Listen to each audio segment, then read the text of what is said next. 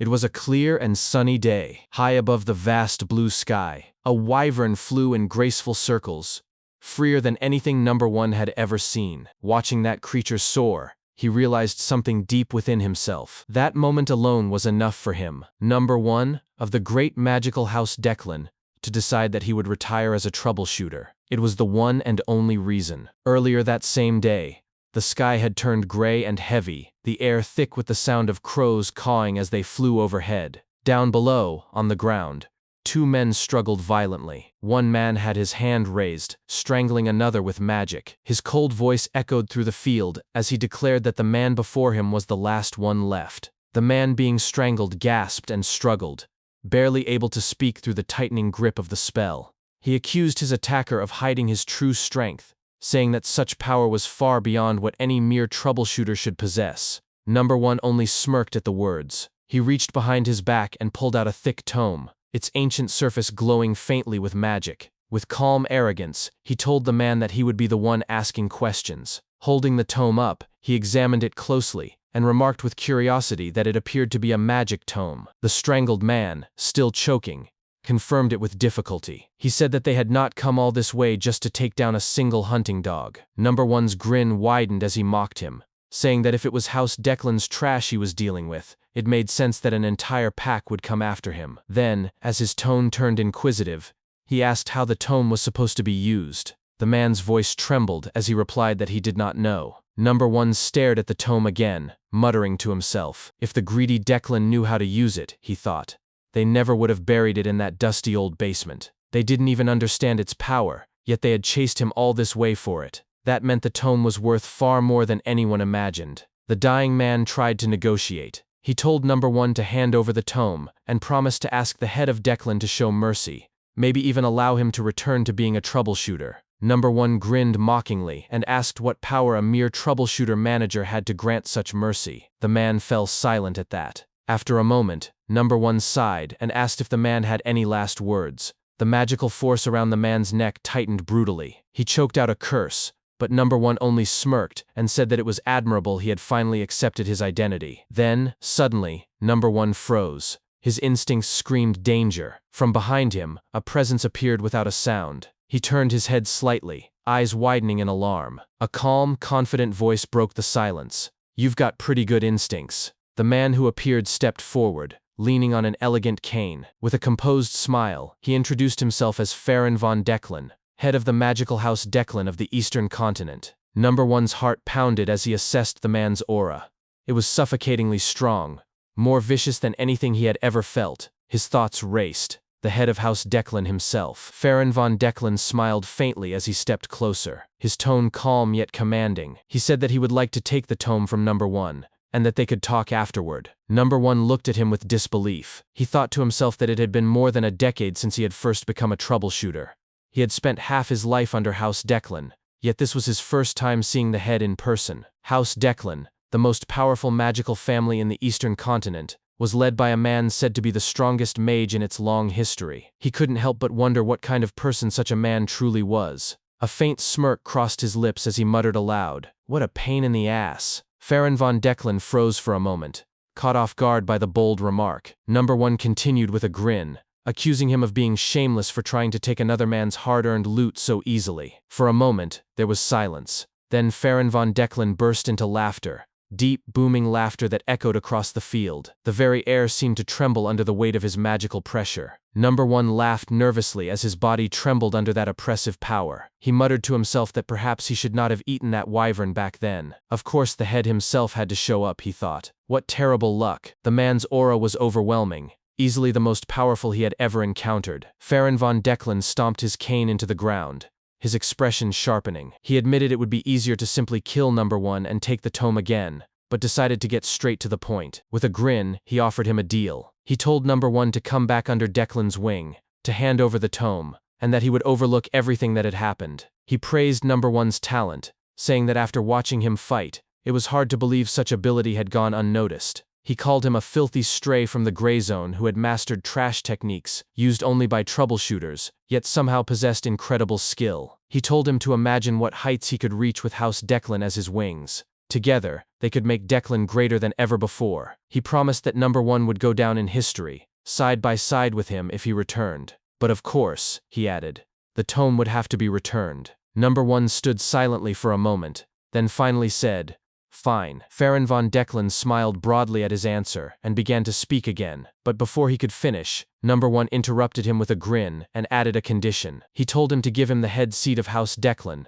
and then he would consider returning. The smile on Farron von Declan's face remained, but the fury behind his eyes was unmistakable. No.1, still holding his smirk, reminded him that he had been watching the fight earlier. His magic flared suddenly as he clenched his fist, tightening the magical grip around the man he had been strangling earlier. The man screamed in agony as the invisible force crushed his throat, and in an instant, he died. No.1 looked back at Farron von Declan, and asked coldly if he could even count how many had died by his hands. Farron's expression turned grave. He warned him that if he continued down this path, he might die. No.1 narrowed his eyes and silently agreed. The head wasn't wrong, but with a wild grin, he leapt forward and shouted that the man was absolutely right. He launched himself toward Farron von Declan, firing a torrent of magical energy. The head of Declan barely moved, calmly raising his hand to cast a barrier that easily absorbed the attack. No.1 grew frustrated. He poured more magic into his assault, laughing madly as he shouted that one could never know what was longer or shorter until they measured it. Farron von Declan remained calm, and responded that some things simply didn't need to be measured. He raised his hand again. A glowing magic circle formed beneath his palm, and the ground itself responded. Jagged rocks erupted upward, hurling toward No.1 mid-air with lethal force. Farron's calm eyes never wavered as he increased the intensity of his magic. No.1 gritted his teeth, barely blocking the attack, and cursed under his breath, calling him a crazy bastard. He cancelled his spell, landed roughly on the ground, and moved aside to avoid being completely consumed by the attack. His mind raced. So this is the head of Declan. There's not a single opening in his defense. Farron's voice broke through his thoughts, taunting him for being distracted. No.1 charged forward again, slamming into the barrier with renewed determination. Farron only smiled faintly and reminded him of his earlier words. Didn't he say that one had to measure to know? There were some things, Farron said, that one simply knew without measuring. A massive magic circle flared before Farron as he prepared his next spell. He said calmly that this was just like the gap between the two of them. No.1's eyes widened in horror as the overwhelming magic detonated before him. A thunderous explosion followed, shaking the earth. When the dust settled, Farron stood calmly, his gaze steady. He said he hadn't killed him, only roughed him up. Then he asked if No.1 was finally ready to talk. Bloodied and barely standing, No.1 glared back and asked what would happen if he bowed his head now. What if he agreed to return to Declan's shadow? Farron smirked and said he wouldn't believe him. Blue magic flared around No.1's body. His blood dripped onto the scorched ground as he grinned, preparing another attack. He shouted that there was no reason Farron would ever believe him anyway. Magic circles formed around him, one in front, one behind. Power surged violently as he screamed that he was done eating dog food. He launched a massive bolt of electric magic like a bullet toward Farron von Declan, shouting furiously that he had no desire to go back to being a dog. He roared that just because the leash was shiny and the house was big, didn't mean it wasn't still a kennel. Farron von Declan stood motionless, his barrier absorbing the full brunt of the attack. His voice was cold as he muttered one word: pathetic. Then, suddenly, a gigantic magic circle appeared across the ground, covering the entire field. He looked down upon No.1 and declared that he would show him overwhelming power. No.1's expression turned to terror as he looked up at the sky. A massive bolt of thunder fell from above, striking him where he stood. As his vision dimmed, his thoughts returned to that wyvern flying freely in the sky. That had been the reason he looked up that day, the reason he decided to stop being a troubleshooter. Now, with blood pouring down his face, No.1 slumped against a rock, his vision blurring. Farron von Declan approached slowly and looked down at him with faint amusement. He told him he was impressed, that he had expected him to die but he had held out longer than anticipated. He asked if he now understood the difference in their power. No.1 looked up weakly and said that he was insanely strong. Farron von Declan asked again if he was ready to talk, wondering if he wanted to finish what had been left unsaid. No.1 asked if he was being told to become a troubleshooter again. Farron shook his head. He said he wasn't asking him to be a troubleshooter. He wanted him to become the head of the Bongshin family. No.1's eyes widened in shock. The head of the Bongshin family? He knew what that meant. House Declan, the Eastern Continent's greatest magical clan, was powerful enough to challenge even the throne itself,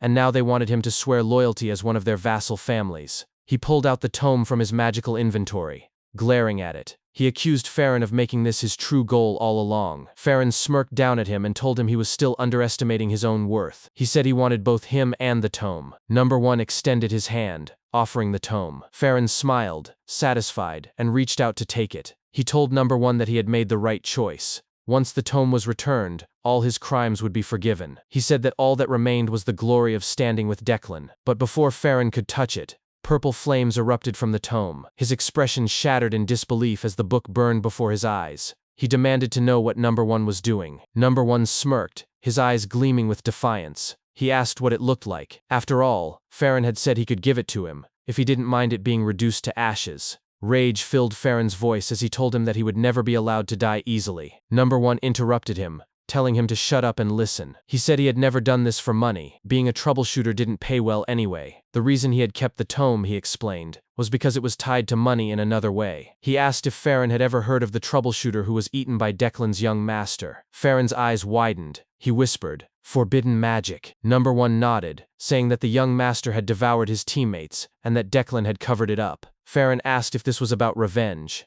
No.1 laughed and told him no. He said he knew that troubleshooters' lives were cheap, and so had his teammates. He wasn't doing this for vengeance. He simply wanted to make sure they got what they wanted, but that required a great deal of money. He said he had finally made up his mind to retire, and there was no way he was crawling back into the kennel. Farron turned away, his tone flat as he told him to consider that his last words. With a snap of his fingers, a blue flame engulfed No.1. As the fire consumed him, Farron said that it was Declan's prized blue flame, a fire that never died out. He looked back at No.1 one last time and told him to burn in it, to regret his choice with every fiber of his being. No.1 screamed through the pain, shouting that he would regret nothing. He glared at Farron's back as he walked away, the blue flames tearing through his body. If the only other option was being Declan's dog again, he thought, then he would rather return to the gray zone. And if he couldn't even do that, then dying wasn't such a bad deal. He began laughing uncontrollably, his voice echoing through the burning air. He muttered that he hadn't felt this free in forever. It was a shame he wouldn't escape alive, but at least he had no regrets. If he were ever born again, he swore, he would find freedom and seek revenge properly next time. But then, suddenly, everything stopped. The flames froze mid-motion. The air grew silent. No.1 blinked in confusion, looking around in disbelief. He muttered to himself, asking what was happening. Everything had stopped completely. His eyes fell to the tome floating in front of him. He reached toward it in awe and whispered, "The tome?" As it hovered before him, a bright magic circle formed on his chest, glowing faintly with mysterious light. He stared down at it in alarm, his voice trembling as he demanded to know what was happening. "What the hell is this?" Then, in a sudden flash, No.1's perspective shifted. He found himself kneeling in the corner of a dim alleyway, holding out a small container as he begged on the streets. His expression turned to shock as confusion filled his mind. He muttered under his breath, wondering what was happening. Just moments ago he had been burning to death. He was certain of it. Yet now, everything felt strange. Unreal even. He looked around, taking in the grimy walls, the damp ground, and the faint scent of sewage in the air. The realization slowly crept in as he whispered to himself, asking where he was. Everything looked familiar, painfully familiar. Then it struck him. He remembered this place. The narrow alleys, the shadowed corners. It was the gray zone, the miserable district where he had begged for scraps every day before he became a troubleshooter. He looked down at his own hands and body, noticing how young he appeared. The sight startled him. He questioned if he had truly gone back in time. Later, standing near the sewage drain, he stared at his reflection in the murky water. The face looking back was undoubtedly his own, but younger. Far too young. He noticed the fire-shaped mark still etched into his chest and frowned. Even after this mysterious regression, the strange magic circle had remained. Sitting down on an open field, No.1 tried to piece together what had happened. He muttered to himself that the magic tome must have done something, but could that ancient artifact really perform such a feat? He recalled the head of the Declan family personally seeking it, a man so notoriously lazy that his personal appearance alone meant it held great importance. That fact alone spoke volumes about the tome's power. Yet, despite its significance, little information existed about it. No.1 sighed and brushed the thought aside. Whatever it was, the outcome seemed favorable enough. The air, the smell, the ground beneath him, it was all far too vivid to be a dream. Even the foul stench of sewage from Syle's lecture hall was unmistakably real. He clenched his fists, a grin forming on his face as he declared that he was alive. Truly alive. This was a new beginning. Anything he did from this point could lead to success. He tilted his head back, gazing up at the sky, and asked himself what success truly meant. A faint smile crossed his lips as he recalled his old dream, the same dream shared with his comrades. It was the dream that had led him to retire in the first place. His thoughts drifted to a memory long past, one where he had been talking with a close comrade. His friend had called out to him, using his real name, Aster. They had spoken about their origins, how they were both born as vagrants in the gray zone. They had nothing. They could not dress properly, eat enough, or receive an education. His comrade had asked which of those struggles had hurt the most. Aster, absent-mindedly picking his nose, had answered that hunger was the worst. His comrade had disagreed, saying that if hunger alone had been the problem, they would not have ended up living in filth. He demanded to know what Aster truly thought had dragged them down into that gutter of a life. Aster had brushed him off, insisting he was fine with it. Annoyed, his comrade pressed harder, shouting that the true reason they suffered was their lack of education. Aster, finally relenting under the man's glare, sighed and admitted that being uneducated had been the bitterest part of their lives. His comrade then spoke with conviction, saying that if they had learned and studied, they wouldn't have lived as slaves to those arrogant noble families. He had said that if he ever retired, he wanted to build something. A library. In the present, No.1 finished his comrade's sentence aloud. He said he wanted to build a library, a place where anyone could read freely regardless of their wealth, status, or gender. But he wanted to go further than that. He wanted to build a tower, a tall, magnificent structure filled with books of every kind. He had no specific reason, he simply liked tall things. The location didn't matter. Inside that tower, he would collect all sorts of books, but one in particular was essential: the Declan family's secret manual. He imagined placing it right at the entrance on the first floor, so that even the poorest vagrants, illegitimate noble children, or butchers' sons could freely take a copy. The cover would bear the Declan crest, and inside would be the secret techniques that family guarded more than their own lives. Just picturing it made him grin with excitement. The only problem was figuring out how to obtain such a manual. He dismissed the concern, laughing it off as a problem for his future self. If he could somehow spread Declan's techniques across the world, everyone in the gray zone would worship him for it. But just as he was lost in his daydream, a sudden kick struck him square in the face,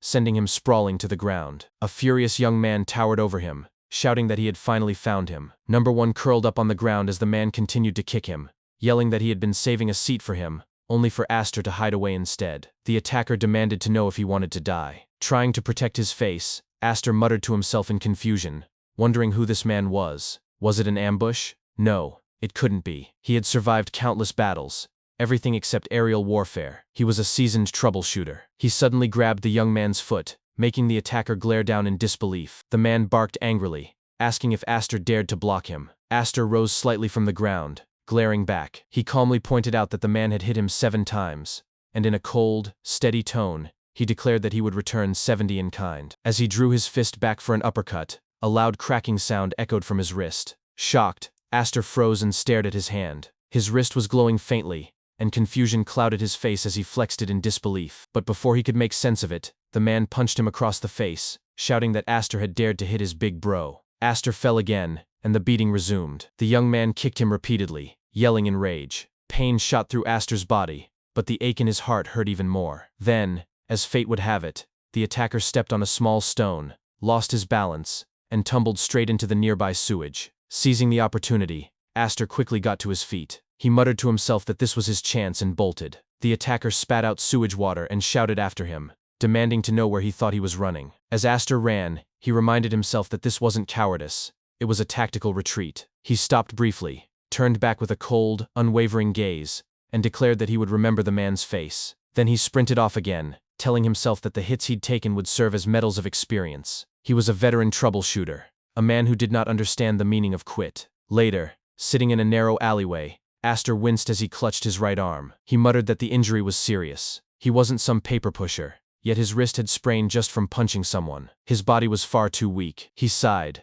telling himself to forget about his body for now. But before he could continue his thoughts, a small voice spoke beside him, asking if he was hungry. Turning his head, Aster saw a young boy staring curiously at him. After a brief pause, he asked the boy if he knew him. The boy shook his head and replied that he didn't. Aster examined the child carefully. The boy's clothes were too fine for this area, suggesting he was a noble's son who had fallen from grace. In other words, he was a walking, delicate bomb waiting to explode. Aster told the boy bluntly to leave, but the child quickly introduced himself as Damien. Aster barely acknowledged it, muttering that he didn't care. Damien continued anyway, saying that his mother's name was Bianca. Aster paused, feeling increasingly irritated, and muttered to himself that he was learning things he'd rather not know. He asked aloud if the boy was perhaps not right in the head. Damien calmly replied that he didn't have a mother. Aster awkwardly apologized, then added that he didn't have a father either, so he won. He told Damien to go his own way, waving him off and muttering that it was best not to get involved with trouble like that. But Damien stayed by his side, staring silently. After a while, Aster asked if he was planning to leave. Damien simply said that he was going with him.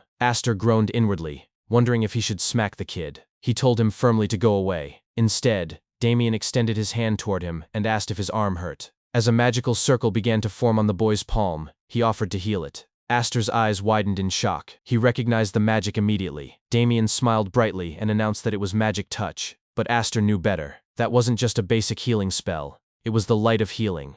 A secret technique belonging to the Blando family, the same house that had fallen because of Declan. His troubleshooter instinct screamed that this situation was dangerous. Something dark and troublesome had just entwined itself around his fate. He wondered why a Blando child would be in the gray zone at all, especially when at this time, the Blando family should still have been powerful. He muttered the boy's name under his breath, Damien. When Damien heard it, he tilted his head innocently and asked if Aster had called him. Then he smiled, eyes gleaming, and responded cheerfully. Realization hit Aster like a thunderclap. His expression turned to horror as he finally remembered who Damien truly was. A member of the Blando bloodline with heterochromatic eyes. The monster of Blando. The mad butcher who would not die, no matter how many times he was killed. Damien von Blando. The boy sat down cheerfully beside him, his attention captured by the ants crawling across the dirt. Counting aloud, he said with delight that there were 2 ants. Aster could only stare at him in disbelief, muttering to himself in frustration and disbelief at the absurdity of what was happening. Aster recalled a distant memory from before his regression, a time when he still worked as a troubleshooter.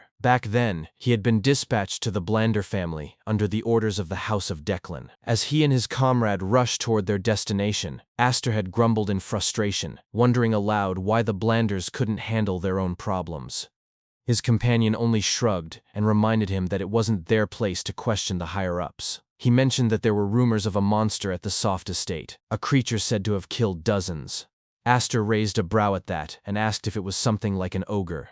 When they finally arrived, however, his eyes widened in disbelief. What he saw was far worse than any monster he could have imagined. It wasn't a beast, but a man, tearing another person apart with his bare hands, while casting Soft's unique healing magic again and again. The figure fought while laughing maniacally, drenched in blood and insanity. It was the infamous monster of Blander, the mad butcher who wouldn't die even when killed.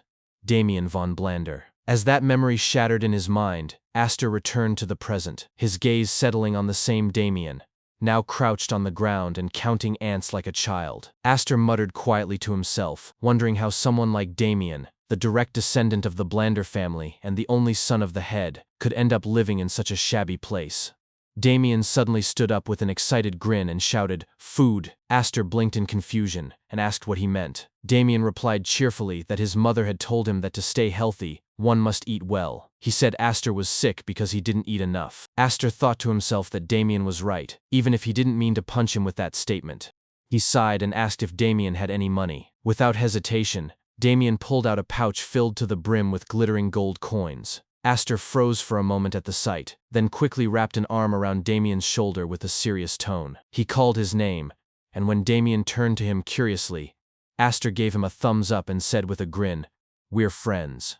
Damien looked puzzled and asked if that was sudden. Aster declared that if he said they were friends, then they were, and that friends should share what they have. Damien stared at him suspiciously for a moment, but before he could say anything else, Aster's stomach growled, and he raised his voice eagerly, drooling at the thought. "Let's go, friend. Time to eat?" Damien laughed brightly and shouted in response, "Friend!" As the two walked off together, they began to chat like old companions. Damien asked what Aster had, and Aster replied with a smirk, saying he had a friend. Damien found the line impressive and said it was cool. Later, after a hearty meal, they checked into an inn. Aster sat on his bed, patting his full stomach, and sighed contentedly, saying that it had been a good meal. After washing up, he felt refreshed. He noticed Damien wandering around the room, looking around with fascination, and asked what he was doing. Damien replied that he didn't know there was a house above the place they had eaten at. It was his first time realizing that people could sleep indoors. He explained that he had always slept outside. Aster nodded, understanding, but before he could say anything, Damien climbed onto the bed on all fours and suddenly said with a serious expression that he didn't have a father either. Aster paused before replying quietly that he actually did have one. Damien stubbornly insisted he didn't. Aster sighed inwardly, telling himself not to turn it into a competition. Out loud, he asked Damien if he at least had a mother. Damien looked around the room as if searching for her and asked, "Where?" "She's not here." Aster covered his face with his palm and muttered under his breath that if someone wasn't present, Damien just assumed they didn't exist. He admitted to himself that the kid's logic was intense and decided to assess the situation further. He asked how long Damien had been alone.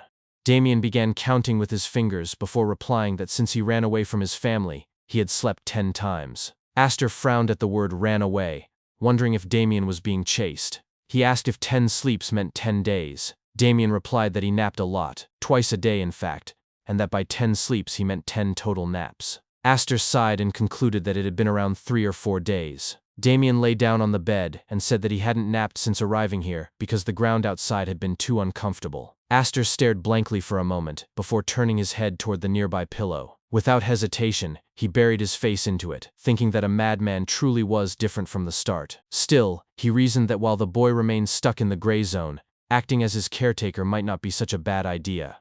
Forming a connection with the Blander family could prove useful later when facing Declan. Prestigious families also had plenty of books and magical knowledge. But before all that, he had something else to deal with, the 57 grudges carved deep into his heart.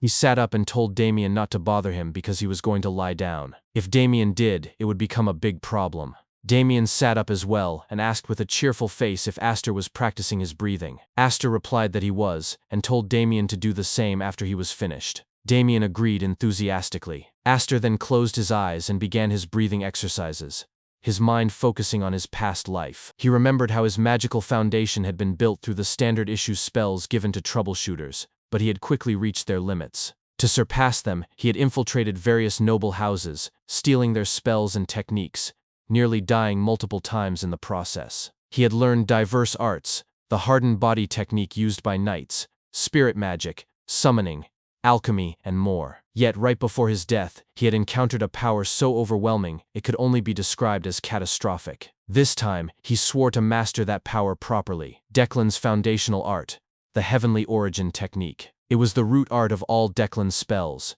capable of accommodating all attributes of mana. He had memorized it once for research, and now, he would finally use it, the true breathing technique. Suddenly, the magic circle engraved on his chest flared to life, glowing fiercely as heat spread through his entire body. Aster's eyes widened, and he clenched his teeth as waves of agony coursed through him. It felt as though lava was flowing through his veins. He struggled to focus, forcing his mind to operate the technique as intended. Then, he noticed something dark and smoky leaving his body.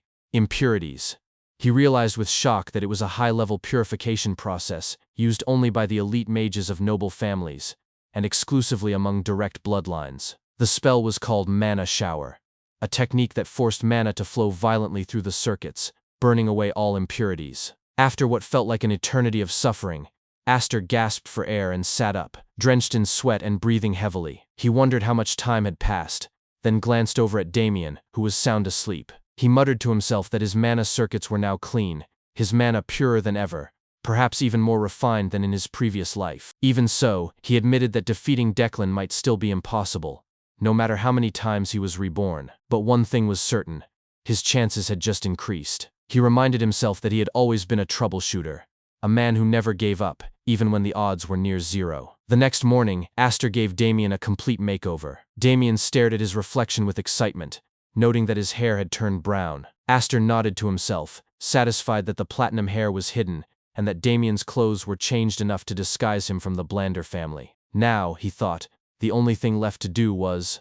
Damien interrupted his thoughts with a cheerful question, asking what they would do next. Aster paused, then smiled slyly and said, "We're going to cause some chaos." Elsewhere in the gray zone, the man who had previously beaten Aster stretched and yawned as he looked up at the bright sky, commenting on the nice weather. His attention soon shifted when he saw Aster and Damien approaching from a distance.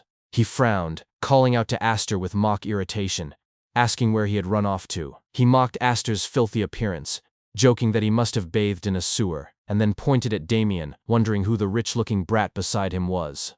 Before he could say another word, Aster stepped forward and drove a solid punch straight into the man's stomach. The impact sent him collapsing to the ground instantly. Aster stood over him and coldly declared that he had found the right place, and that since the man still appeared in his memory, he would receive 123 hits first. The surrounding kids, startled by the commotion, turned toward the noise. One of them shouted in surprise, asking what was happening. Another called out to their fallen comrade, Spotty, demanding to know if someone had broken in. 10 kids appeared in front of Aster and Damien, blocking their path. One of them pointed at Aster and shouted in shock, realizing it was the youngest member of their group. Aster grinned widely, his blood boiling with anticipation. All the faces before him were familiar, none of them remotely intimidating. He wondered to himself just how far he could go today. Beside him, Damien looked around in awe and asked innocently, "Wow, is this playing friend?" Without warning, Aster suddenly began throwing punches, striking each of his opponents with a wide grin on his face. His movements were sharp and precise, each blow landing with satisfying impact. On the side, Damien stood watching in pure amazement as Aster beat up the group of kids who had dared to stand against him. His eyes sparkled with excitement as he exclaimed in admiration that it was incredible. Aster was using mana, clenching his fists tightly, and striking rapidly without pause. Aster, still in the midst of the fight, called out to him between punches and said that what Damien was witnessing was what people called awesome. Damien's excitement grew even more, and he cheered loudly, shouting that it was awesome.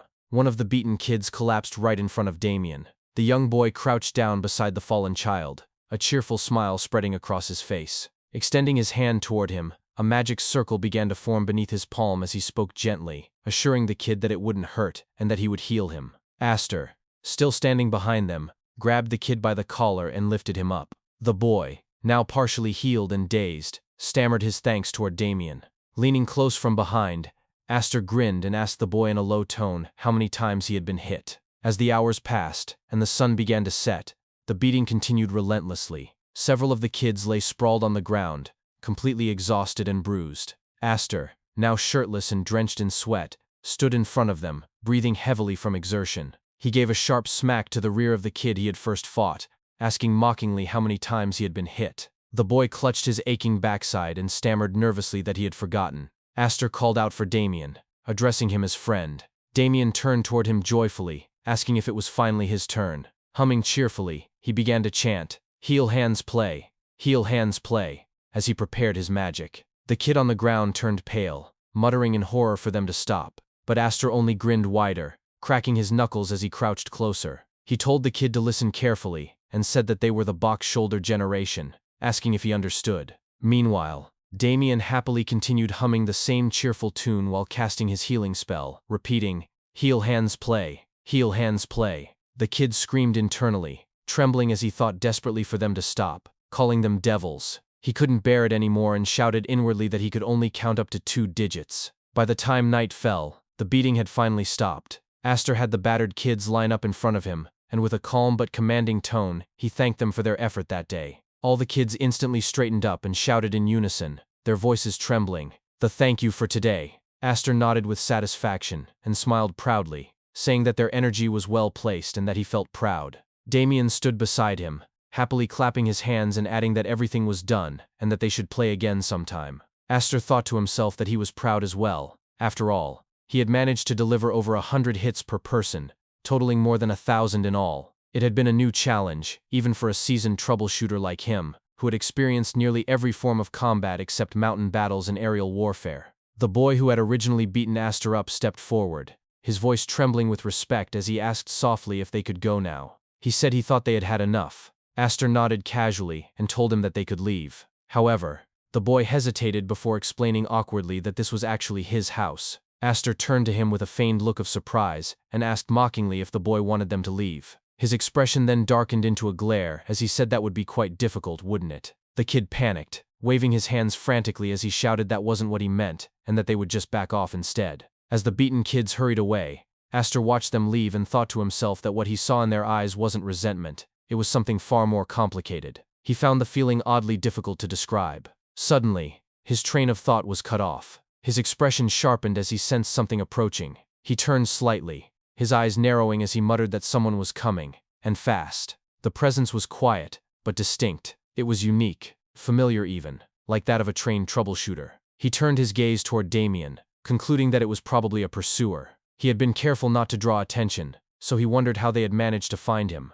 The thought of the Blander family sending someone to retrieve Damien crossed his mind, and he clicked his tongue in frustration, thinking that he couldn't believe they had located him first. Lifting his right hand slightly, he began to gather mana into his palm. His body still hadn't recovered enough for proper spellcasting or direct combat, and he acknowledged that his current mana reserves were low. But then he reminded himself that scarcity of mana was nothing new to him. Even back when he was a troubleshooter, he had often faced situations like this, unfavorable, exhausting, yet never impossible. Crackling energy began to form in his right hand, light flickering between his fingers. He focused intensely, compressing the mana over and over until it was dense and unstable. A small magic circle appeared at the tip of his finger. Looking at it, he murmured that this much was enough. He then sat down, extended his arm, and aimed his hand forward like a gun toward the direction of the approaching presence. He steadied his breathing and whispered that this would be his only chance. Moments later, the figure appeared, rushing toward him at incredible speed. Just as Aster prepared to fire, the person suddenly dropped to his knees mid-run, sliding across the ground until he came to a halt right in front of them. Aster froze, eyes wide in confusion, as the man shouted at the top of his lungs, "Goodness, young master!" Damien's entire body jolted in shock as he recognized the voice. His eyes widened, and he shouted the man's name in disbelief. Alfredo?" Alfredo stopped his slide and knelt directly before Damien, grabbing his arms tightly. Tears welled up in the old butler's eyes as he cried out that he didn't know how long he had been searching for him. He asked where Damien had been and what he had been doing, his voice trembling as he shouted that this poor butler hadn't slept a wink from worry over the young master. Damien struggled to push him away, exclaiming for him to let go, but Alfredo refused, hugging Damien even tighter as he declared that he wouldn't release him until he returned to the family. He cried that Damien might as well kill him instead, for he couldn't bear to let the young master stay away any longer. Aster watched from behind with a look of clear disgust, grimacing at the overly dramatic reunion. After a while, Alfredo lifted Damien and carried him in his arms like a piece of luggage. Damien pouted and struggled, clearly unhappy with being carried. The butler, however, turned to Aster with a polite bow and said that he must apologize for making such a fuss in front of a guest. He introduced himself formally as Alfredo, the butler of the Blander family. Aster nodded and introduced himself in return, saying his name was Aster. Alfredo smiled warmly and remarked that it seemed the young master was very fond of Aster. He then suggested that if Aster didn't mind, he should come with them to the Blander estate. The proposal made Aster tense. He thought carefully about it. The Blander family was known for their noble pride and their strict avoidance of anything or anyone they deemed unclean or beneath them. He couldn't quite discern their true intentions behind the offer. But then, a sly grin crept across his face as he concluded that it didn't matter. He had planned to form a connection with the Blander family anyway, and their territory lay on the path leading to the city where Zenian Academy, the best academy in the East, was located. Its library was said to be unparalleled, and since he intended to build the greatest library himself one day, stopping by to take a look wouldn't be a bad idea. Aster bowed slightly and agreed, thanking Alfredo for the opportunity. Alfredo nodded in satisfaction and said that he would fetch the carriage immediately. Carrying Damien like a sack of flour, he walked away, promising that he would return shortly. Aster watched him go, and thought to himself that, although he had strayed a little from his original goal of establishing the library, this turn of events was still a good thing. As he put his clothes back on, he smirked and muttered that it was time to see whether the Blander family's food was any good. Later that night, they finally arrived at the Grand Blander mansion.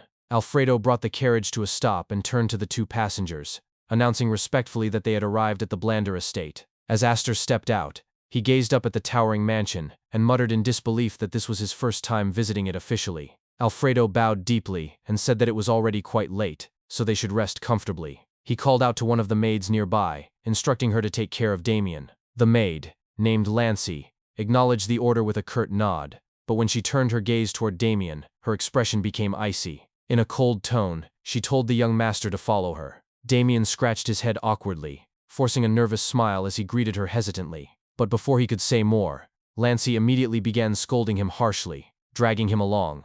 Damien screamed in panic, apologizing profusely and begging for mercy as his voice echoed through the hall. Aster simply watched the scene unfold, speechless at the bizarre dynamic. Meanwhile, Alfredo made his way down a dimly lit corridor, illuminated only by moonlight. He stopped in front of a large door at the end of the hall and knocked gently. A calm female voice from inside instructed him to enter. As Alfredo stepped in, a woman seated behind a grand desk immediately asked, "Damien?" Bowing, Alfredo reported that the young master had been found in the 7th gray zone, and that he had just brought him back. The room fell silent for a brief moment before an explosion of magic erupted right in front of him. Alfredo stood firm, unfazed, as the woman slammed her hand on the desk and shouted in anger. A blast of magic struck the floor beside him, the ground cracking from the impact. She demanded to know if Damien was all right, and if anything had happened to him. Her voice trembled with fury as she pointed her hand at him, a glowing magic circle forming at her fingertips. She shouted that if even a single hair on her son's head had been harmed, she would not forgive it. Alfredo remained calm, and lowered his head respectfully, asking Lady Bianca to please calm down and listen first. After his detailed explanation, Lady Bianca exhaled slowly and returned to her seat. She muttered that it was a relief. Alfredo nodded in agreement, saying that indeed, it was fortunate. Inwardly, however, he thought to himself that it was a relief not only for Lady Bianca but also for whoever might have harmed the young master. The fury of a mother once known as the Blood Witch was something no one could hope to stop. He reflected that it was a good thing that this much was all she had unleashed. Lady Bianca smiled faintly and told him that he had worked hard. Alfredo bowed again, saying there was no need for thanks, it was simply his duty. Then his expression turned serious as he mentioned there was one unusual matter to report. Lady Bianca raised an eyebrow, intrigued, and asked what he meant. Alfredo began to explain that it concerned the friend Damien had made. When she repeated the name Aster and asked what about him, Alfredo replied gravely that the boy had noticed his presence before he had even revealed himself. He explained that when they finally came face to face, Aster already had a mana bullet charged and ready in his hand. Lady Bianca leaned back in surprise, remarking that it was certainly an astonishing talent for a child from the gray zone to possess such ability. Alfredo agreed, and then, with a careful tone, asked if he might make a request. The following morning, Alfredo went to see Aster. Without any delay or hesitation, he went straight to the point and made his offer. He asked Aster to become the family's successor. Aster's eyes widened in shock at the unexpected proposal. Alfredo spread his arms and smiled proudly to himself, convinced that the boy would surely accept. After all, he thought, it was a once-in-a-lifetime opportunity, a chance for a stray from the gray zone to gain a high position, wealth, and even honor under a prestigious household's name. But before he could continue his inner triumph, Aster responded flatly, saying one word, no. Alfredo froze on the spot, his confident smile fading. His eyes went wide in disbelief as he stammered, asking if he had heard that correctly. He blinked rapidly, completely thrown off, and repeated in confusion, boy? Am I hearing this right? Aster suddenly muttered under his breath, damn it. Hearing him, Damien popped out from behind and asked curiously what that phrase meant. Without hesitation, Aster grabbed Damien and covered his mouth with his hand, then turned toward Alfredo with a polite but firm expression. He thanked the butler sincerely for the offer, saying that being considered as the successor to the butler master was an honor. However, he added that he preferred things the way they were now and repeated his appreciation once more. Alfredo was visibly surprised by the rejection. He began to ask why Aster would turn down such an opportunity, but stopped mid-sentence as realization struck him. He muttered to himself that it all made sense. Aster had been born a vagrant with nothing, and had learned magic purely through natural talent. Meanwhile, Damien was still struggling in Aster's grip, muffled by the hand pressed against his mouth. He tried to speak through it, insisting that he hadn't said damn it, but that Aster had. Alfredo continued his internal thoughts, observing that Aster's self-assured attitude likely stemmed from his unusual background. He reflected that he understood the feeling himself, as he too had once been born into an ordinary family and had run wild without understanding his own limits. Alfredo's expression then hardened as he spoke out loud in a serious tone. He told Aster that the world was vast. Aster replied casually, acknowledging that it was indeed not small. Annoyed by his dismissive response, Alfredo added that Aster probably felt as if he could do anything and conquer the world at his age. Aster, still unbothered, simply said that he did not feel that way. Rage began to simmer within Alfredo as he muttered under his breath for himself to endure. Forcing himself to remain calm, he then spoke up again and asked Aster if he had ever heard of the saying, a goblin in the canyon. He explained that it referred to someone raised in a narrow, sheltered place who was unaware of the dangers beyond. Before he could continue, Aster interrupted him with a smirk and remarked that he thought of himself more as a wyvern instead. That comment made Alfredo snap. He stomped the ground with such force that his foot buried deep into it, and he raised his voice furiously, shouting that the boy knew nothing. He declared loudly that he, the butler master himself, would personally show Aster just how vast and terrifying the world truly was. A short while later, they arrived at the butler training hall. As Alfredo opened the large wooden doors, the trainees inside immediately stopped their drills and turned their heads toward him. In unison, they stood straight, saluted, and shouted their greetings. Greeting to the butler master. Alfredo turned his head toward Aster and asked what he thought of the scene before him. He explained that all of those trainees were around Aster's age, but were officially recognized talents of House Blando. He added that Aster should be able to sense something from them. Aster observed the group carefully. His eyes swept over the well-trained young butlers whose disciplined movements and subtle mana presence filled the entire space. He acknowledged in his mind that House Blando's standards were impressive. These trainees were still in their teens, yet their training was refined. But as his gaze met theirs, he smirked faintly and thought to himself that despite their talent, their eyes told another story. To him, they still looked like a bunch of goblins. Out loud, Aster admitted that he did feel something. Hearing that, Alfredo became visibly excited. His face flushed with enthusiasm as he asked eagerly if Aster would now accept his proposal. He told him that if he succeeded him as butler master, he would shine even brighter than these trainees. But Aster only shook his head and replied calmly that he hated the light. Alfredo's expression turned strained as he shouted in frustration, asking why Aster would refuse such an opportunity. Before Alfredo could continue, one of the trainees raised his hand and called out for permission to speak. Alfredo turned toward him and identified him as Winston, asking if he had something to say. Winston smirked and remarked that if Aster had truly felt anything, he wouldn't have turned down such an offer. He suggested that perhaps Aster hadn't yet experienced what true magic was, and, with Alfredo's permission, he wanted to give him a taste of it himself. Alfredo narrowed his eyes and muttered quietly that the trainee was arrogant, but his idea wasn't bad. He then turned back to Aster and proposed a duel, asking what he thought about facing that young man. Aster looked around the hall at the trainees who were whispering among themselves. He thought to himself that he already knew how they viewed him. Nothing more than a lucky vagrant who had rolled in from nowhere and caught the butler master's attention. They saw him as a thorn in their side. He then turned back to Alfredo and asked if he could choose his own opponent. Alfredo, curious, told him to go ahead. Aster pointed at Winston, then at another trainee, and then another, until he had chosen 5 in total. After making his selections, he said that he would take on all 5 of them at once. The hall fell into stunned silence. The trainees stared at him in disbelief, while Aster looked back at them with a mocking grin and asked if they were scared. He added coldly that if they were, they might as well go die. Alfredo was momentarily shocked by the audacity of his declaration, but then a wide grin spread across his face. He burst into laughter, delighted by Aster's spirit. In his thoughts, he praised the boy, thinking that this was exactly the kind of fire and pride a successor should possess. Alfredo then raised his voice and asked Aster if he could take responsibility for those words, warning that what he said could be taken as an insult to House Blando. Aster smirked confidently and replied that he would take responsibility. Alfredo nodded firmly and declared that the duel would begin. He gave him 1 minute. If Aster could last that long, he would be rewarded with a gift, but if he failed, Alfredo said he would hold him accountable. Aster narrowed his eyes and thought to himself that by responsible, Alfredo likely meant forcing him to become his successor. The old man was clearly trying to rope him in. Nevertheless, he accepted and agreed to the match. Moments later, Aster and the 5 chosen trainees stood in the center of the training hall. On the sidelines, one of the instructors whispered nervously to Alfredo that the setup seemed dangerous. Alfredo only smiled and replied that was exactly why it was valuable. Aster's stubbornness needed to be broken if he was ever to grow. The instructor was shocked by that reasoning.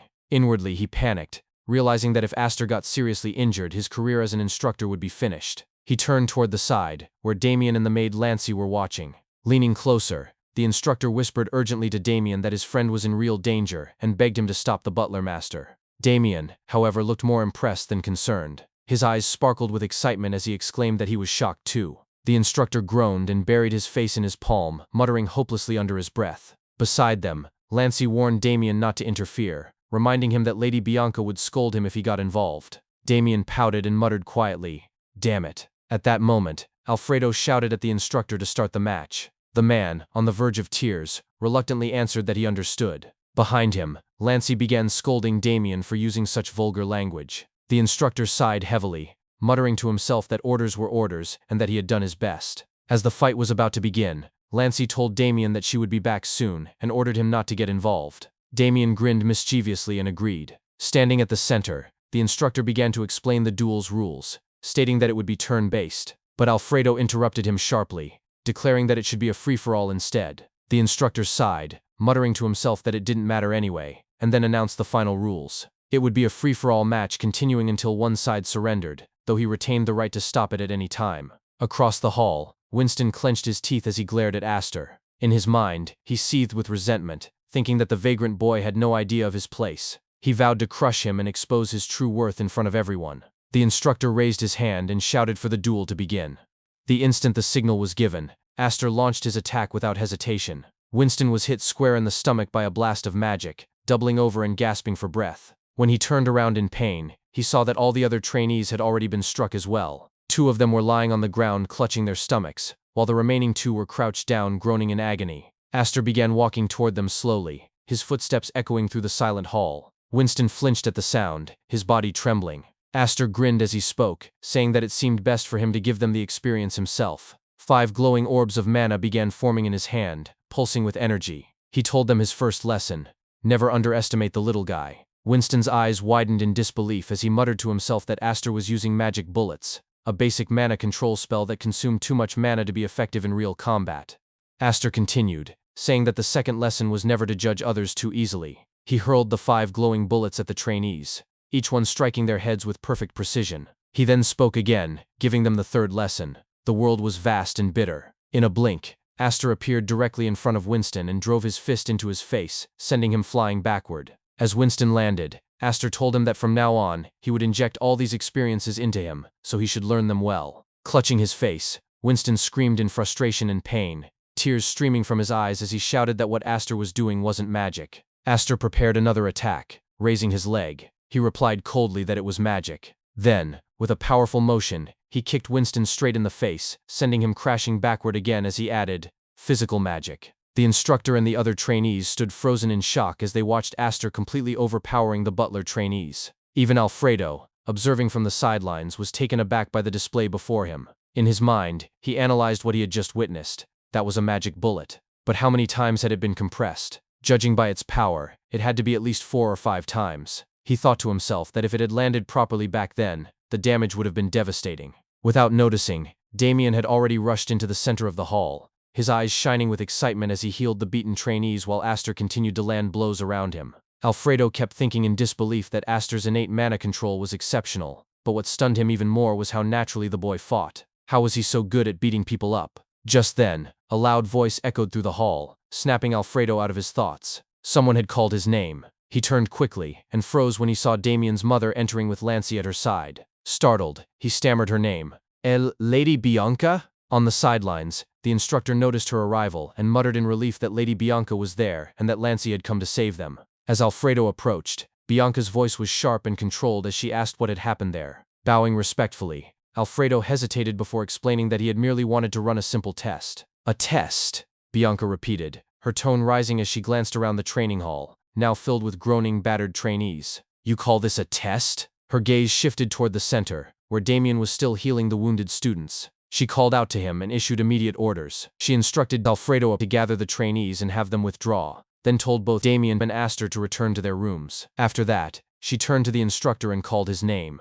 The instructor responded nervously, admitting that he had done his best but could not control the situation. Before he could finish his sentence, Bianca interrupted him curtly and told him he was fired. Later that evening, Bianca sat across from Alfredo in her study. Her tone was calm, but edged with disapproval as she addressed him. She said that she understood his intentions but made it clear that this time he had gone too far. Lowering his head in remorse, Alfredo apologized sincerely, admitting that he had lost his temper and was prepared to accept any punishment she deemed fit. Bianca placed her teacup down and inquired about what had happened during the sparring match. She asked if Damien had helped Aster. Alfredo shook his head and said that Damien had not intervened. After a brief pause, he added in amazement that Aster had been incredibly skilled at hitting people. Realizing his own words sounded strange, he cleared his throat and apologized before elaborating that Aster had used the same magic bullet technique as before during the sparring session, but this time, it had been compressed 4 or 5 times more, greatly amplifying its power. Bianca processed this information carefully. That meant, she said, that Aster possessed remarkable mana control. She murmured thoughtfully to herself that although she had not witnessed it, the scene must have been quite a spectacle. Defeating 5 trained butlers single-handedly was no small feat,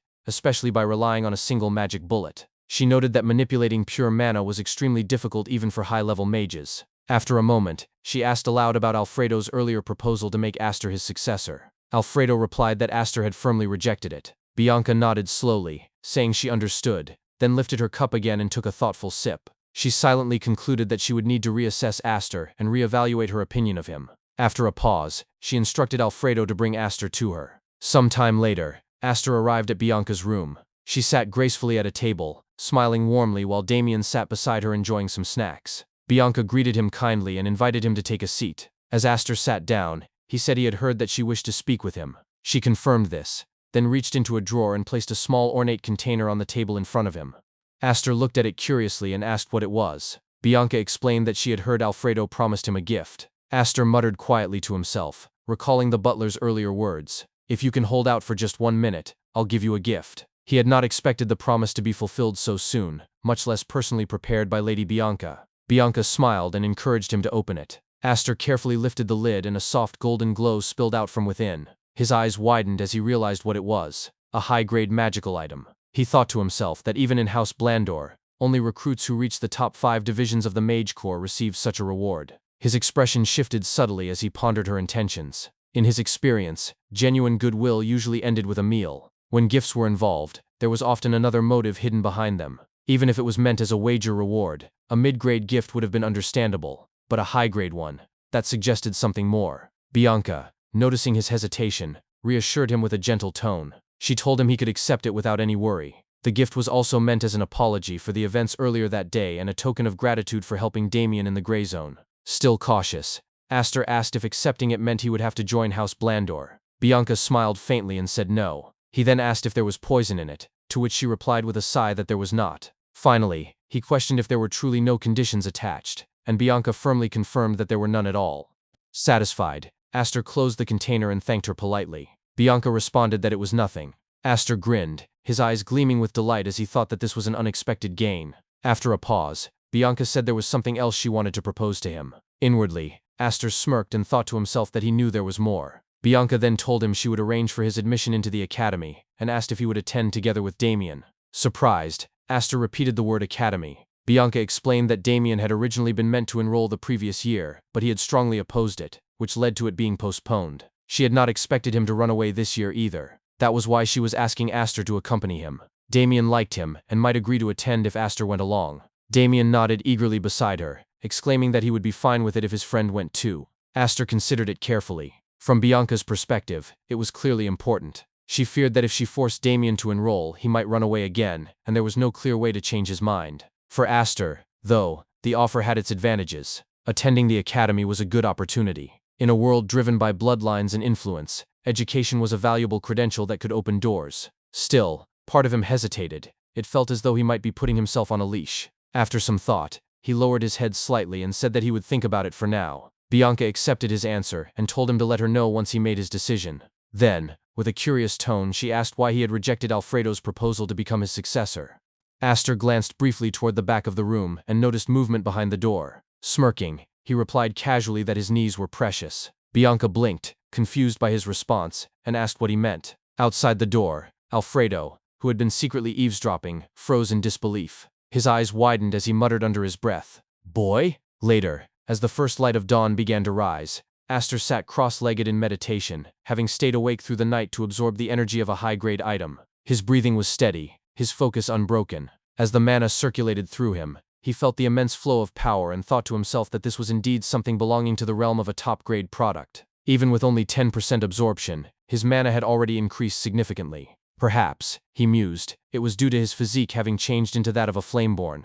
Opening his eyes, Aster raised his hands before him. Threads of magic gathered and shimmered around his palms. He observed quietly, realizing that normally, the absorption of spirit power resulted in loss and impurity, but this time, there was none of that. He noted to himself that the result was even more effective than he had anticipated. Turning his gaze toward the window, he murmured softly, "Anyway, the academy, huh?" His mind drifted. He had thought about it before, and he knew that his decision was already made. If he enrolled in the academy, finding a sponsor would become far easier, and the advantages were considerable. Yet still, something about it felt uncertain. "It feels like I might be walking right into a trap," he whispered to himself before stretching his arms. After a pause, he said quietly, "Maybe I should go for a run around the place." Rising from his seat, Aster opened the door to step outside. Just as he closed it behind him, a voice came from beside the entrance. "Are you the guy?" called Aster. He turned toward the sound and found a young man leaning casually against the wall. Aster narrowed his eyes, studying him carefully. The man had platinum blonde hair,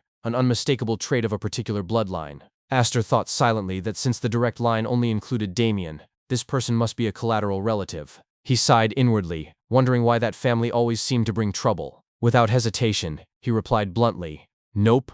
The man stammered in surprise. What? No? he exclaimed, staring in disbelief. He squinted as he examined Aster more closely. Dingy gray hair, that faintly irritating look in your eyes, everything matches you perfectly. Aster frowned and thought to himself, look at this guy. Pointing toward his own hair, he said aloud with mock innocence, hair color can change a lot depending on the light. Then, putting on an exaggerated expression, he added, and these eyes, how could anyone call them irritating?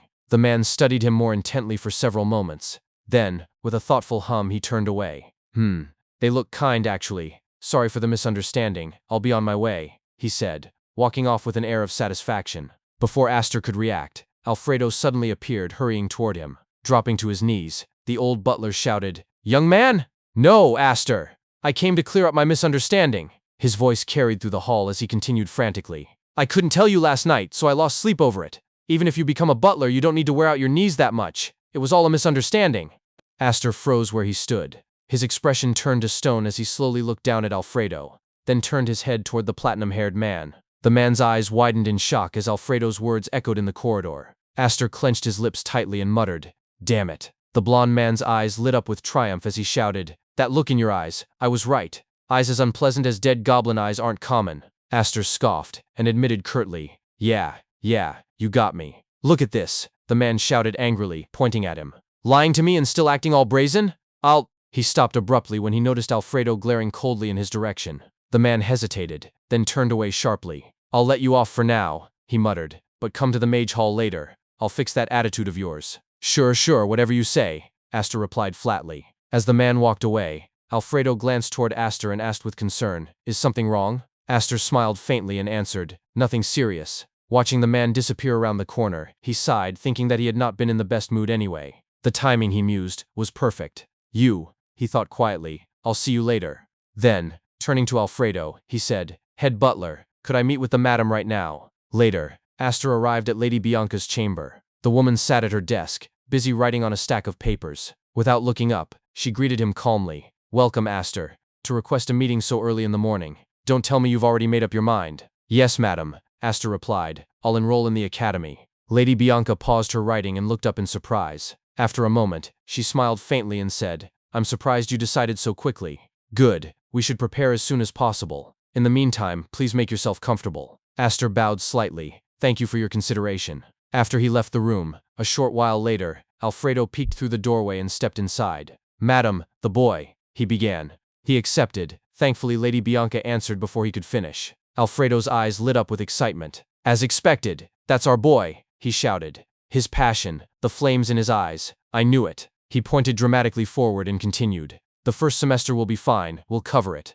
But what about the next semester? For a vagrant from the gray zone, that tuition will be hard to get. He'll get anxious. Why? Because he'll want to learn more. And then, a helping hand will appear. The sponsorship of Alfredo. Lady Bianca sighed. Alfredo, you're too loud. My apologies, madam, I got carried away, he said quickly. Since it's nearly mealtime, I'll head to the kitchen.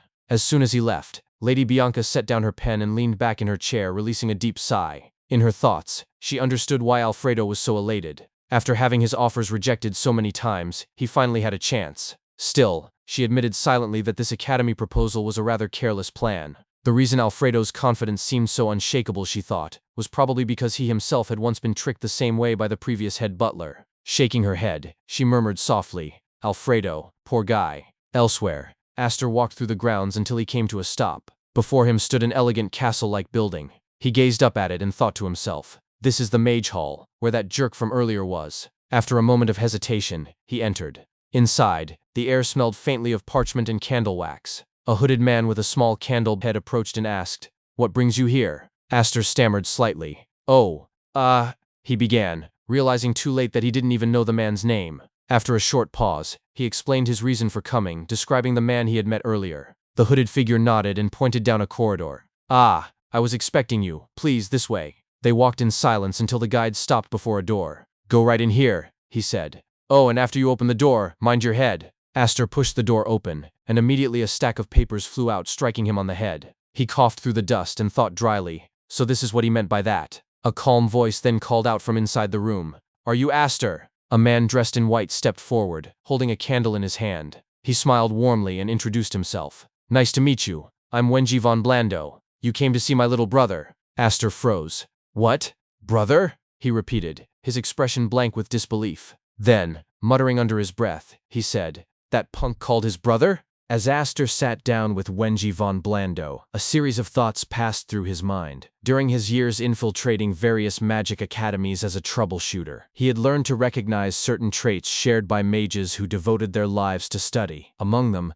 there was one peculiar pattern he often noticed in those known collectively as penholders. Their appearance, particularly their hair, revealed much about their state of mind. Many of them had disheveled hair, often thinned or uneven because they habitually pulled at it while working. Aster mentally divided these mages into 4 distinct stages. The first stage was denial. They refused to acknowledge that their hair was falling out and wore their robes pulled over their heads to hide it. The second stage came when they gave up pretending and simply revealed their condition. The third stage involved complete acceptance. They shaved their heads entirely. The final stage, the fourth, was when they grew desperate enough to attempt research into magic that could make hair grow again. No one had ever succeeded in that pursuit, yet Aster thought to himself that Wenji von Blando seemed somehow different from all those he had seen before. As Wenji poured tea into a cup, he began to speak in a composed tone, first offering an apology. He explained that he had initially wondered whether Aster's behavior stemmed from his position as a younger sibling, and he admitted that he had assumed no guest of the young master would commit a rude mistake. Aster, quietly observing him, was impressed. He thought to himself that Wenji was remarkable, composed, polite, and strikingly young for someone of his apparent standing.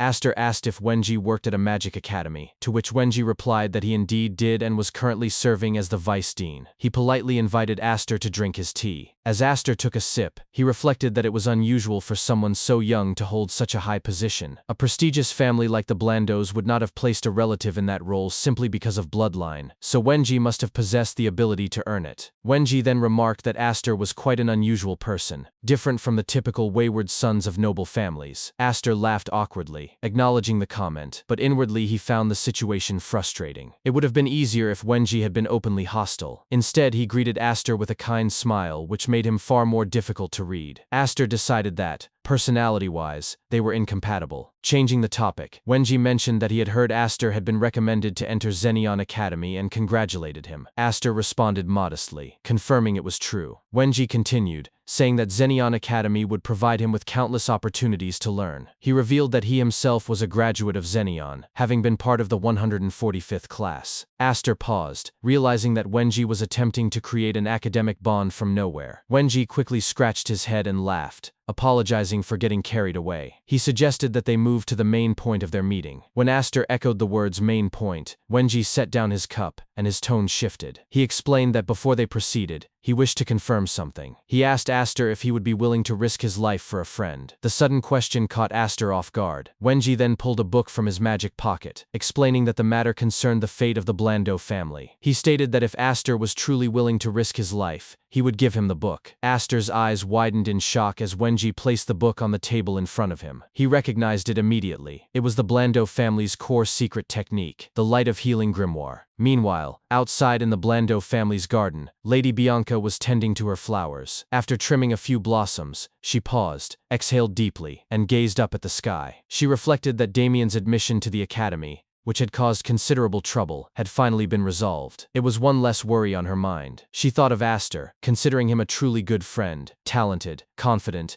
and according to Alfredo, occasionally a bit rude or bold. Yet at his age, such behavior was natural. What Bianca admired most about Aster was his attitude toward Damien. Even after learning about Damien's background, Aster had treated him with unwavering sincerity, showing no trace of flattery. Bianca considered him of a different caliber from most, someone worth keeping close. However, that same quality made him difficult to tie down. He was, in her eyes, like a free bird. There were many ways to keep such a person by one's side, but she knew she would have to think carefully about which method to use. She could not afford to lose such valuable talent, not for Damien's sake. Back in the Mage Hall, Aster continued staring at the grimoire, his thoughts racing. He questioned what Wenji's true intentions were in offering such a powerful family secret. When he looked up, Wenji's clear, pure eyes caught his attention. Aster thought that perhaps that was why he could not read him. Usually, emotions, whether good or evil, showed faintly in a person's eyes, but Wenji's gaze revealed nothing. It was as unreadable as that of an assassin. Aster concluded that Wenji was wearing a mask so complete that even he might no longer know his true self. His thoughts were interrupted when Wenji spoke again. He warned Aster not to answer hastily or be swayed by the promise of a reward. Aster scoffed, declaring that he already had an answer. Thinking to himself that now that he understood the situation, his unease had disappeared, he looked up and responded confidently that he refused. Wenji appeared visibly shocked by the response. Aster crossed his legs and thought that there was no need for either of them to feel uneasy. They were both standing in the same muddy waters. Speaking aloud, he told Wenji that if he had a request, he should simply state it. If Aster found it reasonable, he would do it. If not, he would decline. Wenji's expression changed. His calm demeanor hardened into something far more menacing. He warned that merely hearing the request could endanger Aster's life, and if Aster refused afterward, he might have to kill him. Aster glared back with equal intensity, his tone defiant as he told Wenji to go ahead and kill him, adding that one only dies once, not twice. Then, half to himself, he muttered that in his case, he might actually die twice. Suddenly, the papers in the room began to rise, fluttering violently as magic energy surged around Wenji. The objects nearby shook, yet Aster remained perfectly calm. After several tense moments, Wenji's fierce expression broke into a grin. He scoffed and admitted defeat, declaring that Aster had passed his test. Wenji explained that he would now speak openly. He confessed that he needed someone trustworthy but could not rely on anyone within the Blando family. Aster thought to himself that he had almost lost control, and struck first, realizing just how intense the moment had been. Wenji continued, admitting that he had not expected much from the encounter. He explained that most gray zone vagabonds were alike, and he had assumed the young master's judgment of character might not yet be refined. However, he reasoned that since the doting madam, who loved the young master deeply, had chosen to keep Aster by Damien's side, there had to be something special about him. Just as Wenji was about to elaborate, Aster cut him off, pointing out that it seemed like the younger brother and the guest had picked a fight. Wenji, clearly irritated, told Aster to either speak casually or formally and choose one. Aster agreed, saying they would do that from now on. Wenji cleared his throat and explained that the argument with his younger brother had provided the perfect excuse to meet Aster. It was natural to call in the person his brother had quarreled with for a private conversation. Aster thought to himself that Wenji's reasoning sounded plausible, though he found it strange that a vice head of a magic academy would need such a pretext. Wenji, noticing Aster's expression, confirmed that his suspicion was correct. He admitted that it had been difficult for him to approach Aster directly. He also clarified that it was not an internal power struggle. The Blando family remained united. Then his tone darkened as he revealed that he was under surveillance by the Declan family. Aster narrowed his eyes and repeated the name, asking why. Wenji said that since Aster had claimed not to fear death, he would be frank, though he assured him he had no intention of killing him. He explained that he was currently researching the heaven source art of the Declan family and believed that they had discovered his efforts. Aster's eyes widened again, shocked by what he was hearing. Wenji continued,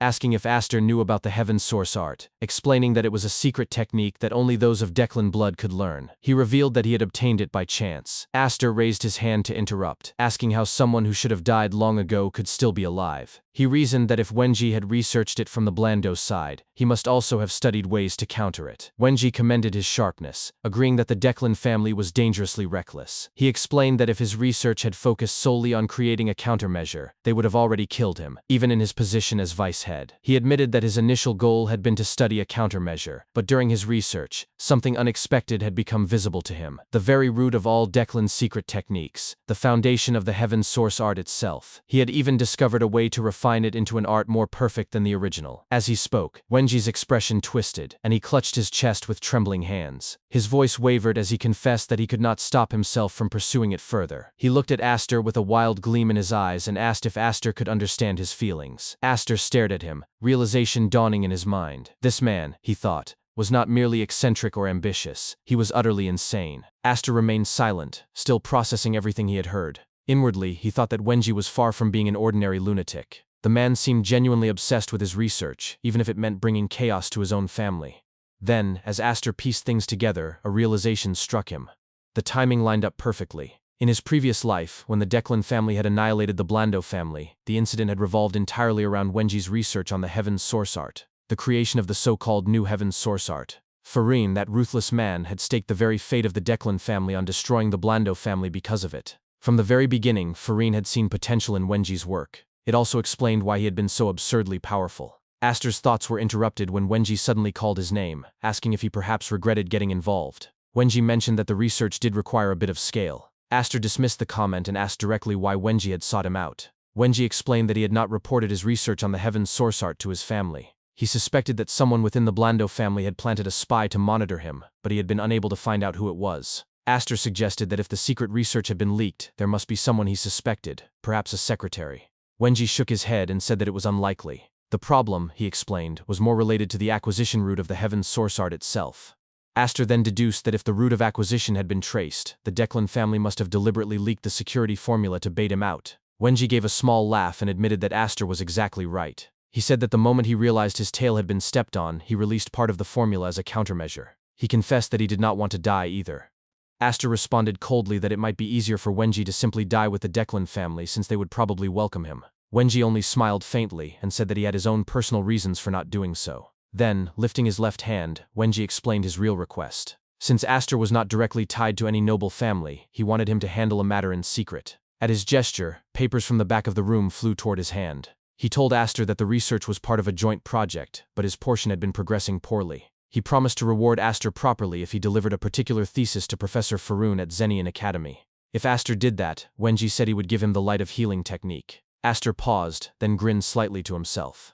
He thought this might be the perfect opportunity. Leaning forward, he accepted the offer but added his own terms. He said that he would take the light of healing technique at his own risk, but he also wanted the completed version of the New Heaven's source art later. That, he explained, was the only way they could truly become comrades sailing on the same ship. Inwardly, Aster decided to double down on his gamble. Wenji looked at him silently for a moment, then remarked that Aster was quite shameless. Aster only smirked and told him to simply say yes or no, since if Wenji refused, he would not take the deal at all. After a short silence, Wenji placed his hand on his forehead and sighed. He said he would agree. The New Heaven's source art, as he called it, was still incomplete, and the name itself did not matter.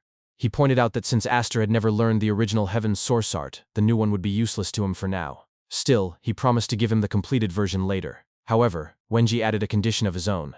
Extending the thesis papers toward Aster, he said that until the research was complete, he might require Aster's assistance from time to time. He hoped Aster would lend him a hand when the time came, since comrades on the same ship should at least do that much. Aster agreed easily, saying that if it concerned the thesis, he would help.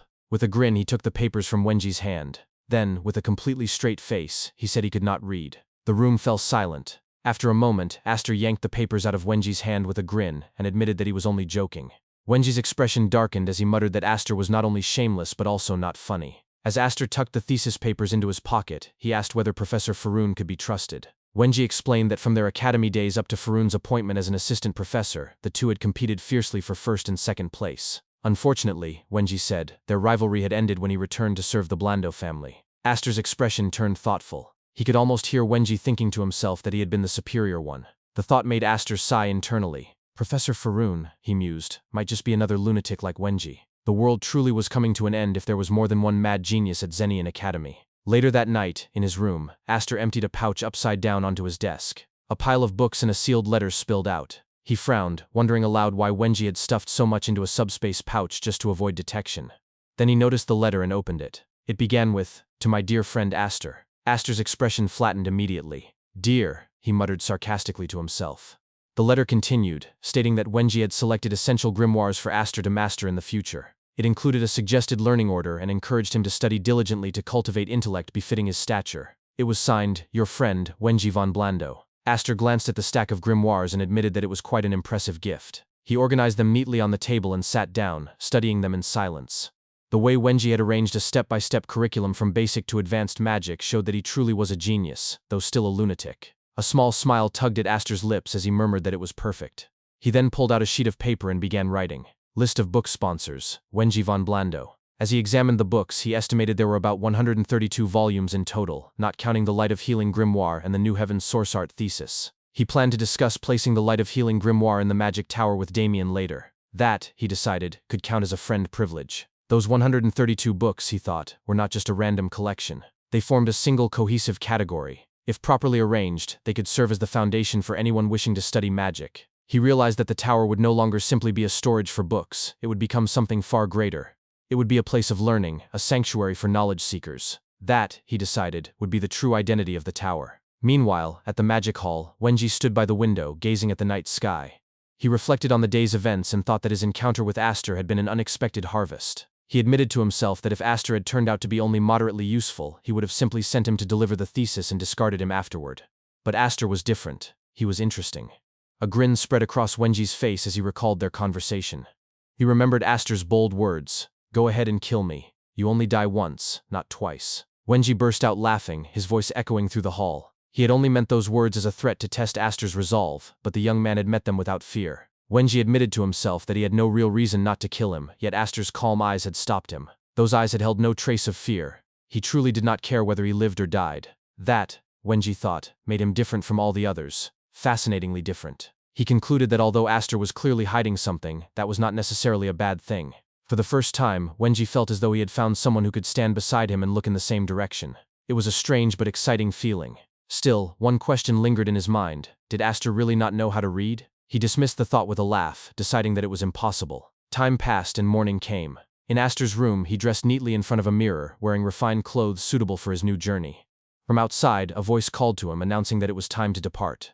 A few moments later, Lancy stood by the carriage holding Aster's luggage. As they walked toward it, she informed him that once he arrived at Zenian Academy, he would only have to complete a few simple documents. She added that both he and the young lord were exempt from the entrance exam. Turning to look at him, she smiled warmly and remarked that he looked every bit a proper academy student now. It suited him. Aster thanked her, and she gestured for him to get in, saying they should go. As he looked up at the sky, he thought that being exempt from the entrance exam was typical of prestigious families. It was more of a special admission than anything else. Still, he admitted to himself that he did not mind being exempt either. Just then, Damien called out to him excitedly, urging his friend to hurry up. As Aster and Damien approached the carriage, Lady Bianca, who had been standing nearby, spoke gently. She told Damien to take care of himself before turning to Aster. With a kind smile, she said that it was a great opportunity and sincerely hoped he would achieve the results he desired. Aster returned her smile and thanked her before stepping into the carriage. As it began to move, he leaned back in his seat, his eyes glinting with determination. The results he wanted, he thought, were already clear in his mind. Zenian Academy, the greatest academy on the eastern continent, awaited him. Countless sponsors and opportunities would be there, and he intended to seize every single one of them. A grin crossed his face as he thought to himself. Just wait, suckers. Classmates. I'm coming. As the carriage journeyed on, Aster rested a hand on the book in his lap, his mind occupied with its contents. He reflected on Wenji's undeniable brilliance as a magus, contemplating how the basic principles of magic were simple, yet their interpretations were endless. He considered the element of water as an example. To some, it represented the water of life, while to others, it was the water of disaster, like a flood. This fundamental difference in perspective, he realized, was why even noble families sharing the same core principles had developed their arts in uniquely different directions. Having now read through all the magic tomes from the subspace, he could clearly perceive the connection between Wenji's curriculum and the Declan family's Heaven's source art. His introspection was severed by Damien's exuberant shout, pointing out that they had arrived at Zenian Academy. Aster leaned to peer out the window, quietly observing the famed institution for the first time. From her seat, Lancy informed them that the carriage could go no further. She explained that, in accordance with the teachings of the first dean, the great sage, every student was required to walk the remaining distance to the entrance ceremony, a rule that applied to all regardless of status. She then bid them farewell, expressing her hope that they would have a good ceremony and receive fine teachings. After they disembarked and the carriage departed, Damien waved enthusiastically before suddenly grabbing Aster's arm. He insisted they hurry, explaining that Lancy had warned them that being late for the entrance ceremony could mean there would be no seats left. As Damien pulled him along, Aster felt a surge of internal surprise. He thought the idea was ridiculous, as an entrance ceremony was not some local theater operating on a first-come, first-served basis. He quickly deduced that Lancy had fabricated this story as a tactical groundwork to prevent Damien from dawdling. He resolved to let it slide this once, acknowledging her blunt but not shameless nature, and firmly telling himself that his compliance was absolutely not because he found this arrangement more convenient. Upon their arrival at the ceremony hall, Damien was overflowing with joy and excitement at the sight of the massive crowd. He looked around with wide-eyed wonder, a bit of drool at the corner of his mouth, and voiced his belief that Lancy had been right about the seating. Aster sighed beside him, fixing his hair and muttering a correction to himself. He then pulled a slip of paper from his pocket and read their assigned seating aloud. Damien, his body trembling with a nervous energy, pleaded that they just sit in some nearby empty seats, repeating his fear that they would be left with none. Aster told him to wait, inwardly exasperated that the boy who had been so reluctant to attend the academy was now behaving with such fervent excitement. The situation escalated when Damien, not looking where he was going, bumped into a large student and fell to the ground. The large young man stared down and demanded to know what his problem was. Aster immediately moved to help Damien to his feet, asking if he was all right. Damien laughed it off, claiming he was not hurt. As they attempted to walk away, Damien waved and called out an apology for his clumsiness. They were halted by the student's sharp command. He pointed to the edge of his sleeve and demanded to know what had been smeared on it. Aster looked and identified the substance as drool, internally noting the student's appearance marked him as a scion of a noble family. He watched, anticipating Damien's likely response. True to form, Damien immediately seized the student's hand and began wiping the drool off with his own fingers and mouth, apologizing profusely and exclaiming that he was making it shinier. Aster observed the noble's face contort with visible boiling rage and concluded that a physical confrontation was now inevitable. The prediction proved correct as the student suddenly lunged forward, throwing a punch at Damien while yelling a derogatory insult. However, Aster intercepted the blow, blocking the punch and addressing the aggressor as a fellow student. He suggested that the young man was making a mistake and proposed they end the conflict there. The enraged student shoved Aster's hand away and demanded to know his identity. As Aster began to answer, Damien interjected loudly, identifying Aster as his friend. Aster confirmed this with a flat tone. The noble sneered that it was rare to find someone willing to take a beating for a friend, but coldly promised that Aster would regret his choice that day. Aster sighed inwardly, resigning himself to the fact that peaceful coexistence with his peers from the first day was apparently too much to hope for. Out loud, he asked if the student was truly refusing to resolve the matter verbally. By now, the commotion had drawn the attention of surrounding students. They began to chatter, identifying the large aggressor as being from the Dolampe family bloodline and speculating on the outcome of a fight. One student then raised his voice, chastising the others for their passive observation and ordering them to spread out and create a ring. He pointed out that the gray-haired boy was a mage and commanded others to erect a force field around the impending duel. The students quickly complied, forming a magical barrier, and soon began placing bets with their meal tickets, some cheering for the Dolampe scion while others favored the underdog. At the back of the crowd, one student observed the unfolding scene with a quiet grin. In the center of the makeshift arena, the Dolampe scion introduced himself as Hickster, the proud second son of his family, and demanded to know Aster's name. Aster responded casually as he loosened his tie, stating that he lacked a distinguished bloodline and could be considered merely a passerby. Hickster scoffed at this, noting his common status but declaring it irrelevant. He proclaimed that, since Aster was a mage, the confined space would be a disadvantage and so he would graciously grant him the first move. Aster paused for a moment, a slow grin spreading across his face as he muttered to himself about the other boy being a riot. He then knocked his tie from his neck and, with a wide, challenging grin, retorted that the one who claimed not to want to talk seemed to have the longest tongue, and asked if he was scared. Hickster's body trembled with pure fury upon hearing this. He roared a curse and charged forward, swinging his right fist in a powerful arc. Aster stood perfectly calm, effortlessly dodging the attack, and stated he had one more thing to say. As he began to prepare his own counterattack, he clarified that the number of opponents was not one guy but two. Hickster braced himself confidently when he saw Aster preparing to attack. He thought arrogantly that he could easily endure a punch from a mere magic student. However, the instant Aster's fist connected with his face, blood sprayed from Hickster's mouth as his body staggered backward from the sheer force. Shock flooded his expression as disbelief filled his thoughts. What kind of punch is this heavy? He wondered in horror. This bastard, is he really a mage? Before he could recover, a faint glow formed on the bruise around his mouth. A magic circle appeared there, causing him to pause and mutter in confusion. Healing magic? His gaze shifted sideways and caught Damien happily casting healing spells nearby. But why? He whispered to himself, unable to comprehend the situation. The nearby students began murmuring among themselves, impressed by what they were seeing. Wow, I guess a prestigious family really is prestigious, huh? One of them remarked, clearly referring to Hickster's lineage. Aster didn't give Hickster time to think. He lunged forward again, forcing Hickster to block awkwardly with his forearm. You even have the luxury to be distracted, Aster remarked coolly, before launching another relentless series of blows. His fists came at Hickster with blinding speed, leaving him barely able to defend himself. Each punch was heavier than the last, forcing Hickster into a purely defensive stance. Aster grinned in amusement as he struck, taunting, "Whoa, you're pretty tough." Meanwhile, Hickster's thoughts were spinning out of control. One of them pummels me, and the other one heals me. These crazy bastards? My heart's pounding, if only I could just get hit and pass out already. His once confident expression turned grim as doubt seeped into his mind. Am I actually scared? He wondered bitterly.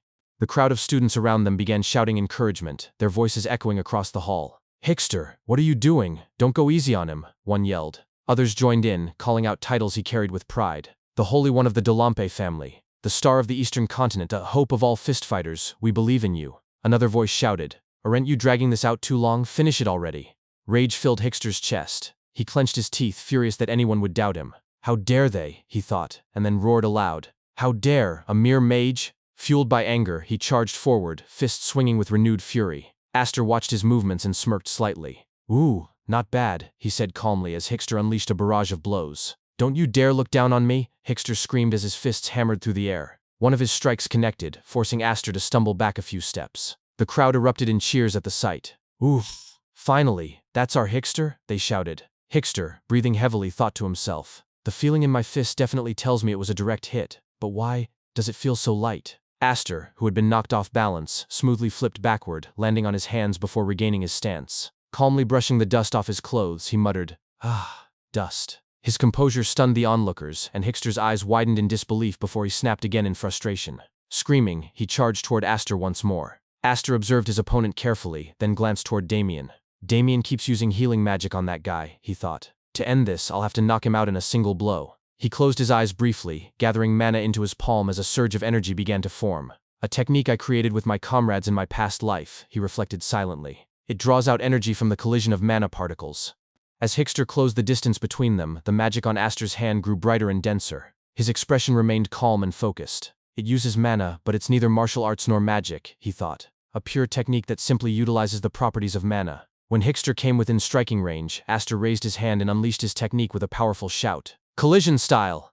A deafening bang echoed throughout the hall, shaking the magical barrier that surrounded them. The students maintaining the field staggered backward under the force. One of them shouted in disbelief. What is this? Hickster stood frozen for a brief moment after taking the hit. Then, as if his body finally realized what had happened, he dropped to his knees before collapsing completely onto the floor. The hall fell silent. The students stared, stunned, unable to process what they had just witnessed. Aster slowly raised his right hand into the air and said calmly, "Cheers." He then spoke louder, his voice filled with faint amusement. Cheers, reactions, and responses. The silence shattered as the students erupted into wild cheers. So cool, they screamed. Is he really a mage? What is this, some kind of sweaty brawl? Others shouted excitedly. He did it, you bastards. This is what an underdog winning looks like. Off to the side, Damien waved his arms excitedly and shouted, "Friend, we won." Aster looked at him with a small smile, patted his head and replied, "Yeah." Inwardly, he added with a sigh, "So from now on, stop sucking your thumb." Meanwhile, the student who had been quietly observing everything from the back smirked faintly. To think a student of magic would fight like that, he muttered. How vulgar. Before the crowd could continue celebrating, a booming authoritative voice cut through the noise. Move it, you punks," the man shouted as he pushed through the students. "Who in the world starts a brawl on the day of the entrance ceremony? Is it you? Or is it you?" He glared at the stunned faces in front of him and barked. "If you don't move right now, I'm taking you all in." Aster watched the man approach and sighed inwardly. I'm in trouble, he thought. But it's fine, after all, I'm a troubleshooter. There are plenty of ways to escape, and since everyone enjoyed it, they won't forget it easily. Before he could plan his next move, Damien suddenly raised his hand and shouted at the top of his lungs. "It's not them, it's us. It's us, I tell you. Over here, over here." Aster closed his eyes in disbelief as the man turned toward them, grinning darkly. "Oh ho, so, it's you punks?" he barked. Damien proudly puffed out his chest and shouted, "That's right, it's us." Later, the man brought Aster and Damien down to his office. After a short conversation, he called out their names. Both of them immediately responded. The man asked if they had confessed honestly, to which they answered that they had. Hearing this, the man said that he would let the matter slide this time without any penalty, since the other student had not been seriously hurt. He warned, however, that he would be keeping a close eye on them from now on. Aster nodded silently in acknowledgement, while Damien seemed relieved. Not long after, they arrived at the entrance ceremony. Looking around, Aster muttered to himself that he was thankful the ceremony had not started yet. As he and Damien walked down the aisle in search of a seat, whispers began spreading among the other students. Some commented in disbelief that Aster had managed to beat a martial arts student with his body type, while others questioned how a magic major could possibly fight like that. Damien grinned and waved at the crowd, amused by the attention. "Wow, everyone's staring at us," he said cheerfully. Aster muttered under his breath, "Damn, we're practically celebrities. Stop waving already." They soon spotted a few familiar faces. Damien pointed ahead and exclaimed that their friends had saved them seats, expressing his thanks with a wave. "Nice one, guys?" he called out. Aster followed behind with a small nod and replied casually, "Yeah, I guess so." After a while, the old headmaster appeared on stage and began his address. His speech stretched on for quite some time, filled with remarks about continuing the teachings of the first headmaster and the academy's long-standing traditions. Every so often, he paused to clear his throat or repeated transition phrases such as "furthermore" and "however." Aster sat quietly, listening with mild detachment, while Damien had already fallen asleep beside him as drool began to pool on his mouth. Watching this, Aster thought to himself that it was impressive how the old man could continue standing and talking for so long. Glancing at Damien, he sighed and muttered, "Tisk, this guy." Reaching over, he took Damien's hand and used it to wipe his own drool, saying under his breath, "Quit drooling already." Moments later, someone walked briskly to the stage and whispered something into the headmaster's ear. The old man frowned slightly and spoke into the microphone, asking,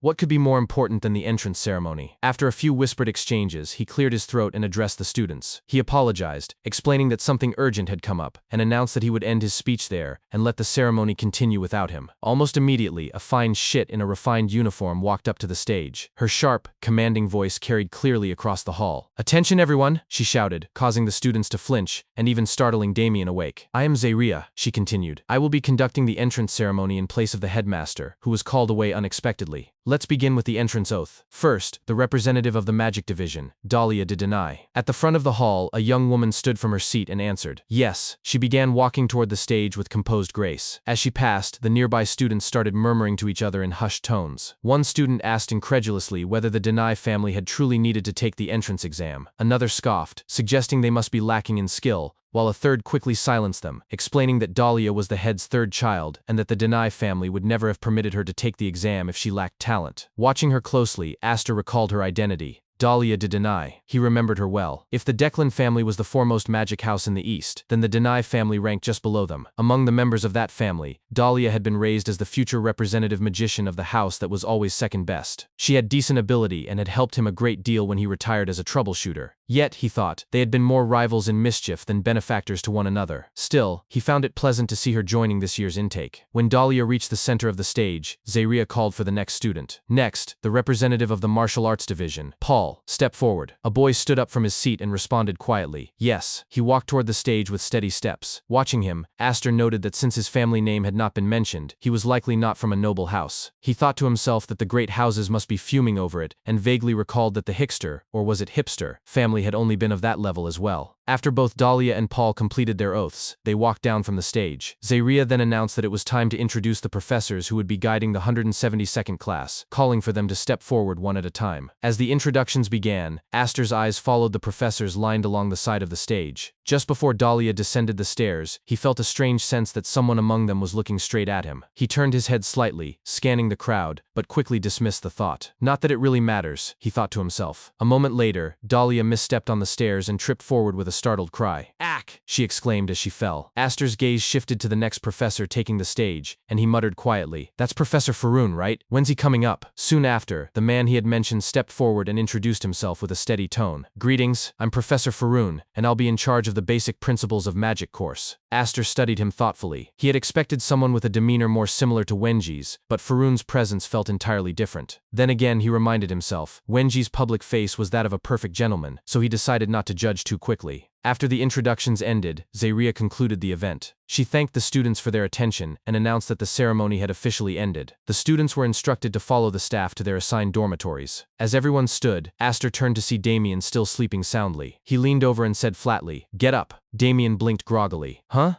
It's over?" Aster replied with a completely straight expression. "No, you got caught sleeping and were expelled. Time to go home." For a moment, Damien froze. His eyes widened, and his entire face twisted in disbelief and terror before he suddenly screamed out loud, his voice echoing through the hall. Later that day, at the dormitory area, Aster sighed deeply as he walked down the corridor. "Didn't think a little teasing would make you scream like that," he muttered to himself. He stopped in front of his door and added quietly, "So this is it." Upon entering, he observed the room's layout and noted that it was located on the top floor. He thought silently that the academy truly was something else. On the bed, a neatly wrapped package had been placed. Aster assumed it contained the standard living supplies and began unpacking it while arranging his belongings. As he worked, he reflected that the academy had issued identical supplies so that every student would begin on equal footing. Still, he mused, even the smallest possessions could reveal a person's background, and in time, everyone would likely replace them with their own things. Suddenly, the door opened behind him. Aster turned his head and thought, "Roommate?" A student entered the room, and Aster immediately recognized him as Paul. The boy's expression, however, was far from friendly. Paul sighed, closing his eyes briefly before speaking in a composed, detached voice. "Let's keep things as quiet as possible," he said. "I don't care what you do. Stay up late if you want, but I'd rather we didn't interfere with each other. Of course, that also includes conversation from this point on. Understood?" Aster fell silent for a moment as he reflected inwardly. He observed Paul and thought to himself, "Look at this guy." Paul then spoke again, asking why Aster was not responding. In his mind, Aster mused that Paul had been the top student of the martial arts department, and wondered just how skilled he truly was. Without warning, Aster lunged forward to test him. In an instant, Paul grabbed his sword, ready to draw it, and shouted, "What do you think you're doing?" Aster, who had halted midway, looked down at his hands and thought, "Oh, impressive." He noted the way Paul held his sword, adjusting its position so that it would not strike anything around him when drawn, and silently acknowledged, "Not bad." Suddenly, Damien's voice rang out from outside the door, urgently calling, "Friend, hurry up and come out." Aster sighed and finally spoke aloud, saying, "What do you mean? I was just about to leave." He then tapped Paul on the shoulder and added, "Let's do it your way. In exchange, let's agree not to say anything even if I sing past midnight. Got it?" As Aster and Damien walked out of the dormitory, Damien asked excitedly, "Friend, who's your roommate?" Aster replied flatly, "I don't know." Damien repeated in disbelief, "You don't know? You don't know who it is?" Inwardly, Aster recalled that his roommate had been sleeping soundly like a log.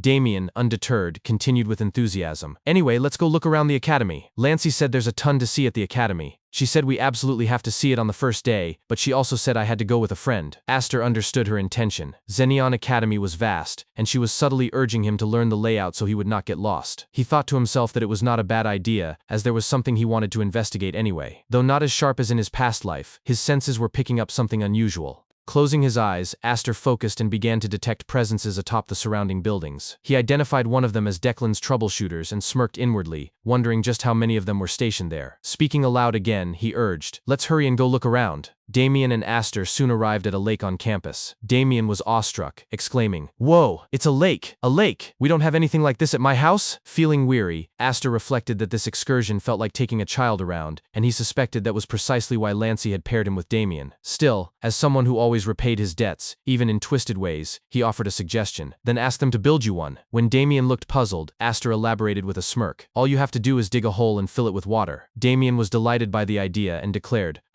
I'll ask them to make one bigger and wider than that one?" At that exact moment, back at the Blando mansion, Lancey, who was washing dishes, suddenly choked. Returning to the academy, Damien asked what a good name for the lake might be. After a brief pause, Aster suggested, "Blood, Sweat, and Tears." Damien enthusiastically approved. "I love it." Simultaneously, Lancey felt an inexplicable chill run down her spine. Damien then pointed to a nearby statue and exclaimed, "Look at that statue over there. It's so cool." Aster, maintaining his playful tone, replied, "Ask them to build one for you too, as Blood, Sweat, and Tears number 2. When Damien agreed with excitement, Aster added, "Let's make it in the shape of a dragon. Their scales are beautiful." Damien once again responded with glee, "Awesome! I love it." Back at the Blando mansion, Lancey shivered again and wondered aloud to herself, What is this? Why am I suddenly getting chills?" After their tour, Aster announced, "All right, we've seen everything. Shall we go now?" Damien readily agreed. "Okay." As they prepared to leave, Aster's attention drifted. He mentally tallied that he had located about 7 troubleshooters, and including those he had not yet identified, their number was likely around 10. Mapping their distribution, he deduced that their central focus was the second magic hall, the building housing Professor Faroon's laboratory. He realized that his suspicion had been correct. Their target was indeed Professor Faroon. Declan must have concluded that Wenji had an accomplice, and was now investigating the professor due to his known connection to Wenji. At that moment, Aster noticed another troubleshooter trailing them from behind. He grinned inwardly, thinking, "I was wondering why they hadn't followed me yet, but they've latched on at just the right time. Shall we find out just how much they know?" Later that night, a hooded and masked troubleshooter moved stealthily, through grass, over poles, across trees and onto rooftops, until he reached a specific room. Inside, another troubleshooter awaited him and greeted, "You're here." The newcomer asked, "Where are the others?" The other man replied that they had gone ahead because an urgent directive had come down from higher command. All operatives were to gather at the target's nest. When the newcomer inquired whether the target was the main or the sub, he was told it was the sub. Significant intelligence had been obtained, and the word was that the objective would be handed over to the sub-target that night at midnight. The troubleshooter processed this and realized that the main target, Wenji, had made a move. The fact that the directive had been issued meant that the sub-target under their surveillance, Professor Faroon, was the one in question. He then voiced his concern. "Wait, then what about the single numbers? You're telling us to break through those monstrous professors? We'd need at least number 1, 2, or 3 to handle them." The other troubleshooter responded that number 1 was not coming, nor were any of the other single numbers. Frustrated, the first troubleshooter clutched his head and cursed, "Ha, fuck." However, the other troubleshooter added, "Callahan, the fire demon, will be joining us." The first troubleshooter's eyes widened in shock. He recognized Callahan as the vice commander of Declan's Mage Corps, known as the Crimson Jade. While that level of power should suffice, he grimly reflected on Callahan's reputation, a cold-hearted operative who would stop at nothing to complete a mission. In other words, they were being ordered to lay down their lives if necessary. The other troubleshooter tried to reassure him, saying that things might not necessarily escalate into a direct fight, as it would be burdensome for any prominent mage's identity to be exposed during a mission. The first troubleshooter conceded, "Oh right, I should think of it that way." With that, they resolved to move out immediately to join the others and increase their chances of survival, however slightly. As they leapt out the window, Aster, who had been perched at the edge of a nearby building observing and listening to their entire exchange, murmured to himself, "Tonight, at midnight? And Callahan, you say?" Aster thought silently to himself as the name Callahan came to mind. Callahan had already been a man in his prime back when Aster was still active. After the House of Declan had risked everything in a war against the House of Blando, Callahan Callahan had remained with the collapsing family, proving his unshakable loyalty. Aster acknowledged that Callahan was dangerous now, but he also knew that the man's true golden age had come after the war with Blando. He recalled that Callahan had earned the title of the Unstoppable Inferno of Declan, a name that had carved itself into the history of war mages. Because of that, Aster decided that he had to obtain him. Callahan's fire magic was one of Declan's secret arts, and as one of the most renowned mages on the entire continent, he was more than worth the risk. Aster realized then why the troubleshooter who had been tailing them earlier had fallen back. They had stumbled upon an unexpected opportunity. Still, there was something that didn't make sense to him. The target the enemy referred to, the thesis written by Henji, was currently in his possession, yet the troubleshooters had mentioned that the target would be delivered to the sub-target, Professor Faroon. He considered this carefully. The thesis he held could not possibly be a fake, and there was no chance that the target the enemy spoke of referred to anything other than that document. That could only mean one thing: the target being delivered that night was a counterfeit thesis. Meanwhile, at Aster and Paul's dormitory, Paul was getting ready to leave. He put on a hooded cloak and glanced at Aster, who appeared to be asleep on the bed. He stared at him for a moment before quietly slipping out of the room, but what Paul did not realize was that the person lying on the bed was not Aster at all. It was only a dummy. At the same time, in Professor Faroon's office, the old man sat behind his desk reading through some papers. He sighed and muttered under his breath, cursing the Declan family. He had been aware of their activities for some time but had chosen to ignore them, since they had yet to cross the line. Now, however,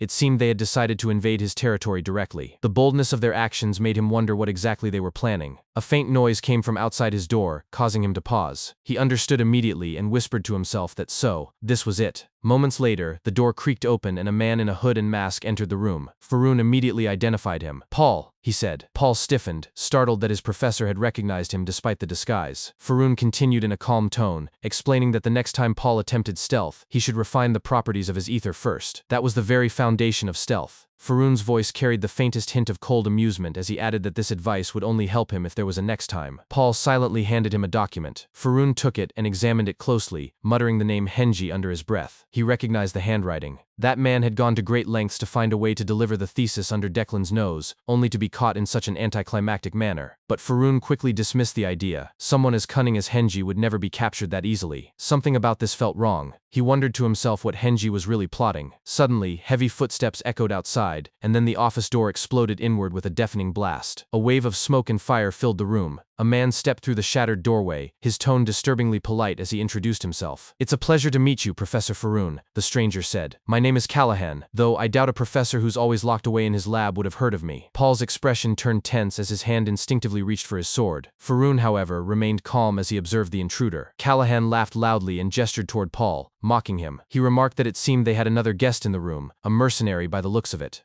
Then, turning to Faroon again, he asked if the professor knew who he was. Faroon replied coldly that he had never heard the name before. Callahan's eyes widened at the insult. Faroon rose from his chair, his expression stern, and told him to stop with the nonsense and state his business. The smile on Callahan's face twisted into something darker. His tone dropped as he said that the stench of the professor and his allies was so foul it made his nose rot. Then, laughing maniacally, he shouted that he had never been treated like this before, and that it was actually quite fun. "Well then," Callahan declared, "shall I get right to the point?" He pointed directly at Paul and announced that the young man was going to die. A small magic circle ignited at the tip of his finger as he turned his gaze to Faroon, and added that he might leave the professor alive, but only with one eye and one arm. In an instant, Faroon grabbed the documents from his desk and stepped protectively in front of Paul. A massive ice magic circle appeared in front of his hand, and a powerful explosion shook the entire second magic hall. Flames surged violently through the room as Faroon's ice magic shielded them from the inferno. He looked over his shoulder at Paul and spoke firmly, telling him to do as he wished. From that moment on, Faroon would no longer see him as a student, but as a mercenary, one responsible for his own life. Paul drew his sword, nodding in understanding. Faroon assessed the situation quickly. Despite the explosion's intensity, no alarms had sounded throughout the academy. That could only mean that Declan's men had cast a soundproofing spell around the entire building. He realized he would have to rely on this so-called rookie mercenary beside him.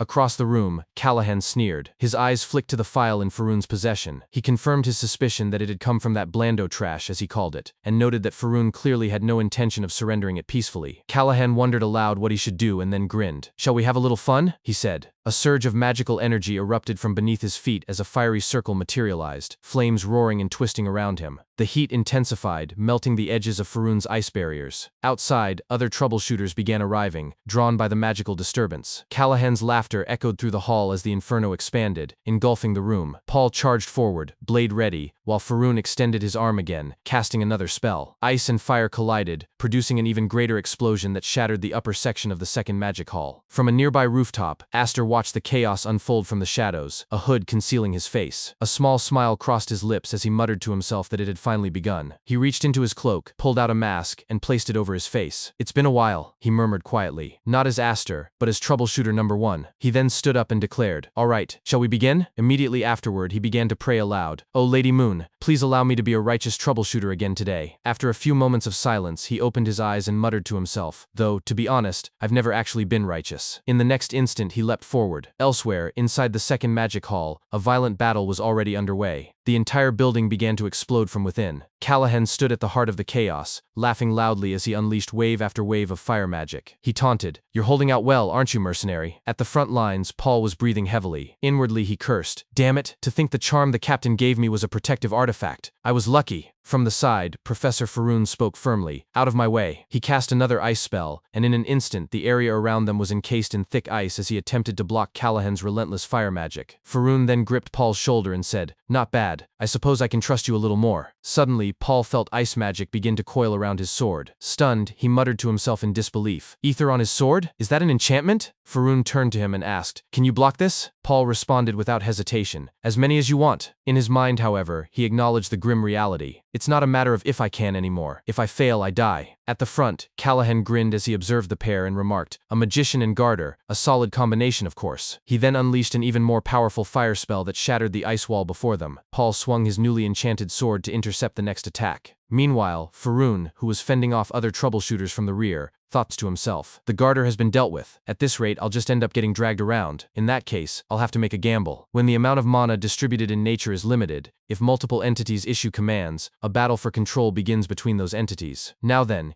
how much can you take from me?" A surge of powerful magic enveloped both Paul and Faroon. Witnessing this, Callahan called out with amusement, "Well, look at this. Are you challenging me to a power struggle?" He grinned widely and added, "All right, shall we have a go?" Then, with a booming laugh, purple flames and crackling lightning erupted from his body. Despite their efforts, another deafening explosion rocked the battlefield. Callahan's power swelled even further, overwhelming Paul, who was flung upward by the sheer force of the shockwave. As he soared helplessly through the air, Paul thought bitterly, "Damn it, every single one of them is a monster. There's no opening to jump in." He crashed hard onto the ground and groaned, "If this was going to happen, you all should have just fought each other from the start." The collision between Callahan's fire magic and Faroon's ice magic generated a massive tornado that swept away debris across the area. From a distance, the remaining troubleshooters watched in stunned silence. One of them finally spoke, voice tight with awe and fear. "Damn, this is brutal. Stand by. Rushing in now would be suicide. Get your breath back while you can. How many troubleshooters are left?" Before he could finish, a mysterious force surged through their ranks, knocking several of them off their feet. Another troubleshooter cried out in shock, A surprise attack! It's a surprise attack!" It was Aster, rushing toward the battlefield at blinding speed. He arrived with a thunderous crash that shook the ground. Both Callahan and Faroon immediately turned their gazes toward him. Aster spoke in a chilling tone, "And now for my grand entrance." His words hung in the air, met with stunned silence. Then Callahan shouted furiously, "Are you kidding me?" In the same instant, Aster shot forward with lightning speed, closing the distance in a flash. He seized Callahan by the throat and snarled, "Callahan, this spot will be your grave. Die!" Callahan barely managed to react in time.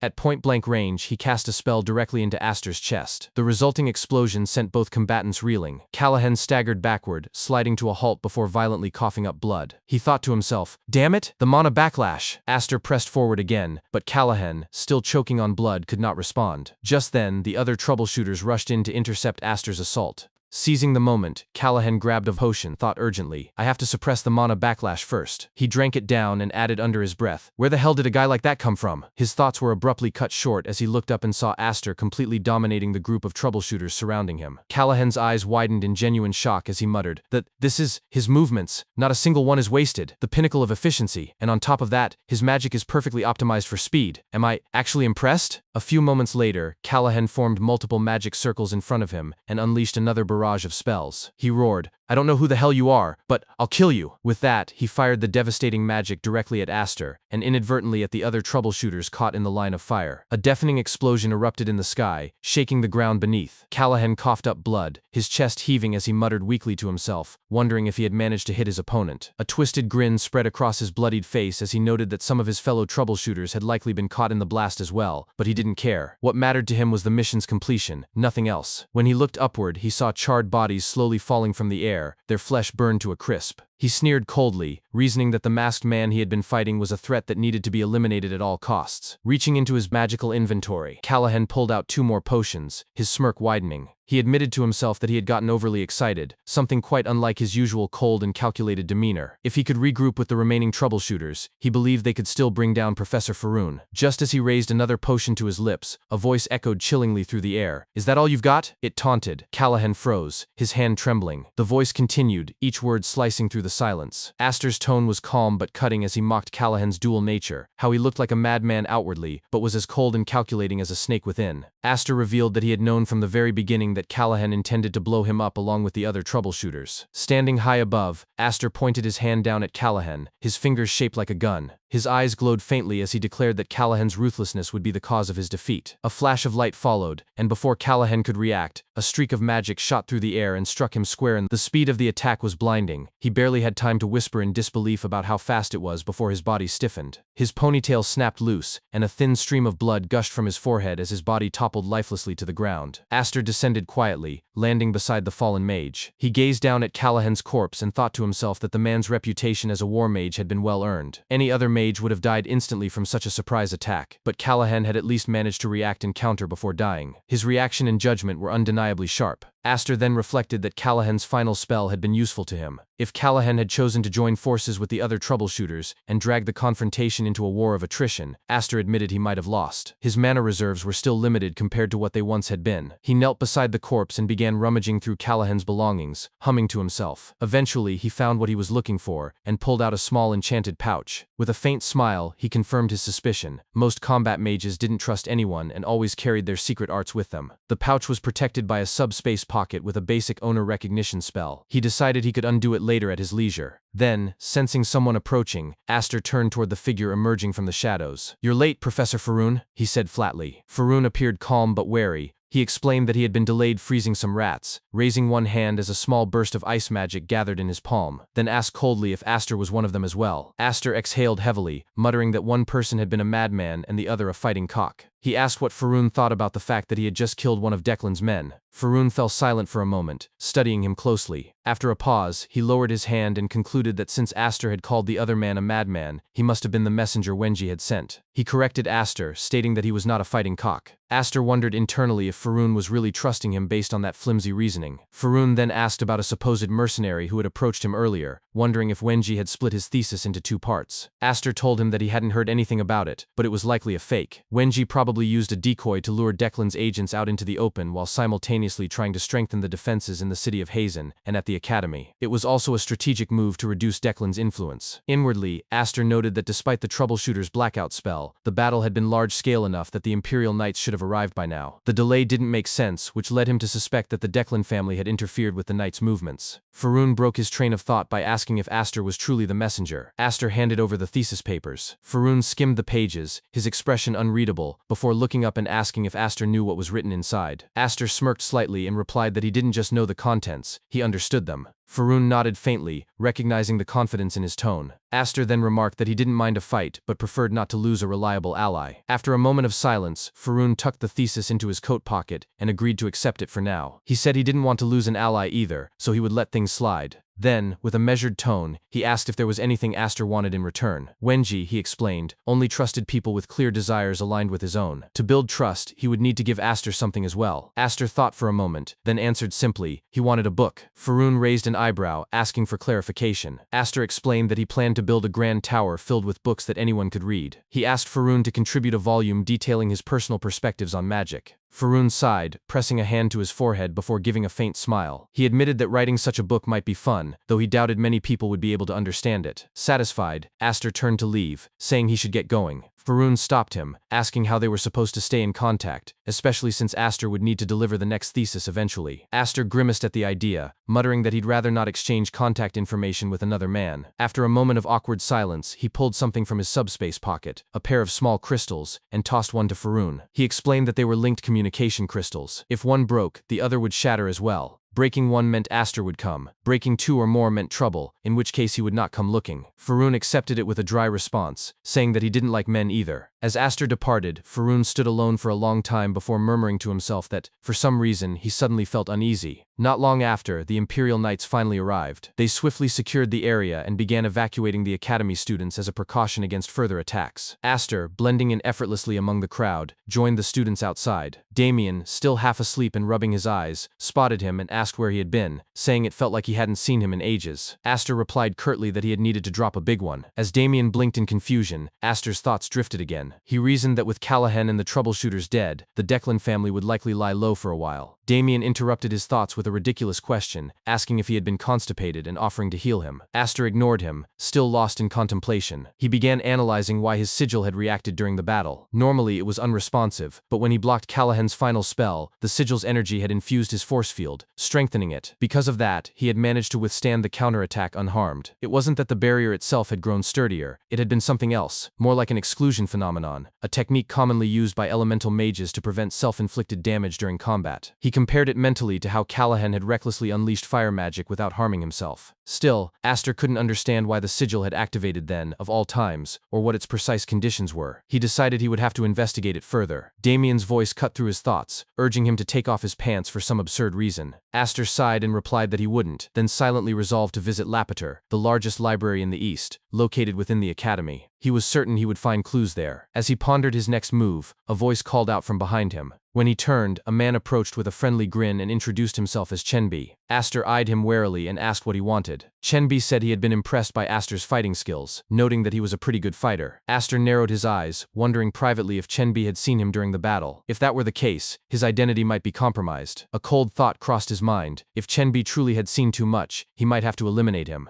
Aster's thoughts were interrupted when Chenbi spoke in his usual cheerful tone. Chenbi said that what had impressed him most was Aster's fight with the martial arts group on the first day of school, and he asked how Aster was able to fight like that. Aster smirked awkwardly and thought that instead of leaving a bad impression, he had ended up making quite a name for himself. Still, he noticed that Chenbi addressed him rather casually, without any of the respect that others might have used when speaking to someone of his status. Aster replied that the martial artist simply did not have enough ether yet and that things would be different once he did. Chenbi laughed awkwardly and said he understood. Then, with a hint of shyness, he admitted that there was nothing special behind his words. He just wanted to be around someone. He confessed that he did not have any close friends yet and found it hard to fit in. Aster, understanding how he felt, thought to himself that he could relate. An awkward silence followed before Chenbi spoke again. He said that although the Academy promised equality regardless of social status, that fairness existed only from the Academy's official standpoint, not among the students themselves. For someone like him, who came from a poor family, it was natural to feel like an outsider. Then, almost as if to reassure himself, he added that it did not really matter in the end. Aster replied indifferently that it was fine, whatever he wanted. Chenbi exhaled with relief and smiled, admitting that he had been worried. He said that it was unsettling to be alone in situations like that. Aster reluctantly agreed that it was true.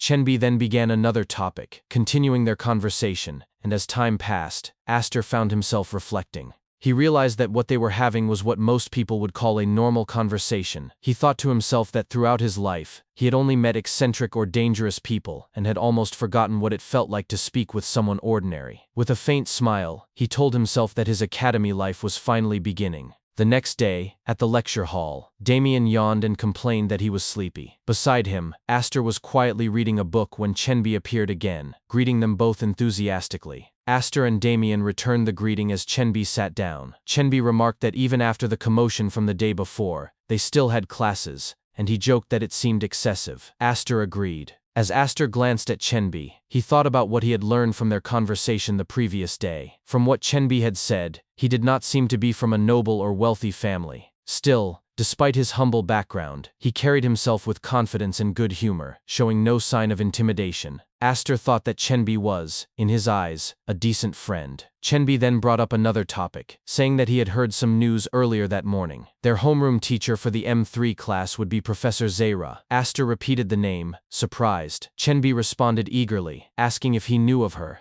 explaining that she was famous for having slaughtered a group of trolls in a single strike. As Chenbi's eyes sparkled with admiration, he suddenly exclaimed that she had arrived. Aster looked toward the entrance and recognized her immediately. He remembered seeing her standing on the podium during the entrance ceremony the previous day. Professor Zera walked confidently to the front of the room and introduced herself to the class. She acknowledged that there had been a small commotion the day before but dismissed it as nothing of concern, urging everyone to focus on their studies. She then explained that before the first class began, they would be measuring their mana. The measurement, she said, would determine both the quantity and quality of each student's mana. She asked which of the two the students believed to be more important. One student quickly raised her hand. Zera asked for her name, and the girl introduced herself as Arzan. Zera gave her permission to answer. Arzan replied that there might not be a definitive answer, but if a person possessed a sufficient amount of mana, then the quality of that mana was more important. Zera asked her why she believed that. Arzan explained that when two mages of equal level competed, the mage with higher mana quality would have the advantage. From the back of the room, Aster listened and thought that her reasoning was sound.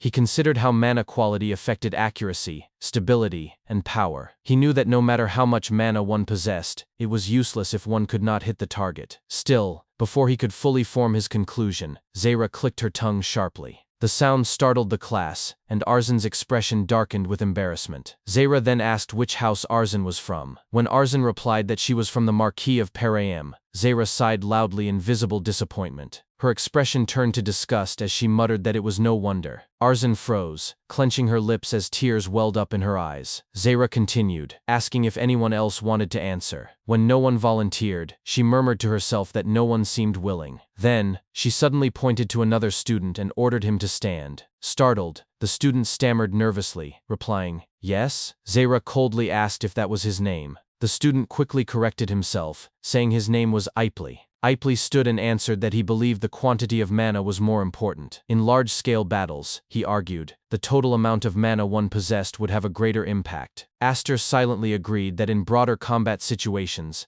the quantity of mana could indeed outweigh its quality. He summarized his thoughts inwardly, noting that depending on the circumstances, both aspects were equally important. Zera's expression, however, shifted into one of intense frustration. She demanded to know which house Ipley belonged to. When he admitted that he did not belong to any house, Aster was confused. He wondered privately whether he was missing something about her line of questioning. Zera moved on, calling for the next student. One by one, she asked the same question repeatedly, and each time, her disappointment deepened. Every answer she heard seemed to irritate her further, and she kept demanding to know the student's family origins. Aster watched the scene unfold, and thought that the way she kept repeating the same question while ignoring the answers meant that she was looking for something specific. He wondered what kind of answer was capable of ruining the classroom atmosphere so completely. After a long silence, Zera finally addressed the class. She said she had heard their answers, and admitted that many of them had been close to what could be considered correct. However, she clarified that there had never been a correct answer in the first place. She explained that what she had truly wanted from them was not the right response but a genuine one. She told them to think carefully about their own words. Had their answers reflected their own thoughts, or had they simply said what they believed she wanted to hear? Zera emphasized that a mage must never lose their subjectivity. They must not be swayed by others but instead remain firm in their own will at all times. She asked whether any of them possessed that mindset, the mindset of a true mage. The entire room fell silent. Zera told them that from that day forward, they must strive to become true mages. That, she said,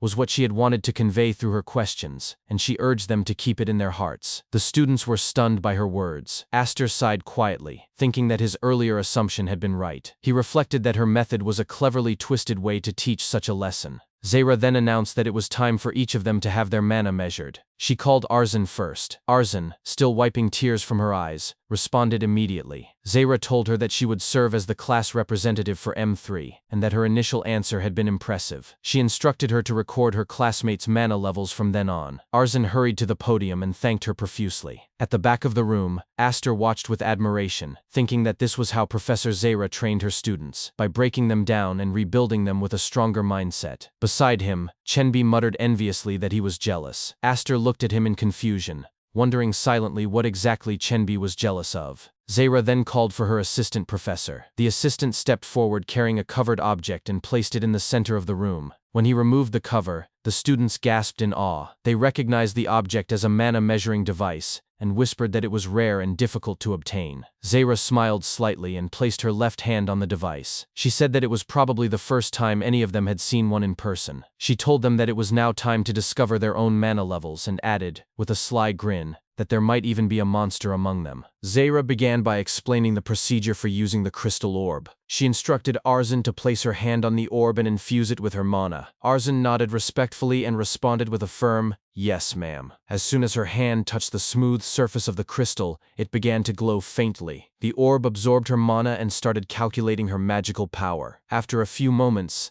the gathered data passed through a connected crystal rock, which emitted a beam of light upward, projecting Arzin's magical readings into the air for everyone to see. Pointing at the floating projection, Zaira explained in her calm, instructive tone that among the various indicators displayed, the most important one was the value at the center, the refinement level, which represented the quality of a person's mema. The scale ranged from 1 to 10, and Arzin's current refinement level was 4. She added that, since last year's incoming students had an average level of 3, Arzin's score could be considered excellent. Blushing slightly, Arzin thanked her nervously, but Zaira continued, saying that the process was not yet complete. The next test would measure mana capacity. She instructed Arzin to pour her mana into the crystal once again. Arzin did as she was told, and Zaira explained that mana capacity was divided into 100 levels. The orb recorded Arzin's capacity as level 17. Considering the previous year's average was 15, Zaira remarked that Arzin's result was slightly above average as well. She smiled warmly at the girl and praised her for her diligence, saying that her mana's quality and quantity reflected her hard work. Among the onlookers, Chenbi whispered in admiration, hoping that he would also achieve a high score. Sitting beside him, Aster smirked inwardly, thinking to himself that he could already see Arzin's future. She would surely grow into a hard-working graduate student. Zaira then announced that she had other matters to attend to and would be leaving. She instructed the students to continue the mana measurements under the assistant professor's supervision. The class responded in unison, affirming her command. One by one, the students approached the crystal orb to have their mana measured. Chenbi stood up eagerly and called for Aster to join him.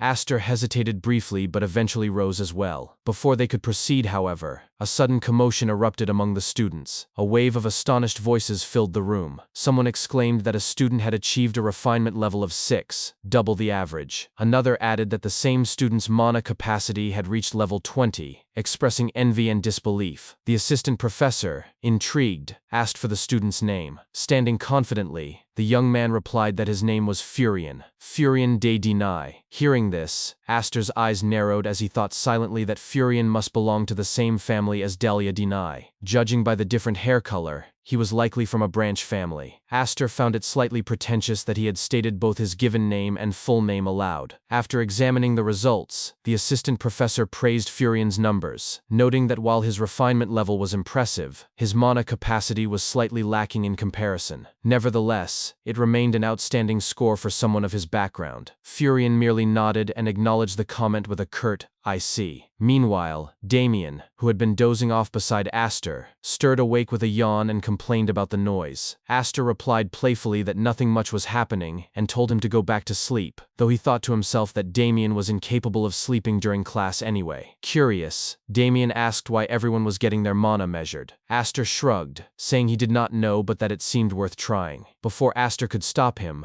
Damien shouted loudly across the room that he wanted to participate too. Aster sighed, covering his face with his palm, muttering to himself in embarrassment that Damien's sudden outbursts always drew attention. As the two of them, along with Chenbi, approached the front, whispers rippled among the students. Some recognized Damien as the young master of the Blando family, and remarked on how young he looked. Others identified Aster as the one who had defeated Hickster, the second son of the Delanpe family. A few wondered aloud who the third boy with them was. Aster groaned inwardly, lamenting that he had become known only for beating someone up. At the front, the assistant professor greeted them with a respectful tone, asking if the young master would like to have his mana measured first. Damien turned to Aster for confirmation and asked if he simply needed to channel his mana into the orb. Aster nodded silently, and Damien placed his hand on the crystal. A sudden glow illuminated the room, and gasps spread among the students. Some stammered in disbelief, wondering if what they were seeing was even possible. On the sidelines, Furion stared wide-eyed, calling Damien a monster under his breath. The assistant professor shouted in astonishment, reading the projection aloud. Damien's refinement level was 9, and his capacity level was 67. He questioned whether it might be an error. Aster observed the scene quietly, thinking to himself that this was how ordinary people reacted when confronted with true genius, something beyond their comprehension,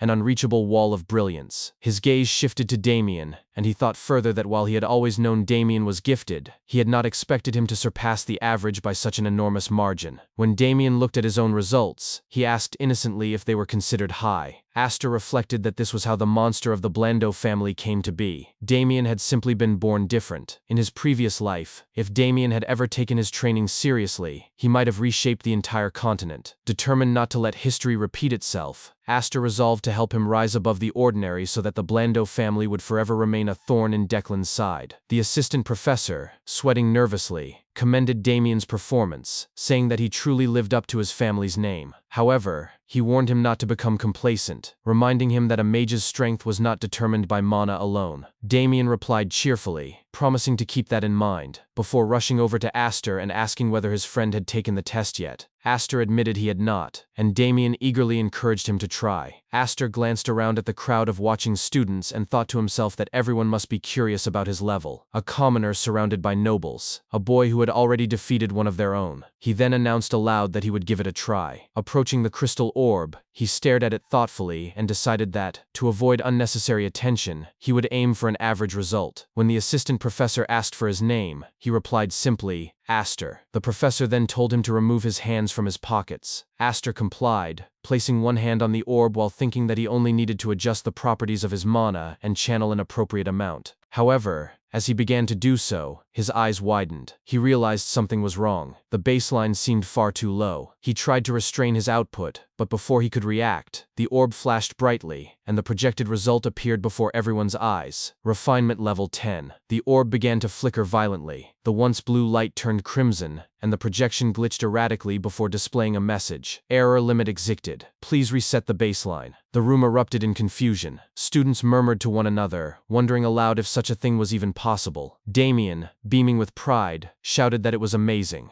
Aster, however, turned calmly toward the assistant professor and suggested that there had been an error, requesting that they measure again. The assistant professor stuttered nervously but agreed. Damien's excitement faded into disappointment, and he muttered under his breath that it was not an error. Internally, Aster groaned and told himself to ignore him. Yet Damien's grin returned as he whispered knowingly that he could tell the reading was correct. Aster repeated silently in his mind, "Shut up." Once the assistant professor reset the device, Aster tried again. This time, the orb displayed a much more modest result. Refinement level 3, mana capacity 15. The students immediately began murmuring again, commenting that the earlier reading must indeed have been an error. Aster exhaled quietly in relief, thinking that it had worked this time because he was more careful, though maintaining balance was difficult. Then, without warning, Damien spoke loudly enough for everyone to hear. "Bullshit," he said. Aster's expression froze. His relief evaporated as he turned toward his friend in disbelief, asking inwardly where he had learned such a word. Damien frowned and explained with irritation that his friend had told him this was the proper use of bullshit, repeating the phrase again to prove his point. Aster turned away, sighing internally, realizing he would need to be far more careful with his words from now on. Later that day, in the first magic hall, Zaira stood by the window, gazing out thoughtfully. She reflected that repairs on the second magic hall were progressing smoothly, but wondered why a Declan, and specifically a mage named Callahan, would have attacked Professor Faroon. After a moment, she sighed, reasoning that Professor Faroon had once been famous in his field and could surely handle himself. It was, she decided, none of her concern. Just then, her assistant entered and introduced himself as Yorbi, announcing that he had brought the data from that day's mana level tests. Zaira thanked him, took the documents and began reviewing them carefully. As she flipped through the results, she noted that the overall level of students this semester was quite high. She paused on Furion's record, remarking that it was somewhat disappointing for a deny. Turning the page, she examined Damien's data, acknowledging that his results were fitting for someone considered the greatest talent in Blando family history. He would, she thought, require careful guidance. Then her eyes widened when she came across Aster's record. The report indicated that his test had been retaken after an initial error. Yet, the error code signified something remarkable. The baseline had been exceeded. Her gaze hardened as she thought to herself that this boy, Aster, might be far more dangerous than he appeared. She resolved to keep a close eye on him. Elsewhere, Aster confronted Damien about his earlier language. He scolded him, declaring that only he was allowed to say bullshit. Damien protested indignantly, asking why he could not say it too. Before the argument could escalate, Chenbi interjected awkwardly and suggested that perhaps none of them should say it at all. As time passed, Aster,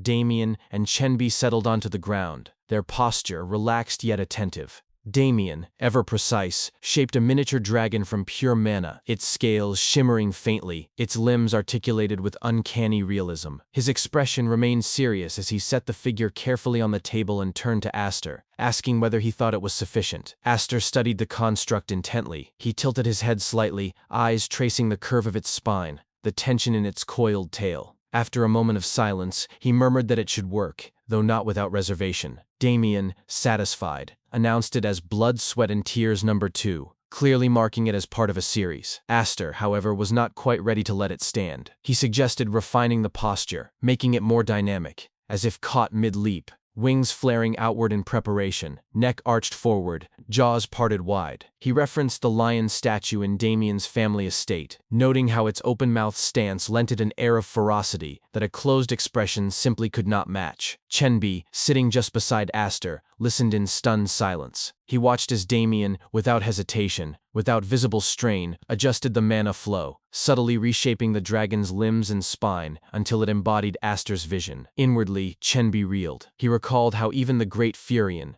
a legend whose name still echoed in advanced mana theory lectures, had only ever stabilized a standard dodecahedron during his famed control trials. And yet here was Damien, treating an elite-tier mana manipulation exercise as if it were child's play, twisting, refining, improvising on the fly. The world, he realized with a sinking heart, was far wider than he had ever imagined. He let out a quiet, self-deprecating laugh. Ha ha. And thought bitterly that compared to such talent, he was nothing more than trash. Aster, sensing the shift in Chenbi's demeanor, glanced at him. He did not offer empty reassurance. Instead, he acknowledged the weight of that realization. He did understand how Chenbi felt, how impossible it was to measure oneself against a standard that seemed to bend reality. But understanding changed nothing. The only path forward was to accept the truth, however harsh, and keep moving. Just then, Damien's voice cut through the quiet. "Friend." Aster turned. "I had a really great time today. I think I really made the right choice coming to this academy." The words struck Aster like a physical blow. His eyes widened slightly, his breath caught. For a long moment, he simply stared at Damien, this peer whose brilliance was effortless, whose warmth was genuine, whose gratitude was sincere. Then, slowly, he exhaled. A faint smile touched his lips, and he spoke softly. "Is that so? I'm glad to hear that." Some time later, after the sun had shifted and shadows stretched longer across the training grounds, Aster returned to his personal chamber, a secluded space warded against outside detection. There, he sat cross-legged on the floor, the subspace pouch once belonging to Callahan resting in his lap. He turned it over in his hands. It was sealed with a mana pattern lock, a common security measure among high-rank mages. In theory, such locks were trivial for anyone versed in spell architecture. Once you understood how the mana signature was encoded, you could rewrite the binding sequence with minimal effort. With the right tools, a resonance tuner, a mana stabilizer, perhaps a focused crystal lens, he estimated he could have cracked it in under a week. But he had not dared. Too many eyes, too many ears. So he had worked in secret, night after night, in this room, refining his own mana to mimic key frequencies, testing minute fluctuations, waiting for the lock's harmonic resonance to waver. A full month had passed, and it had not been his only endeavor. He had dissolved the Blando family's elixir strand by strand, absorbing its alchemical framework into his own mana lattice. He had cross-referenced grimoire fragments from the Academy's restricted archives. He had practiced silent incantation until his breath no longer betrayed spellcasting. Now, at last, the seal yielded. He reached inside. First came a small glass vial. A potion, he noted,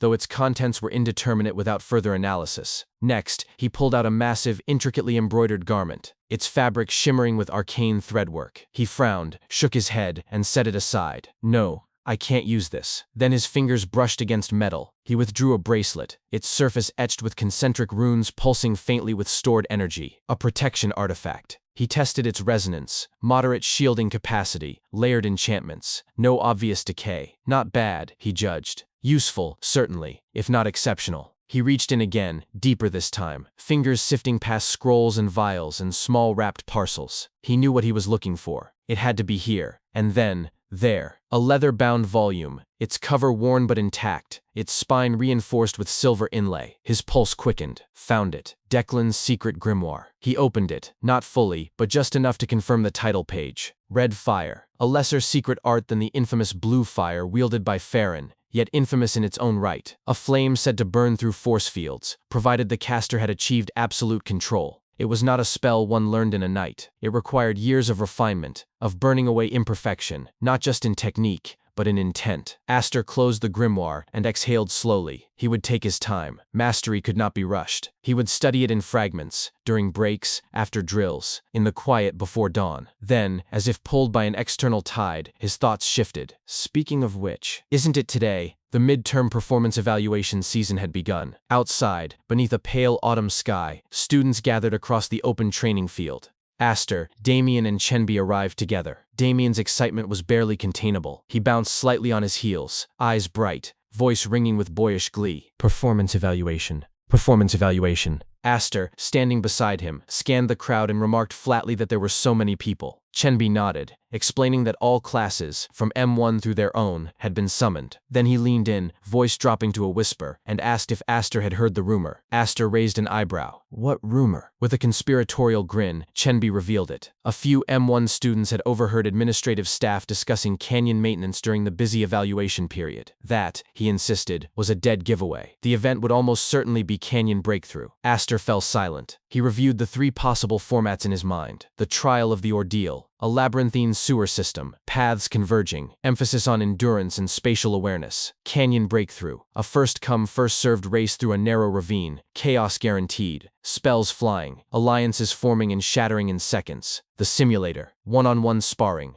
pure skill, pure pressure. Of the three, Canyon Breakthrough was the most volatile, but also the most predictable in its unpredictability. Chenbi, he realized, had already begun mapping his strategy. Hold defensive barriers early, let the initial surge burn itself out, then surge forward in the lull. It was sound, calculated, survivable. But then, a sharp authoritative command cut through the chatter. Silence. A tall man with long black hair strode forward, his bearing rigid. He introduced himself as Professor Faroon, instructor of the M1 magic class and this evaluation's supervising authority. Aster's gaze sharpened. It's been a while, Professor Faroon. He noted the deep shadows beneath the man's eyes, the exhaustion, the strain, worse than before. Faroon continued, his voice dry but resonant. He confirmed the day's purpose, the midterm performance evaluation. Then came the announcement, the trial of the ordeal. Chenbi's face went slack, his shoulders sagged, his hands trembled at his sides. No way, he whispered inwardly. My whole plan. His carefully constructed mental model collapsed in an instant. Damien, standing just behind him, leaned forward and murmured a single word. Quiet, uninflected, yet devastating in its certainty. Liar. Chenbi groaned, half in protest, half in despair. Faroon, unmoved, ordered the students to line up by class. With a snap of his fingers, a holographic projection shimmered into existence behind him. A winding, pipe-like maze, slick with condensation, branching and rejoining. He explained the objective. Navigate the maze, reach the gate. All paths led there eventually, no need for panic. Chenbi let out a shaky breath. Phew, that actually sounds easy. Faroon's hand rose. Another snap. A new image materialized, a towering humanoid construct of stone and iron, joints reinforced with glowing mana conduits. It's a golem, Chenbi gasped aloud. What? There are golems in a performance evaluation? What is this? Damien turned his head slowly, eyes narrowing, voice low and warning. Watch your mouth, friend. Faroon elaborated. The golems were gatekeepers, stationed at key junctions. They were deliberately slowed, their cores exposed, their durability reduced, still dangerous for students, but survivable. Defeating them was optional. Evasion was permitted. The crowd stirred. Voices rose in concern. Even so, in such a narrow space, we'll be cornered instantly. If it were open field, maybe, but like this? Faroon's jaw tightened. He listened, his expression darkening. These are mages? They're not very composed. He thought of Paul, the boy who had pushed himself to collapse, who had bled mana from his fingertips just to stabilize one more rune. Were these students truly weaker, or merely coddled by comfort? His gaze swept the assembly again, and paused. There, trembling but standing firm, knuckles white, jaw set, determination, unrefined but real. There, another, eyes alight, breathing steady, already scanning the projected maze for weaknesses. And there, Damien, utterly relaxed, smiling faintly, as if the entire ordeal were no more taxing than a stroll through the academy gardens. Cancel that for this student. He looks like he doesn't have a single concern in the world. Faroon's voice cut through the murmurs like steel. Enough. Silence returned, heavier this time. He clarified.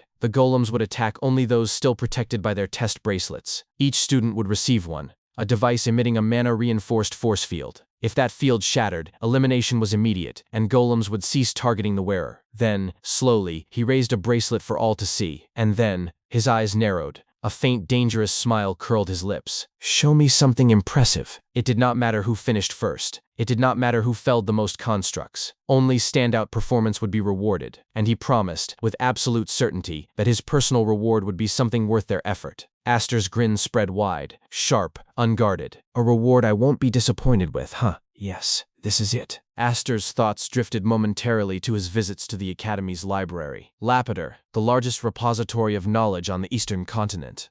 He recalled its three-tiered structure, the lower, middle, and upper floors. Of those, only the lower floor was accessible to students of his standing. When he had scoured it for any trace of information regarding the stigma, he found nothing.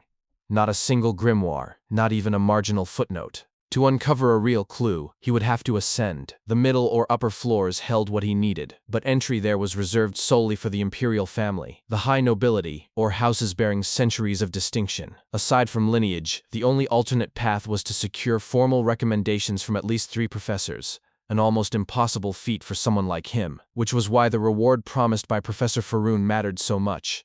Without it, advancement remained out of reach. He exhaled inwardly. Rueful, he was only trying to stay in the middle, neither rising recklessly nor sinking into obscurity. Yet the people around him kept pulling him into conflict, one way or another. Still, a quiet grin returned to his face. He had memorized it, the cross-section layout of the sewer maze. Every branching corridor, every choke point, every golem placement inferred from past trial data. With that knowledge, he judged the midterm evaluation could be made easy. Moments later, Professor Faroon concluded the briefing. He granted the students time to prepare, instructing them to collect necessary items from the assistant professor. Almost immediately, chaos erupted. One student shouted across the yard, requesting bomb flowers and ignition stones. The assistant professor denied him instantly. His primary attribute was fire-based, and such tools would constitute an unfair advantage. Another cried out for a golem controller. The reply was swift and sharp. Trying to take a shortcut, denied. Aster observed the commotion with detached amusement. He murmured inwardly that it was difficult to distinguish whether these were aspiring mages or street thugs, staging a marketplace brawl. Then his attention shifted as Damien bounded forward, calling out cheerfully, "Sir, vine seeds, please! 20 should be enough." The assistant professor hesitated, noting that Damien's official attribute was unregistered. But before he could finish the objection, Damien dropped to knee, activated a delicate plant-based spell, and beamed up at the professor with irrepressible enthusiasm, declaring that although he had no formal attribute, he could still wield plant magic perfectly well. The assistant professor blinked, then stammered in assent. "Okay." From the rear, Chenbi watched, jaw slack. His lips curled downward, not in contempt, but in raw, unguarded envy. Damien, who always seemed to treat everything like a game, was in fact preparing with startling seriousness. Aster, noticing Chenbi's expression, reflected quietly that even Damien was stepping up, and wondered, with faint hope, whether Chenbi might finally break free of his self-imposed shell this time. An announcement then echoed through the field. Starting points would now be assigned. A magical projection bloomed in the center of the yard, displaying each student's designated entrance. Aster located his own name. Starting point 3, his gaze swept across the list. Damien was assigned to point 7.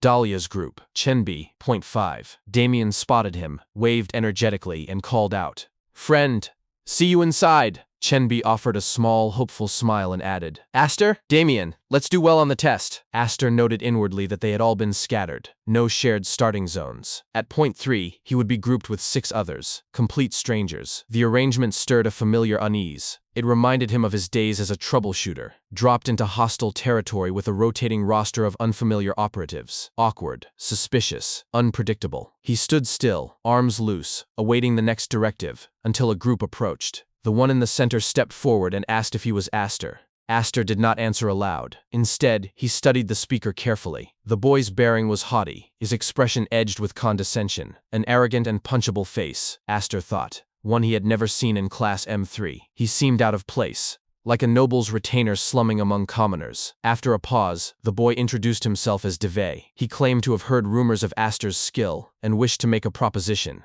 Aster responded with a single, cold word. "Speak." Devay's grin widened. He proposed purchasing the test bracelets of those who failed, 30 gold per piece. Excluding Aster and Devay's own group, 3 others remained at point 3. If Aster eliminated them, 90 gold would be his. Aster weighed the offer silently. 30 gold was roughly a month's income for an average commoner family, a staggering sum for a single bracelet. DeVay pressed further, his tone laced with veiled threat. He acknowledged Aster's current patronage under the young master, but warned it would not last forever. It was time, he said, for Aster to learn to fend for himself. Aster did not react outwardly, but inwardly, he conceded DeVay was not entirely wrong. Other students might call such deals cowardly or dishonorable, but these young nobles were simply leveraging what they had: wealth, influence, networks. They were filthy rich. What could one do but admire their efficiency? Good for them, really. Still, he spoke aloud, voice flat. Why 90 gold? DeVay frowned. Was the amount insufficient? Fine, he offered 35 per bracelet, 105 total. Aster shook his head. The math still doesn't add up. He pointed to the 3 unnamed students, then deliberately, to DeVay and his 2 companions. Including you 2, he said. That makes 6. You raised it to 35 per person, that's 210 gold. Now the math checks out. DeVay and his companions froze. DeVay's teeth clenched. What is this loan shark arithmetic? He seethed inwardly. Does this low-born peasant not know his place? Where does he get that kind of confidence? Aloud he snapped. 35 not enough? Fine, 40, no more. Aster smiled. Then the total would be 240 gold. DeVay's arms crossed. He stared, incredulous. Is he insane? Ah, now he understood. This savage was trying to exploit the moment for a massive payout, blind to the consequences of his own greed. A mad dog indeed, unfit for the young lady's delicate schemes. He turned to leave, declaring the negotiation over, and ordering Aster to forget the exchange. But Aster's voice stopped him. Where are you going? We can forget about them, but you still have to pay up for your own bracelets. DeVay whirled, eyes blazing. What the? Aster continued calmly, drawing an analogy. If one loaded cargo and passengers onto a carriage, paid for both, then removed the cargo, shouldn't the passenger fare still be due? Then, hand extended, he delivered the line. Pay up, 120 gold, 40 per head. One of DeVay's companions, Facon, exploded forward, shouting that he had endured much but never seen a market thug so brazen. A lowlife daring to rise above his station, unaware that DeVay descended from a baron. DeVay barked his name, Facon, and when the boy halted, he spoke through gritted teeth, voice trembling with suppressed fury. Don't put me in a position where I lose face any more than I already have. After a forced breath, he pulled a pouch from his robes. 120 gold you said, I'll pay it. Inwardly, he repeated a mantra. Endure it. The young lady's orders matter more. A single trade deal with her could multiply our guild tenfold. But as he handed over the coins, Aster's voice returned. Soft, almost polite. Wow. I didn't realize I was standing before someone so distinguished. Then I suppose the unit price will have to increase. Since you're so noble, I'll double your rate. That brings the total to 160 gold. DeVay's fingers tightened around the pouch. He placed the remaining coins into Aster's palm, slowly, deliberately, and whispered with icy finality. From this moment on, I'll show you just how miserable your life can be for 160 gold. You may look forward to it. Time passed. The assistant professor reiterated the rules. If the bracelet's shield shattered, elimination was immediate. The force field activated only against mana-imbued attacks or spells that struck the body directly. Upon shield failure, the wearer would be teleported safely outside. No injury risk. The assistant professor glanced toward Professor Faroon, who, sipping coffee, gave a single, quiet command. Begin. Instantly, warp magic flared beneath the student's feet. One assistant announced, warp complete, displaying internal video feed. Commencing scoring. Faroon's gaze shifted across the monitors. He noted aloud that Dahlia and Damien shared the same starting point. Then, on the third screen, the feed cut to static. An assistant gasped. Huh? What's going on? Another demanded. The screen's gone dead. Didn't you check the magic eye properly? I did, the first insisted. Faroon set his mug down. Enough. I inspected the eyes myself. Which starting point is it? Trembling reply came. That would be starting point 3. Inside the warped space, Aster stood alone in a dim, dripping corridor. He loosened his tie, his face twisted, not in fear, but in cold, simmering fury. As shadows pooled at his feet, he spoke, voice low, venomous, edged with promise. Young masters, I'm adding a 320 gold charge for your insolence. Earlier, just after the warp completed, Aster raised his hands and formed a ball of magic in front of him, addressing those present as his so-called valued customers. The magic suddenly shot straight through the roof, and as he glanced back with a chilling edge in his presence, He remarked that their stares were practically drilling into the back of his head. He added that they were short on time and urged them to get started. Behind him, Divey and his lackeys were already preparing a magical assault. Divey grinned and shouted that Aster's arrogance would not last long, and the group immediately fired their magic toward him. As Aster observed the incoming attacks, he reasoned that being struck by magic meant elimination and forced transport.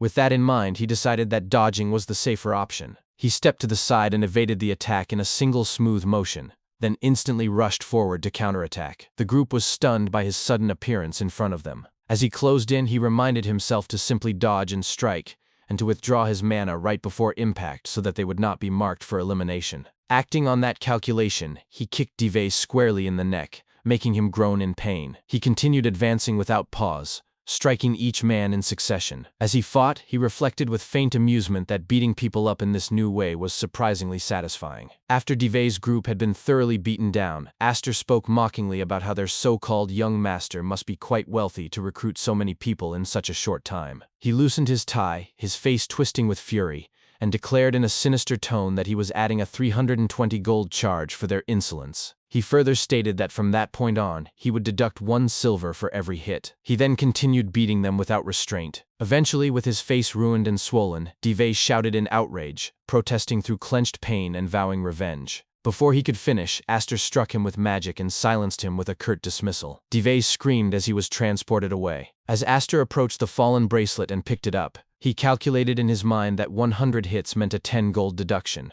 He reflected that it had been difficult controlling his strength without Damien, and he reasoned that the victim and the perpetrator could not be mixed up, especially since he regarded himself as the obvious victim. After securing 6 bracelets, he wondered what his next move should be. He sat down on the ground and began calculating his situation. He needed recommendations from 3 or more people, meaning he still required 2 more to obtain Professor Faroon's reward. That meant another professor would have to step in and offer a recommendation. He considered what kind of impressive display he should put on. His gaze drifted to the ceiling of the hall, and for a brief moment he contemplated whether he should simply destroy the Hall of Trials by breaking the 4 pillars supporting the foundation. He immediately rejected the idea, realizing that it would make an enemy of the entire eastern continent. Letting out a sigh, he concluded that there was no point in agonizing over it and that nothing beat simply running around and taking action. He then wondered absently whether the others were doing all right. Elsewhere, the frantic shouts of students echoed through the hall. One of them cried out that it was cheating and questioned whether what they were seeing was even possible, panicking that at this rate everyone would be eliminated. Another desperately begged to be allowed to pass. Blocking their path was a massive golem, and standing before it was Damien,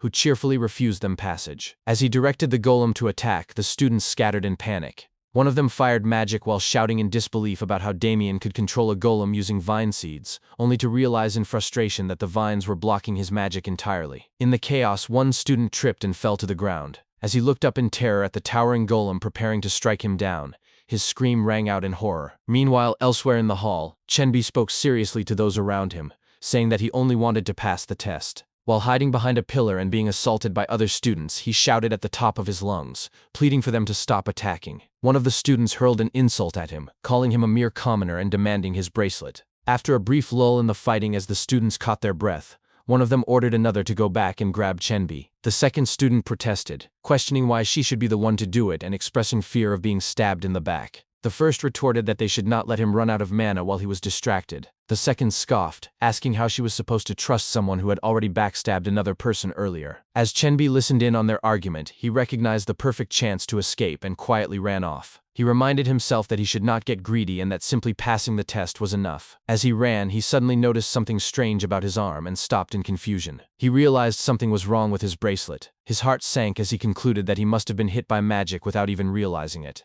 He accepted bitterly that he had been eliminated after all. He slumped down beside the wall, sulking as he reasoned that he would be transported any second. Yet after several moments passed, nothing happened. Confusion crept in as he questioned why he had not been transported. Suddenly, an announcement echoed throughout the entire area as a voice asked whether everyone could hear it, addressing the students of Zenian Academy with mocking contempt. The moment Chenbi heard that voice, he immediately sensed that something was wrong. He recognized that sinister tone and realized the speaker was not from the academy. As he stood up, the announcement continued, stating that they might not know who the speakers were, but that some of them could likely guess, and if they did, they would understand exactly why this was happening. The speaker then declared that there were no demands to be made, only a price to be paid for displeasing the Great One. Upon hearing the announcement, Damien muttered in unease that the situation felt deeply unsettling. The voice then continued, declaring that on that very day, in that very place, all of the students would die and that there would be no way back, ordering them to die in despair. Outside, an assistant teacher shouted in fury, demanding to know who the speaker was and what was going on. At the back of the room, Faroon stood up on his chair and ordered everyone to stop wasting energy and to go get the professors immediately. He specifically commanded that Professor Felina be brought faster than anyone else. The assistant teacher responded at once and rushed to carry out the order, yelling for the other assistants to call the professors, to contact the dean as well, and to hurry. Behind them, Faroon's fury surged so violently that the table beneath his hand began to crack from the sheer force he exerted. With a sinister expression, he muttered to himself about the damn bugs and their insolence. Back inside the Hall of Trials, a golem had just been defeated and fell to the ground. Aster, having just defeated it, clicked his tongue and muttered, "Shit!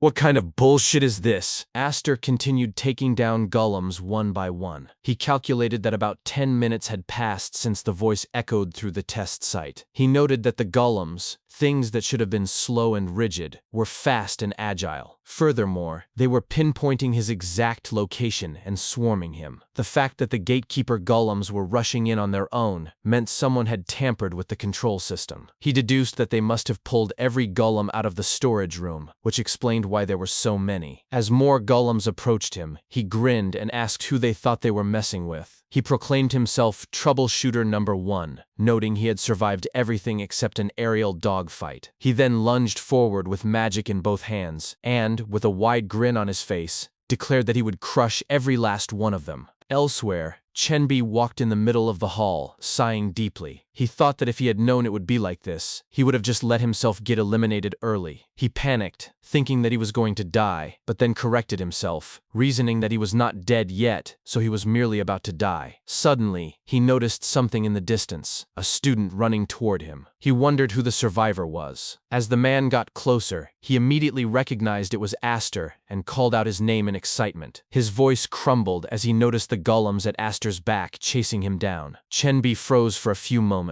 As Aster reached him, he tapped Chenbi's shoulder and simply said, "Oh, it's you, Chenbi! Run!" Chenbi flinched and screamed at the top of his lungs as he ran along with Aster. As they ran, Aster looked toward Chenbi, who was struggling to catch his breath. Aster thought that he had sensed someone and came to check, but it was not Damien. He realized that at this rate, Chenbi was going to get caught due to his pathetic stamina. In that case, it was time for Plan B. He told Chenbi to give him the bracelet. When Chenbi expressed confusion, Aster explained that the golem's detection range was not that wide. He reasoned that for them to chase them so persistently, it meant the bracelets were linked to the control system and acting like alarm bells. Chenbi looked at his bracelet for a moment, then turned toward Aster and asked what would happen to him. Aster replied that he had already been identified as a target, so the odds of survival were higher if the golems stayed focused on him. He instructed Chenbi to escape while he held them off, after which he would go find Damien. He reminded Chenbi that he had a family, and stated that those who can live should live. After hearing Aster's words, Chenbi's eyes widened. He lowered his head and remembered the words of his family, his parents telling him not to worry and to focus on his magic, regardless of what anyone said, and his big brother asking him to teach him after graduation. He went silent for a moment, then shouted back at Aster, who had stopped running. "Damn it! Damn it! You have to survive! We have to meet again!" Aster smirked and responded, "Yeah,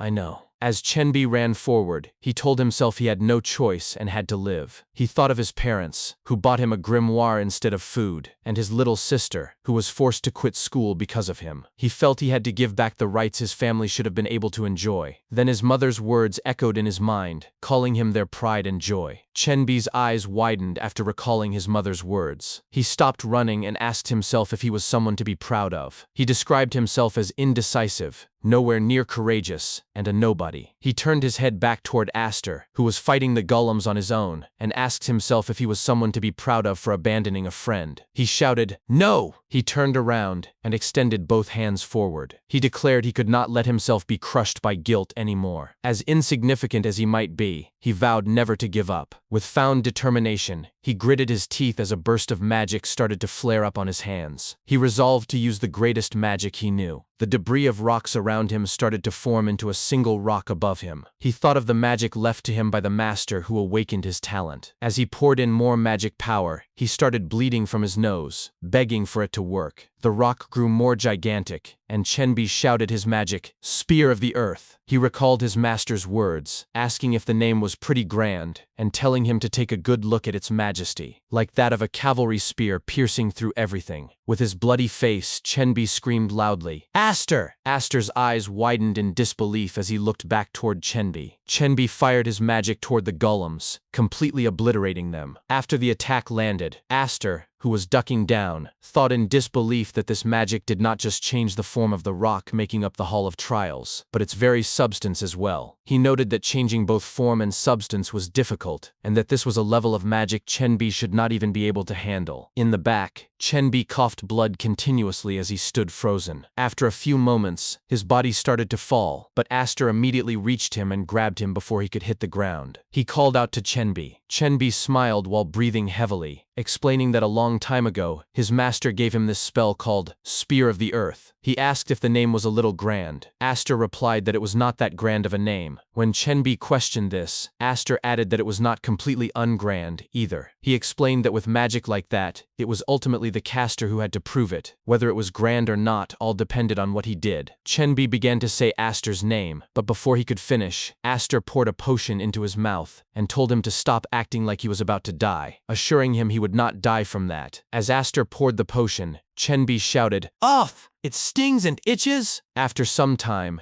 as Chenbi recovered, Aster looked at him and wondered what to do with him, noting he could not take him along but could not leave him behind either. Chenbi looked at his body and asked in awe if this was the power of the potion. Aster closed his eyes and began to scan the entire area. He sensed a presence in a specific direction. After scanning, he pointed in front and told Chenbi to head straight in that direction. He instructed him to keep going right at the fork to run into other students. Chenbi asked, "Aster, what about you?" Aster paused as he turned his head toward the other direction. He thought that the flow of mana toward the control room was strange. It was familiar, but it was not the Declan way. Therefore, he spoke out loud, saying there was something he had to do. He resolved internally that he had to go find out. As Aster ran towards the flow of mana, he thought to himself about where he had felt this feeling before. It was a memory of something that was not Declan, but something else that had brushed past him. Then, as he leaned around a corner, his eyes widened in shock as he recognized something before him. He continued, realizing it was the demon realm. He grinned widely and added that it was no wonder it felt so familiar, as this demonic energy was unforgettable. Besides, he noted they had even recreated those cursed demonic beasts that had terrorized the continent centuries ago. He remarked they were always doing the worst things imaginable.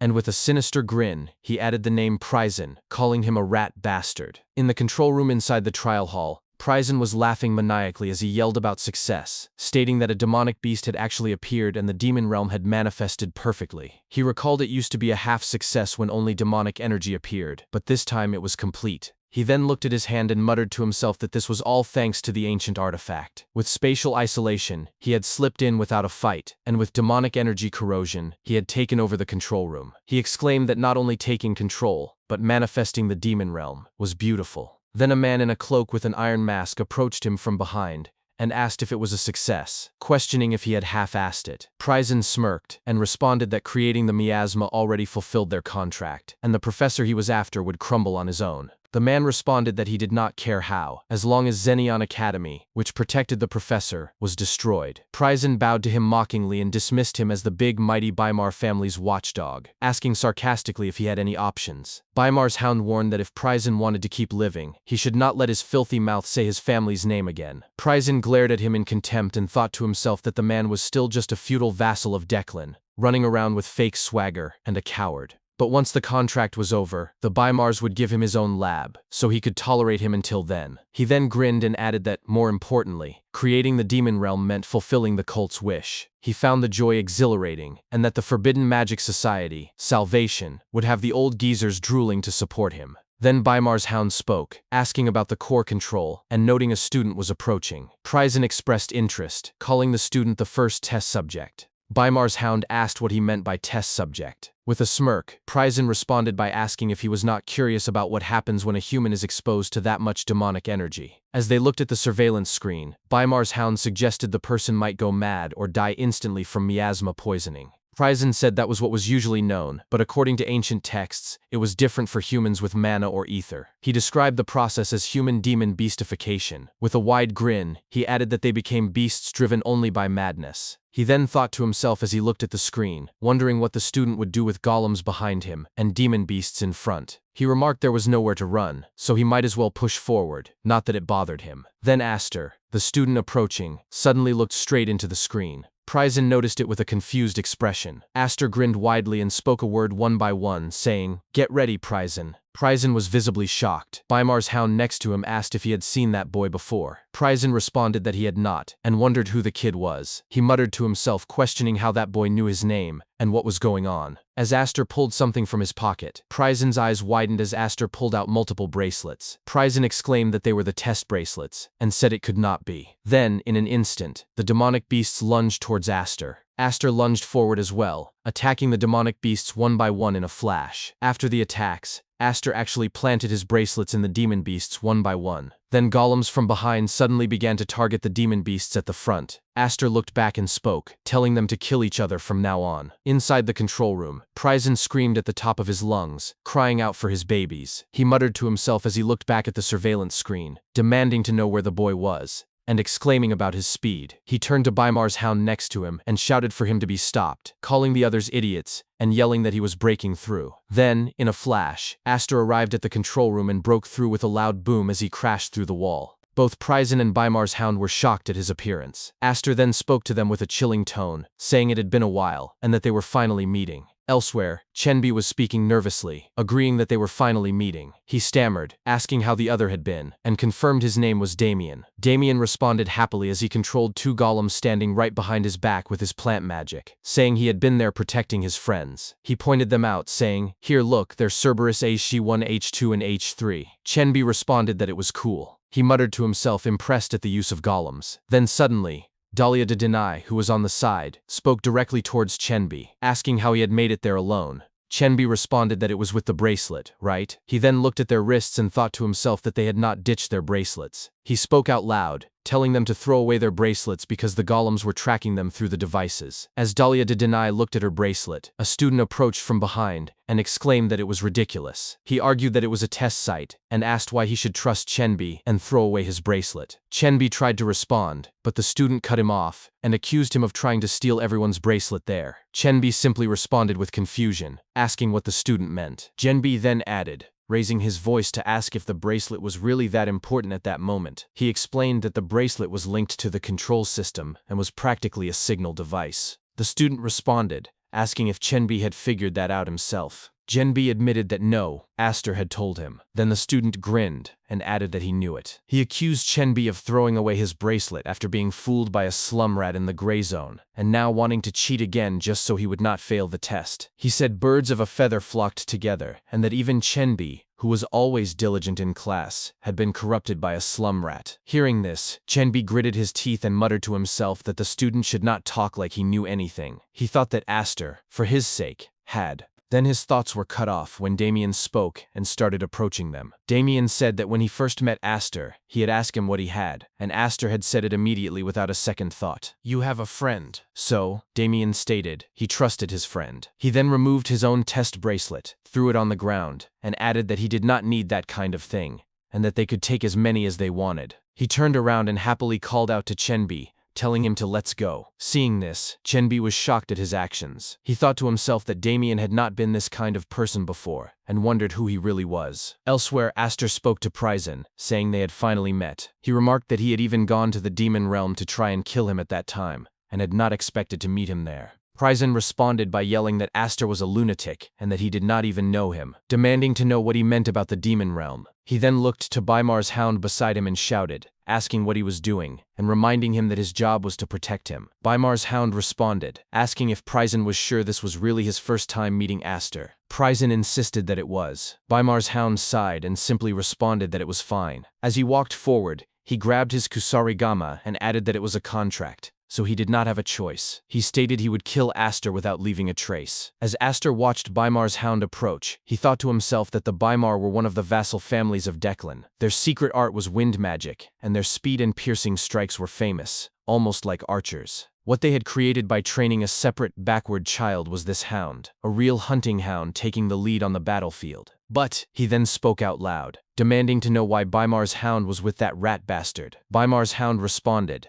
asking what was going on, and if Aster knew who they were. Then, without warning, Aster shouted loudly, emphasizing each word as he demanded again why Bymar's hound was with such a rat bastard. Bymar's hound muttered to himself that Aster must have lost his mind the moment death stared him in the face. He spoke out loud, asking what it mattered to him. Then Aster shouted again, repeating the same question with intense emphasis. Bymar's hound's rage started to boil as he told Aster to stop repeating the same thing already. In an instant, he attacked by throwing his kusarigama. Aster began to move, rushing forward while dodging the attack, and shouted once more, repeating the question. Bymar's hound prepared another attack as a magic circle formed on his hand. He shouted back as he attacked, telling Aster to stop and calling him a lunatic. He demanded to know if Aster knew him and why he was so obsessed. The kusarigama started to change direction and now aimed towards Aster from the back, but Aster did not falter as he continued to rush forward and shouted the fragmented words again. With that, Bymar's hound finally snapped. He started to rush forward towards Aster, thinking to himself that Aster was a crazy bastard he would tear apart while he was still breathing. He was confident that with recall magic, spin, and speed magic on his weapon, there was no way Aster could dodge it. Then, Aster spoke calmly, noting that Bymar's hound was getting worked up. He swiftly dodged the kusarigama from the back, grabbed the chain, and added that he had raised dogs before. With a wide grin, he stated that dogs get anxious when they hear the same loud, stressed words over and over, just as Bymar's hound was doing right now. After getting baited, Bymar's hound was visibly shocked and called Aster a son of a bitch for treating a person like a dog. Then Aster flung the kusarigama and hit Bymar's hound right in his side. Aster spoke, asking if he was not, in fact, Declan's dog. At the back, Pryzen shouted as he watched the fight, demanding to know what Bymar's hound was doing, and warning that if he lost to a brat like that, it would be a disgrace. Then Aster clenched his fist as lightning magic enveloped it. He punched Bymar's hound with a collision attack, sending him flying through the air as blood gushed from his mouth. Pryzen watched him fly in disbelief. Then Aster spoke to Pryzen, addressing him by name. He remarked that Pryzen still liked to hide behind others, but noted that now it was just the two of them. Pryzen instantly grabbed an orb from his pocket and responded with a curse, calling Aster a little wretch. Aster then lifted the kusarigama and threw it right towards Pryzen, instantly cutting his right arm off. Pryzen screamed out of pain as blood gushed from his severed arm, yelling about his arm. He demanded to know who Aster was, and told him not to come any closer. He then looked back at the orb and thought to himself about the demon realm. He looked back at Aster, and with an anguished grin, spoke out loud that if Aster killed him, he would not be able to stop the demon realm. He asked if Aster was going to let his friends die in the demon realm. Then Aster simply responded, "So?" Pryzen was startled by his response and stuttered in confusion. Aster then calmly approached him and added that it was fine, he would wait. He told Pryzen to make sure he enjoyed the sight of the demon realm swallowing everyone whole. With a sinister tone, he added that next, it would be Pryzen's turn, and that he should laugh all he wanted while he still could. Pryzen thought to himself as blood streamed down from his severed arm, that the man before him was incomprehensible. He believed that it was not merely ordinary demonic energy but an entire demonic realm manifested, and he could not understand how Aster did not even flinch while that presence swallowed his companions. He questioned inwardly whether Aster could even be considered human. Fighting through the pain, Pryzen spoke aloud and said that he had already explained that he could stop the demonic realm, and that in 5 minutes all of Aster's friends would be saved, but before he could finish, Aster interrupted him while calmly walking closer and stated, "They will be dead." Pryzen stammered in panic and added that if that was what would happen, then he did not understand why Aster was acting this way. In an instant, Aster appeared directly in front of him and responded by asking why, explaining that the answer was simple. Without warning, Aster seized Pryzen's arm and forcefully ripped the gloves from his hand. Pryzen groaned in agony as his hand was wrenched away, crying out in pain. As he looked down, he realized in shock that his artifact was gone and wondered when Aster had managed to take it. Aster immediately put the artifact on his own hand and remarked, "This artifact." He implied that Pryzen was foolish to believe he alone could use it. Placing his hand on the magic sphere, Aster added that it brought back memories. He poured magical power into the sphere, activating the array before them. Pryzen stared in disbelief and wondered how such a thing was possible. Aster turned his head toward him with a cold expression and explained that there was no way he could forget Pryzen, the man who had taught the young master forbidden magic. He continued by elaborating that blood ran thicker than water, which was why the young master survived while Pryzen did not. He explained that Declan would have pinned countless crimes on Pryzen and killed him, so he had hunted Pryzen down himself because he could not allow Declan to claim that satisfaction. He reflected that he had chased Pryzen for an immeasurable length of time, having lost all sense of it due to his unstable state of mind. He stated that he once prided himself on catching anyone he pursued across the continent, yet Pryzen was the only one who ever escaped him. He described Pryzen as quick and sly, recalling how he searched everywhere from the black and white zone to the back alleys of the kingdom and even into the Empire's underworld. There was nowhere he had not searched, and his hands had been drenched in blood throughout that pursuit. After chasing endlessly, he explained that the place Pryzen finally chose was the demonic realm. Aster covered part of his face as a wide grin spread, expressing amusement as he spoke about the demonic realm. He admitted that he thought he would lose his sanity there, unable to see Pryzen while demonic beasts rushed him and the demonic energy eroded both his body and mind. He explained that when he finally gave up and emerged, a troubleshooter had been waiting outside, too afraid to enter the realm. According to Aster, that man delivered news, and he asked if Pryzen wanted to know what it was. With a menacing grin, he revealed that the troubleshooter had said Pryzen was dead, captured by Declan and forced to reveal everything about forbidden magic and the artifact. Pryzen collapsed to his knees as Aster continued, stating that he had felt completely empty afterward and had sat before the demonic realm for days, staring at the sky. Pryzen began to chuckle mindlessly and responded in a trembling voice that he did not understand what Aster was saying, and claimed he had never been involved with any young master from any family. Aster calmly pulled something from his magic pocket and remarked that Pryzen had lost too much blood. He retrieved a potion bottle, opened it, and admitted that he had not been paying enough attention. Pouring the potion over Pryzen, he said with a sinister smile that Pryzen could not die yet and instructed him to rest and listen to the end. As the potion flowed into his mouth, Pryzen thought to himself that this was his chance, believing that Aster was saving him and that he needed to find an opening to survive at all costs. After finishing, Aster lifted his head and resumed his story. He explained that as he stared at the sky, a wyvern had flown past, looking endlessly free. Comparing himself to it, he had felt pathetic and realized that his revenge had ceased to be about his comrades and had become nothing more than emotional venting. Because of that realization, he erased revenge from his mind. At that moment, Pryzen attempted to seize his chance and began to cast magic, thinking that now was the moment to use forbidden magic. Before he could complete anything, Aster placed his hand on Pryzen's face and abruptly continued, emphasizing the turn of events. He then slammed Pryzen's face into the ground with a wide, twisted grin and exclaimed, "I ran into you today?" He declared that all that time had been for this very moment. As he repeatedly smashed Pryzen's head into the ground, he explained that this was why he kept rereading the knowledge Pryzen left behind, including the demonic realm, forbidden magic, and the grotesque artifact. He also spoke of the detailed descriptions of how his comrades had died,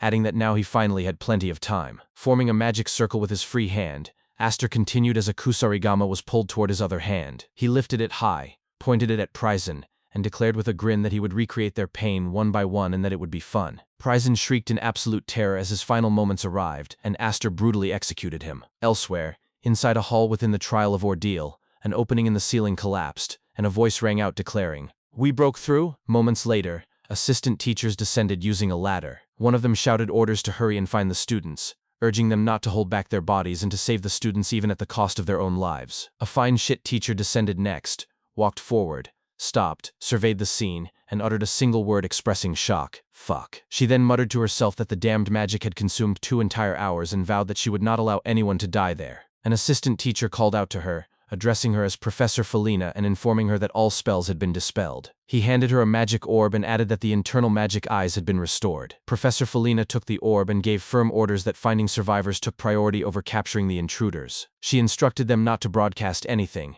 as they did not know how the intruders might react, and commanded them to find the children by magic eye or on foot. The assistant teachers responded in unison. As they investigated, they slowly found surviving students, some injured. Others discovered Damien and Chenbi with golems behind them, controlled by Damien's magic. While students were being located, Professor Felina noticed something unsettling and wondered how the intruders could have controlled the trial gate for a full 2 hours without a single death. Suddenly, a voice came through the magic orb asking if she could hear him. She responded by recognizing Professor Faroon. He informed her that they had entered the internal control room and suggested she look at his crystal screen, stating that it would be better if she saw it herself. She asked him to wait a moment. When she finally got a clear view, her eyes widened in shock, and she struggled to speak as she processed the sight. Professor Faroon explained that there had been 2 intruders and that they were now in that state. Professor Felina thought that even for someone who had seen countless gruesome things, this was difficult to look at. She wondered who could have reduced them to such a condition. Suddenly, something clicked in her mind, and she told herself to wait. She recalled a conversation with Professor Zayra, remembering how Zayra had handed her a document about Aster and explained that the student was a vagabond from the black and white zone who had entered using a Blando family admission. As she read,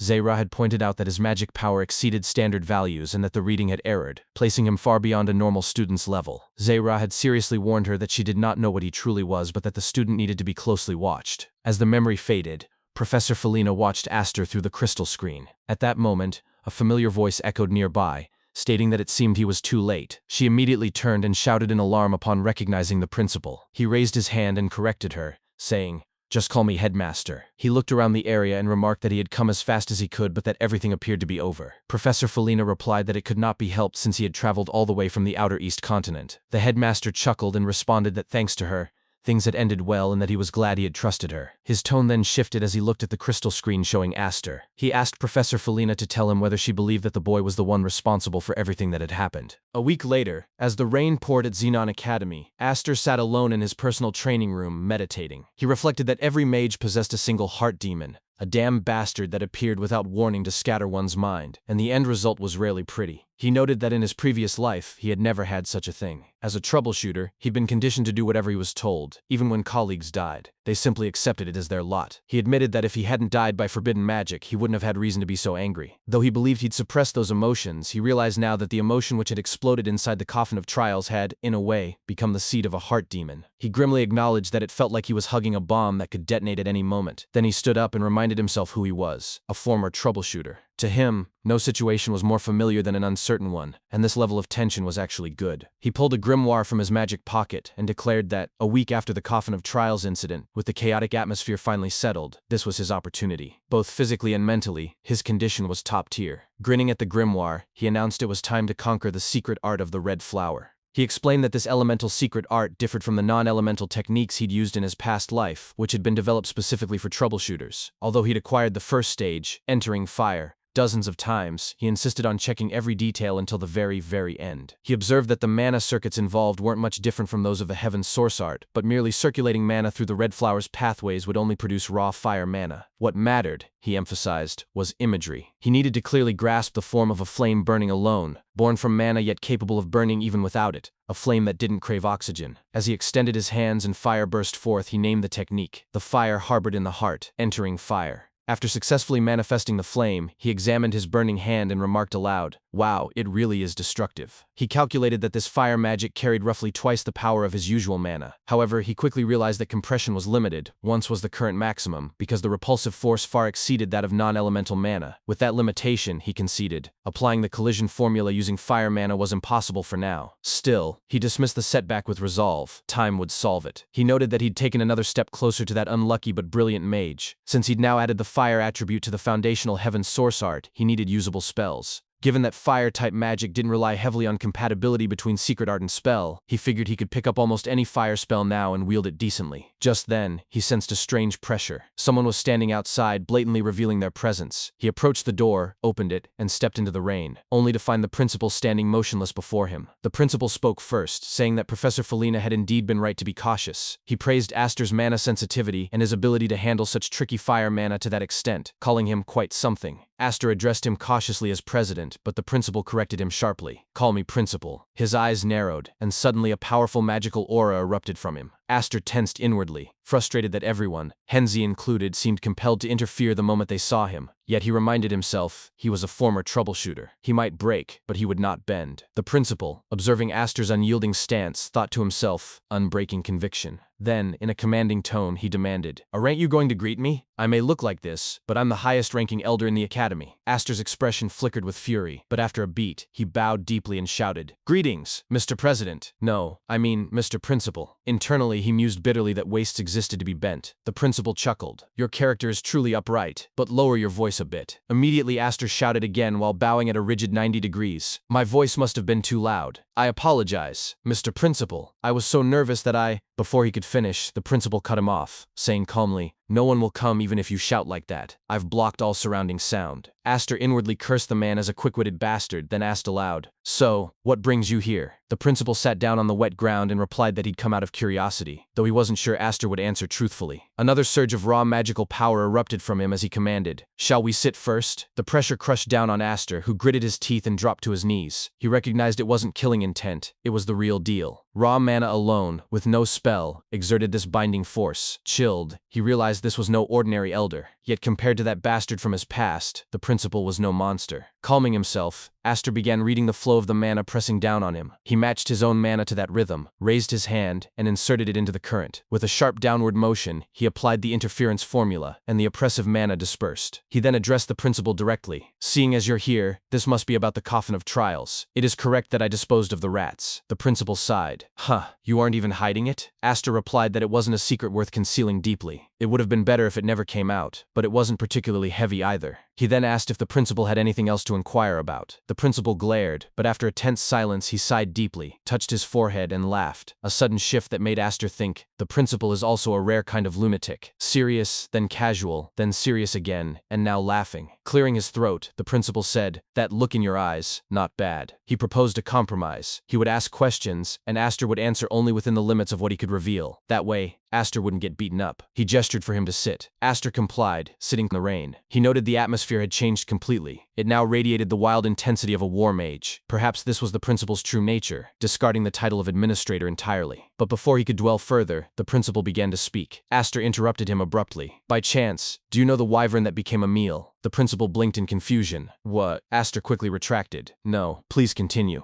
The principal leaned forward. "Junior." Aster corrected him politely. "I am a student, and you are a teacher, principal." The principal pointed a finger. "If you talk crazy, I will beat you up. If I say you're a junior, then you are a junior, and I am your senior. There are no teachers on the battlefield." Aster acquiesced inwardly. The words of the strong are law, and lowered his head. "Yes, senior." "Good," the principal said, satisfied. "Now you're obedient." His tone shifted again, his eyes sharpening as he asked, "Junior, what kind of bastards would leave it in that condition?" Aster recognized the gaze of a war mage, but notably, that hostility was aimed not at him, but at the intruders who had desecrated the coffin of trials. Aster responded aloud, asking uncertainly what the principal intended to do. The principal replied without hesitation that he would crush them, naturally, and added that even His Majesty the Emperor would grant permission for such action. He mentioned he would need to gather his old comrades. Aster reflected inwardly that those old comrades must refer to war mages, or the knights the principal had once served alongside. Certainly not average fighters. Speaking again, Aster identified the Declan family as the culprits. The principal fell silent for a moment before asking whether Aster happened to know a mage who had become wyvern food. Aster denied it flatly. The principal countered that he sensed deception in the answer, and warned that Aster might be next. Internally cursing the man's sharpness, Aster mused that it would have been a sight to see the principal's old comrades charge straight at the Declans. Then, aloud, he corrected himself. It was the Weimar family. The principal lowered his head and asked if both were from Weimar. Aster clarified that one was from the Weimar family, and the other was the magic engineer Prisen. When the principal pressed whether anything else was being hidden, Aster snapped back with irritation, asking if he had to chew it up and spoon-feed the information. The principal scoffed at his attitude but relented, then asked how Aster knew about them. Aster merely shook his head. After another pause, the principal moved on. Following a series of further questions, the principal eventually said, "Right, I see." Aster thought to himself that he'd revealed everything he could. Everything except the rare items, the grimoire, and certain details about the professor. He could sense the principal was genuinely furious, though not because of poor answers. As faint mana swirled around the principal, he asked pointedly if Aster happened to know a mage who had become goblin food, adding that he kept sensing disrespectful intent from him. Aster offered an awkward smile and insisted the principal must be mistaken, calling him senile, before catching himself. The principal rebuked him sharply. "Don't smile at me with those rotten goblin eyes." Aster closed his eyes and simply said,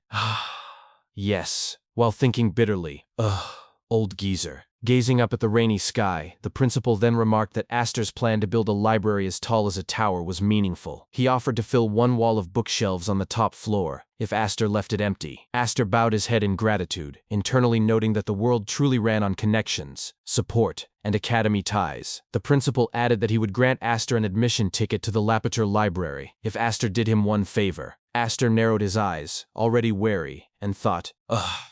This old man." The principal chided him to fix his eyes, saying one eye was enough to see the world. Aster laughed nervously and declared he was very eager to hear the request, though inwardly he feared the man might actually pluck his eye out. The principal assured him the request would come later, then shifted focus to the artifact that constructed the demonic realm. He acknowledged its danger but emphasized its utility, particularly its spatial isolation function, which would aid in securing Aster's planned tower. Aster silently agreed. The artifact had blocked all teleportation circles during the Coffin of Trials, and if even Academy professors couldn't penetrate it, it would be invaluable for defense. Still, he voiced concern that he lacked knowledge in magic engineering. The principal told him to consult Professor Felina, promising to vouch for him. He admitted that while he had chosen not to dig into Aster's true identity, convincing Felina would be difficult even for him, so they would proceed carefully. The next day, in the cafeteria, Aster sat reading a book when Chenbi and Damien called out to him enthusiastically. Aster was mildly shocked by their noticeably plump appearances, and asked why they'd gotten so fat. Chenbi laughed but was interrupted by fellow students greeting him warmly, one inviting him to practice magic, another thanking Damien for his help during the Coffin of Trials. Chenbi explained that everyone had been grateful for the bracelet information Aster had provided. Friends had gifted elixirs, and even their families had received assistance. He thanked Aster sincerely. Aster deflected, insisting Chenbi shouldn't thank him. He hadn't ordered anyone to act. Chenbi had convinced them himself and created the change. Turning to Damien, Aster asked what he had done. Chenbi proudly explained that Damien had controlled a golem using plant-based binding magic. Aster found this astonishing, doubting Damien had even settled his magical attribute yet. Chenbi suggested they sit and catch up, noting it had been a week. Just then, a woman's voice echoed from behind Aster. Really? I had a lot to say too. Chenbi startled upon seeing Professor Felina, who addressed Aster directly, and asked for a moment alone. Later, in her office, Professor Felina asked if Aster knew why she'd summoned him. He glanced around the room and dryly remarked that he assumed it wasn't for academic counseling. She confirmed this, and revealed she'd heard the story, that he was the descendant of an old war mage, and that the Weimar family was behind the incident. Aster agreed, calling them absolute trash. She concurred, adding that anyone associated with the Declans was generally trash. Aster realized this was the cover story the principal, no, the professor, had fabricated, that he was a wandering descendant of a war mage hiding his identity, whose master held a grudge against Declan and Weimar. Since it aligned with his actual stance, it was perfect. Professor Felina admitted there were suspicious points, but since the principal had vouched for him, she would let it slide for now. However, her demeanor shifted. She paused, her face slowly turning red as she leaned back and adjusted her hair, murmuring that she would bury everything. At the very least, he didn't seem like a threat to the academy. And, before she could continue, Aster cut in politely but firmly, saying, Professor, I'm sorry, but I am a student, and you are a professor. The age gap is… Her face flushed completely crimson as she muttered under her breath. The fuck did he say? Professor Felina's expression suddenly twisted with fury as she snapped, You little shit. A surge of magical aura erupted from her, shaking the room. Yet after a few tense moments, she visibly calmed herself. She admitted it was difficult to speak words that clashed with her personality, but insisted she had to say what needed saying. Closing her eyes, she murmured, Thank you. Thanks to you, we were able to preserve the Hall of Trials as well as the students. Aster was visibly shocked. He narrowed his eyes and thought to himself, is that so? Then, aloud, he began hesitantly, Professor. She told him bluntly to spit it out. After a pause, Aster explained that, as the principal may have mentioned, his goal was to establish a library, one open to everyone. He asked if she would consider donating some of her books. Professor Felina hummed in approval and agreed. Internally, Aster noted this secured his third academic connection, following Professor Faroon and the principal. Leaning forward, she declared it was time to address the main issue, the ancient artifact that constructed the demonic realm. She warned that researching its applications could take a long time. Though the artifact itself was dangerous, that wasn't the primary concern. She could destroy it any time if needed. The real threat, she emphasized, were those who would come after it, the Forbidden Magic Society, Salvatium. Aster misheard and repeated, Silvertown? Professor Felina corrected him sharply, Salvatium. She added with a glare that if he said something irrelevant one more time, she would pierce his ears. She went on to explain that Salvatium was an alliance of practitioners of forbidden magic, operating independently but united by a single goal, to recreate the demonic realm. The boy Pryzen, who had activated the artifact, must have been connected to them. Now that he was dead, they would come after Aster to retrieve it. Their persistence, she warned, would rival that of the Declan family. Regardless of what Aster was hiding or how much power he possessed, becoming a target of Salvatium meant he could die. Aster reflected silently on the phrase, could die. Then, smirking, he remarked inwardly that a clash with them seemed inevitable, and that it was no big deal. He would simply slaughter them all. Out loud, however, he merely grinned and said, "Yes, I'll keep that in mind." Professor Felina scoffed at his reaction and muttered to herself, "Look at this boy." Aster then pulled the artifact from his magic pocket and handed it to her, asking her to research it. She tucked it into her own pocket and called him a goblin with good ambition, promising to look into it. Suddenly, an assistant professor burst through the door, shouting that the head of the Declan family had arrived at the academy. Elsewhere, murmurs spread through the campus as the Declan carriage rolled in. Students and staff scrambled, tightening defenses, restricting the movements of parents whose children had been victimized, and evacuating students to dormitories. At the academy gates, Professor Faroon, Professor Felina, and the principal stood in formal reception. As the carriage halted, the principal narrowed his eyes at the current head of House Declan, Farin von Declan. He reflected that this man had become an archmage and assumed leadership of the mighty Declan house by age 30, a prodigy. Yet what was more widely known was the tyranny that had worsened under his rule. The principal sighed inwardly. Though rumors shouldn't be trusted easily, one thing was clear. Under the teachings of the first principal, even royalty were expected to walk the academy grounds on foot as a sign of humility. Yet Farin refused to set foot on the soil, arrogantly remaining in his carriage. And yet, cunningly, he acted as his own coachman, trampling academy tradition with horse hooves while making any protest impossible. It was a masterful display of political theater. Farin, for his part, glanced around and thought aloud. Not yet? The principal replied coolly that he didn't know what the family head meant. Farin responded casually that he'd heard the Hall of Trials had been overrun by some worms. The principal paused, then a grin formed on his face as he thought, "This bastard." A chilling magical aura radiated from him as he spoke aloud. "Family head, did you drag yourself all the way here just to say this bullshit?" Internally, he wondered why Farin was testing him like this. The attackers hadn't been officially revealed. Only a handful knew Declan was behind it, so why blabber so openly? Farin looked down at the principal from his carriage. After a moment, he smiled and raised his hand. Two glowing magic circles materialized above his palm. Suddenly, a portal opened in the air above, and severed heads began floating downward. Farin announced that this was the head of the Weimar Patriarch, and that he had served up the entire bloodline root and branch as a gift. He asked mockingly, "Well, does it suit your tastes?" From a distant rooftop, Aster watched silently. He thought to himself that, as expected,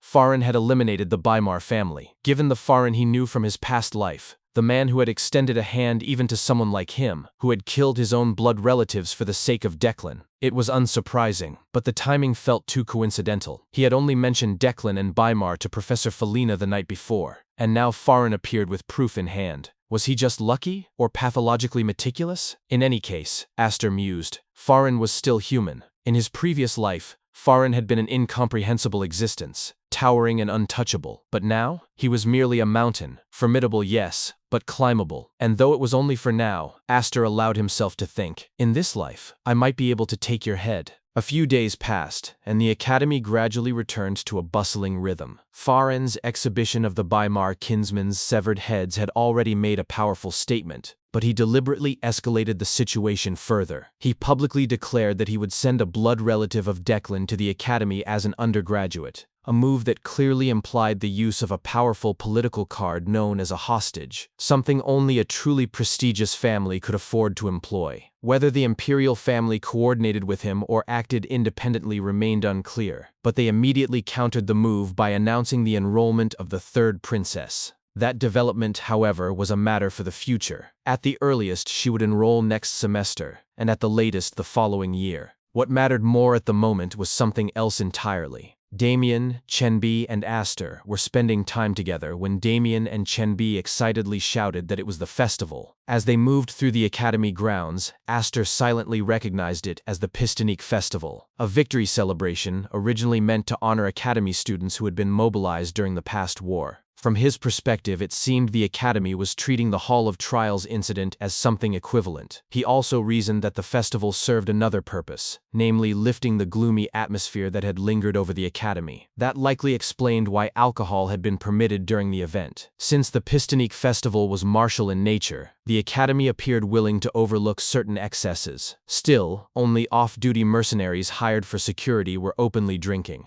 One mercenary, after finishing his drink, laughed loudly and boasted that no one could match him, openly challenging anyone to a drinking contest. Damien immediately slammed a sack of money onto the table and eagerly volunteered, declaring that he would take the challenge. Before the situation could escalate, an announcement echoed throughout the Academy, informing everyone that the Pistonique Awards ceremony would begin shortly and instructing those interested to gather in front of the Sage's Hall. At that moment, Aster grabbed Damien by the collar and dragged him away, bluntly telling him that they were leaving. Damien clicked his tongue in frustration but followed along. As they walked, Aster wore a faint grin and reflected that effort deserved reward. To him, it was finally time to collect. At the Sage's Hall, a professor relayed a message from the president before announcing the start of the awards ceremony. The winners were instructed to step onto the podium when their names were called. One by one, the names remembered for their contributions were announced. Dahlia de Denai, Damien von Blondeau, Eveline de Planche, Chen Bi, and finally Aster. As they moved forward, Aster's attention lingered on Eveline de Planche. He recalled that she was the daughter of the Goldrin Merchant Guild, yet something about her recognition felt suspicious to him. In his past life, he did not remember her being particularly exceptional. Still, with student testimonies backing her involvement, she must have been acknowledged as a contributor. Deciding not to dwell on it further, his thoughts shifted toward the reward itself, a highest-grade elixir. When the principal handed him the reward, the man grimly expressed deep gratitude for Aster's contribution. In response, Aster spoke internally toward the principal, asking whether he could return the certificate because it was nothing but ugly trash. The principal replied just as sharply and kind, warning him that if it ended up in the incinerator, Aster would be burned along with it. Looking down at the certificate, Aster smirked and concluded that he would simply have to burn it secretly. After some time passed, Aster reflected that the ceremony had ended, and the group returned to wandering through the academy, enjoying the festival. Having been running breathlessly for so long, he felt that spending the day relaxing was well deserved. As night fell, fireworks shot into the sky and burst into brilliant colors. The sight left Aster, Damien, and Chen Bi completely mesmerized. While watching the explosions of light, Aster thought that money was quite literally being blown away. Though he considered it a waste, he could not deny how impressive it looked. Closing his eyes briefly, he envisioned the future. Someday, when he built his tower, he would waste money just like this as well. From the highest floor, where the top would not even be visible, he would look down at the ground below. He imagined holding a festival that lasted at least a week, with the finale being his sage ascension ceremony. In that vision, the great sage Aster would ride a wyvern that ushered in a new era for the continent, preferably a white one.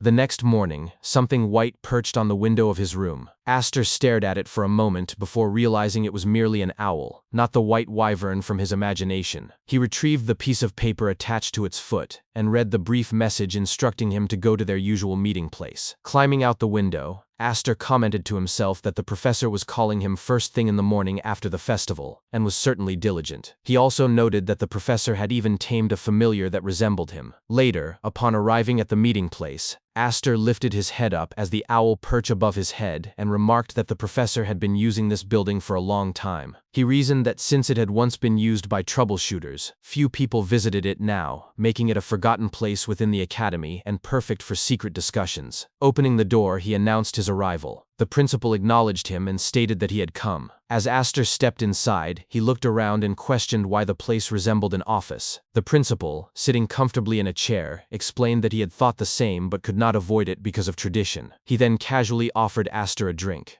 After sitting down and watching the principal pour drink into a cup, Aster asked what could possibly require his presence so early. The principal responded that he had already told him before, explaining that he needed a favor. Aster immediately recalled that this favor was in exchange for the library ticket. Reaching into his pocket, the principal remarked that the task was simple if one thought of it that way. He then handed Aster a sealed letter and instructed him to deliver it to a friend. Narrowing his eyes, Aster sensed trouble and thought that the request smelled extremely annoying. He asked where he needed to go, prompting the principal to stand and explain that he had contacted old colleagues and managed to pinpoint the man's location. According to him, the man was hiding well in the Hammelm Great Forest. Hearing the location, Aster cursed inwardly. The Hammelm Great Forest was a vast land preserved since ancient times, filled not only with countless monsters but also expensive magical ingredients. The idea of finding a single person in such a place seemed absurd to him. The principal reassured him that it would not be that difficult, noting that people lived there and that checking a few base camps should lead him to the man quickly. Aster attempted to refuse and began to apologize, but before he could finish, the principal interrupted, stating that he had forgotten to mention something. He placed another letter directly in front of Aster and explained that he had prepared a small something for his suffering junior. When Aster saw the contents listed, his thoughts exploded in shock. 2 highest-grade elixirs, 5 high-grade elixirs, and 10 mid-grade elixirs. His body began to tremble uncontrollably as the principal casually asked what Aster had been about to say after starting with an apology. Aster tried again, saying he was sorry, but this time his expression lit up with excitement as he declared that he could even drop out of the academy. Internally, he admitted the truth to himself. The price was simply too high to refuse. Later that day, Aster examined the final piece of paper the principal had given him. As he looked over it, a satisfied smile formed, and he reflected that merely seeing the contents was enough to put his mind at ease. There were 3 top-grade elixirs in total, including the one awarded during the Pistonique Award ceremony, and he could not help but think that this life was genuinely incredible. His attention then shifted as he pulled out another document. It was an Iracane Workshop artifact crafting voucher, a privilege for a luxury workshop so exclusive that even noble families were forced to wait in line. As he stared at it, he questioned why such an item was in his possession at all. The answer came to him immediately. Behind a reward that was far too large to refuse, there was always the professor's hidden agenda, exactly as he had anticipated. His thoughts drifted back to the conversation he had shared with the principal earlier, right after accepting the favor. At the time, the principal had explained that he originally intended to summon the man back to the academy. With the demonic realm and Declan causing chaos, his assistance had been necessary. However, the man had claimed that returning right now would be awkward, citing unfinished business as the reason. Because of that, the principal had decided that Aster should go in his stead and help tie up those loose ends. Remembering this, Aster had smiled warmly at the principal and questioned whether he even possessed a conscience. As the memory faded, Aster continued walking and reflected that he had accused the principal of employment fraud and successfully squeezed additional rewards out of him. Although doing so had nearly gotten him beaten to death for being too accurate, the results spoke for themselves. He then turned his focus to his next step. Initially, he had planned to use the top-grade elixirs solely to increase his mana capacity. However, now that he possessed 3, there was no need to obsess over capacity alone. With that in mind, he recalled a technique created by referencing a knight's reinforced body, a state achieved through Aether. It was known as Magic Body, a technique that had allowed him to surpass the limits of a troubleshooter in his past life. To him,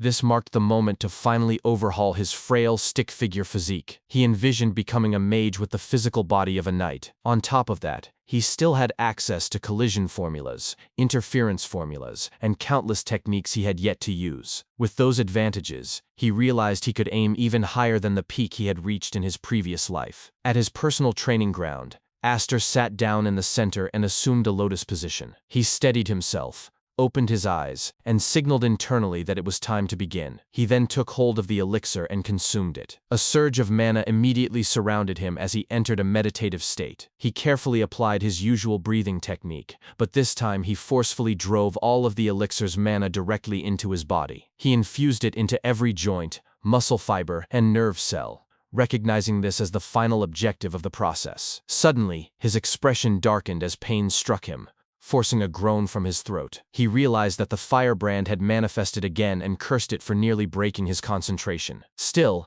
instead of panicking, he grinned. If the firebrand had triggered, then he was eager to see what kind of boost it would provide this time. He reminded himself to stick to the plan and maintain stability. First, he circulated the mana throughout his entire body rather than limiting it to the mana circuits. Then, he began injecting the mana directly into his muscle fibers. Another wave of overwhelming pain surged through him, and he struggled violently as it tore through his body. Internally, he acknowledged that the sensation was utterly insane. The pain was absolute torture, as though his muscles were being ripped apart strand by strand. For a fleeting moment, he questioned whether he truly needed to suffer this much. Unlike his past life, He was now wealthy. He wondered if stopping midway might be acceptable. That hesitation vanished as the pain intensified. He mentally lashed out, furious that the process had not even reached the bones yet, while mana threatened to flood them prematurely. As time passed, Aster was drenched in sweat and gasping for air. Eventually, he forced himself to stand. At that moment, he concluded that the magic body had been a success, and perhaps even more than that. Examining his hand, he assessed that his output could not fully support the physique yet. Still, with this body, he would not lose to a knight in terms of raw durability. Once the body matured and proper physical training was added, he was confident the results would be terrifying. Clenching his fist with a smirk, he imagined a future where a mage could beat knights with bare fists, no longer as a dream but as reality. Deciding to test regeneration first, he bit into his own finger. Blood immediately gushed out far more than he expected, leaving him momentarily stunned. He estimated that the injury should take about 15 minutes to heal. Instead, the wound closed instantly. His eyes widened in disbelief as he tried to process what had just occurred. The regeneration was comparable to that of a troll, far surpassing even what he had achieved in his past life. He recognized it as an unexpected bonus. If he combined this with the Healing Light secret manual he had obtained from Henzi, he would be on par with Damien,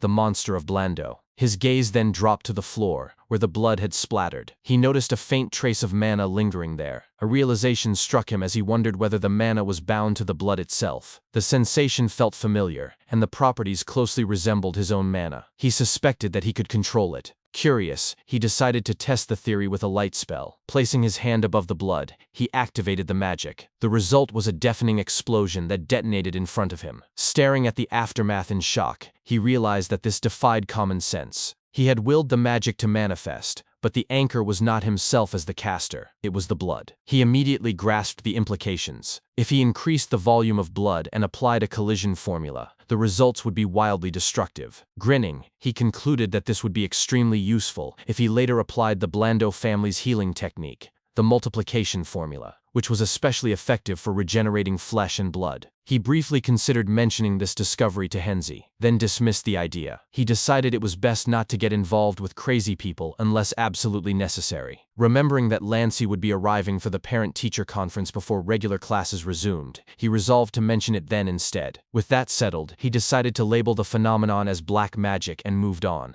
Later, inside the cafeteria, Lancey expressed her relief upon seeing both Damien and Aster safe, and asked whether there were any issues. Damien, seated in front of her, responded with excessive enthusiasm, insisting that there were no problems at all and urging her to leave quickly. After a brief pause, Lancey mentioned that the madam had a message she wished to convey. Damien asked what it was, prompting Lancey to bring up the proposal for lake creation and statue construction within the Blando estate that he had submitted previously. She remarked that the formatting had been quite professional, regardless of who had assisted him, and acknowledged that the proposal itself had been decent. Aster muttered internally that she was referring to the blood, sweat, and tears labeled as numbers 1 and 2. As Lancey sipped her tea, she delivered the madam's verdict. The proposal had been rejected. Damien's expression collapsed as he repeated the word in disbelief. Lancey quickly clarified that it was not a complete dead end. She explained that if Damien placed within the top 16 in the upcoming academy midterm evaluations, she would have sufficient grounds to make another request to the madam on his behalf.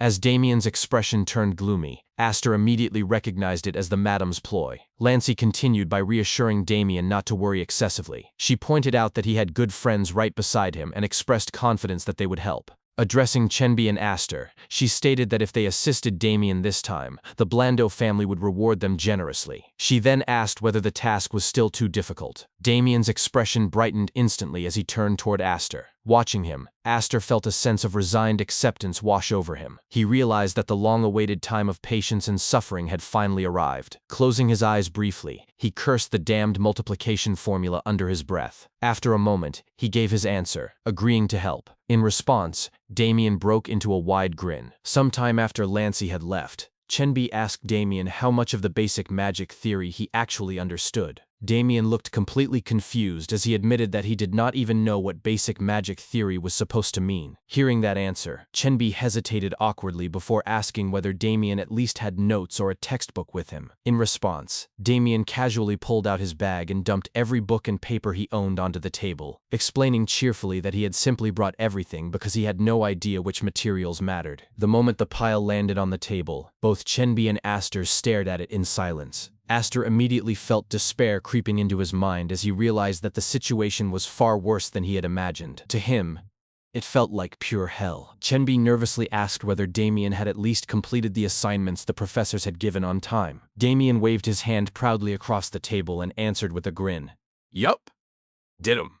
That answer briefly relieved Chenbi, who let out a deep sigh, believing there might still be hope. Aster, however, was not convinced at all. As he searched through the stack of papers, he discovered one assignment titled Subject Number 2, Blood, Sweat, and Tears. The moment he saw it, he closed his eyes in frustration. He felt as though even the formulas for propagation were drifting farther and farther away from Damien's reach. Even so, Aster admitted internally that Damien was not entirely hopeless. Damien performed reasonably well in general elective subjects such as culture and history, likely because the Blando family had provided him with tutors in those areas. The real issue lay in every magic-related class. Aster believed he could technically teach Damien himself, but he lacked confidence in his ability not to beat Damien senseless out of sheer frustration. Damien, sensing the heavy atmosphere around him, wondered aloud whether the situation was truly that serious. Before anyone could answer, another student approached their table and greeted them. Aster recognized him immediately and called him Furion, though he pronounced the name incorrectly. Furion corrected him with visible irritation, while Aster dismissed it casually and claimed that he had said it correctly in the first place. Furion explained that although he had not intended to eavesdrop, he had overheard enough to understand that they were trying to help Damien study. When Aster coldly asked what business that was of his, Furion calmly stated that he believed he could actually help. Aster looked at him skeptically, prompting Furion to sigh before revealing that he had not originally intended to show this to anyone. He then pulled a stack of papers from inside his coat. The moment Chenbi saw them, he nearly lost his composure in shock. Furion smirked proudly and remarked that he had expected Chenbi to recognize them immediately. He explained that the documents were a complete collection of the Academy's past examination papers spanning the last 10 years. But that was only the beginning. Furion revealed even more files, boasting that he had compiled detailed analyses of every professor's exams. He had organized their question patterns, identified the topics most frequently emphasized, and categorized everything according to the M1, M2, and M3 classes. After presenting his work, he smugly asked whether that was finally enough to earn Aster's respect. Chenbi examined the materials carefully before admitting that, with resources like these, Damien might genuinely have a chance of surviving the exams. Aster, however, could not forget Furion's involvement during the trial of the casket, where he had framed Chenbi. Although Aster despised nearly everything about him and badly wanted to punch him, he reluctantly admitted that Furion's preparation was impressive enough that he had no choice but to tolerate him for the time being. Furion then stated that he had one condition for handing over the materials. Hearing that immediately made Aster consider whether he should simply hit Furion anyway before negotiations continued. Furion explained that after the midterm evaluations, he wanted Aster to help him with interpersonal combat training. Since Aster clearly knew how to fight, Furion believed he was more than capable of teaching him. Aster seemed mildly interested by the request.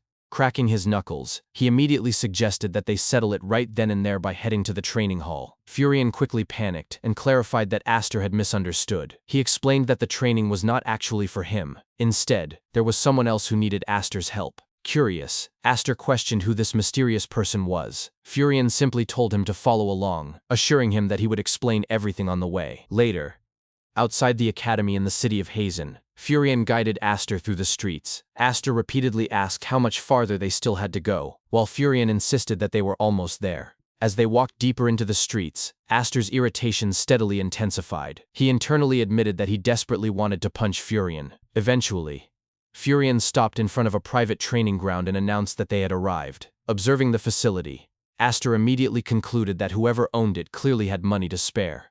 The two entered the grounds together, and from a distance Aster noticed a familiar figure. A woman, drenched in sweat and dressed in training attire, called out to him directly. It was Dahlia de Denai. The moment Aster recognized her, his eyes narrowed sharply. Furion quietly approached Dahlia and whispered anxiously, asking whether this was truly necessary. He admitted that while Aster defeating the Dolampe family had certainly been impressive, he still questioned whether Aster was truly someone worthy of teaching her. Before Furion could even finish speaking, Dahlia coldly shut him down. She firmly declared that she would never rely on the power or prestige of her family. Afterward, she stepped toward Aster and directly requested his help herself. Aster fell silent for a moment before finally responding that he wanted one additional thing in exchange before agreeing. He turned toward Furion and declared that he intended to borrow Dahlia during the exam period so she could tutor Damien. He promised he would make good use of her help and return her afterward. Furion nearly exploded in disbelief. He immediately protested and turned toward Dahlia, asking whether she was seriously considering such absurd nonsense. He reminded Aster that the study materials had already been payment enough. Aster dismissed that argument immediately.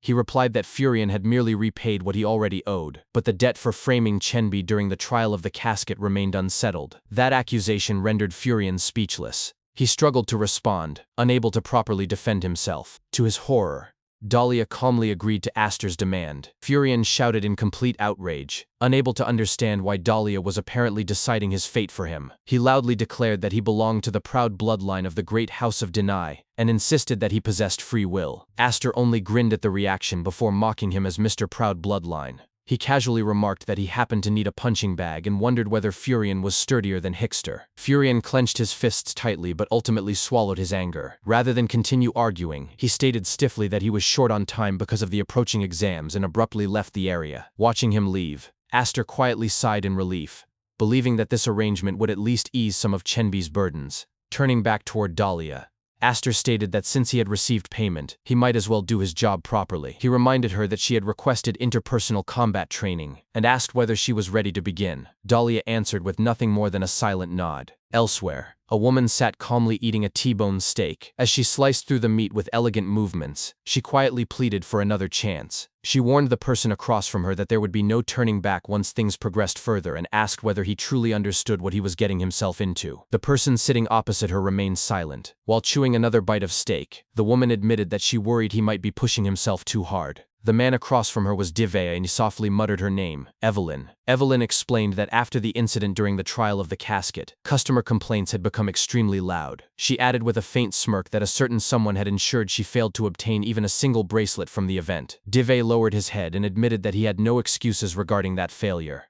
After studying him silently for a moment, Evelyn mentioned hearing a rumor that the Academy's midterm examination questions would supposedly be finalized by the following week at the latest. That statement visibly shocked Divea, who cautiously asked whether she was suggesting that he steal the exam papers.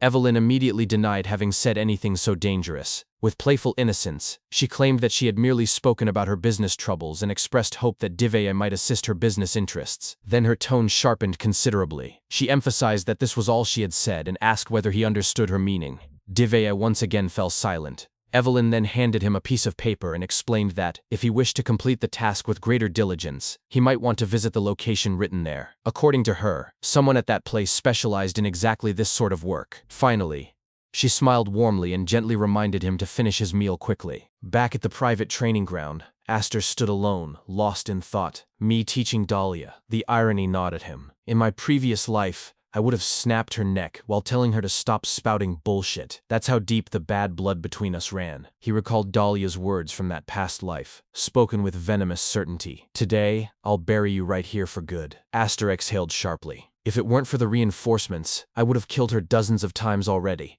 After she later rose to become Denai's chief mage, their paths never crossed again. But now, setting aside old grudges and weighing the practicalities, he realized something unexpected. Raising Dahlia was actually profitable. He didn't know why, but in the original timeline, Dahlia had eventually suppressed Declan. A slow smirk spread across his face. Should I move that timeline forward a bit? Honestly, if it's not now, I'll never get another chance to beat the hell out of her properly. Aloud, he called out, "All right, Dahlia, what do you think is the most important thing in a one-on-one fight?" Dahlia hesitated. I don't know. I just want to learn that movement you used back against Hickster. Aster raised an eyebrow. You want me to teach you my way? Seriously? You need to find a method that suits you. He pressed further. Now, imagine an official rank 8 mage fighting a rank 9 mage. Who do you think wins? Rank 8, she guessed uncertainly. No. Wrong, Aster corrected immediately. He tapped his temple. The one who cracks the other's head first wins. Dahlia blinked in confusion. The head? Without warning, Aster pointed his finger at her. A tiny spark of magic gathered at its tip.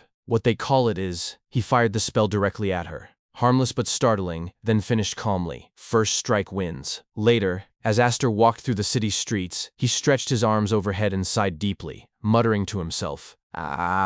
It's already this late, he reflected with grim satisfaction. If Dahlia keeps getting beaten properly like this, she'll grow up just fine. But then his thoughts turned elsewhere. But what about Damien? Just then he spotted Divea walking ahead. Aster's eyes lit up, and a wide grin spread across his face.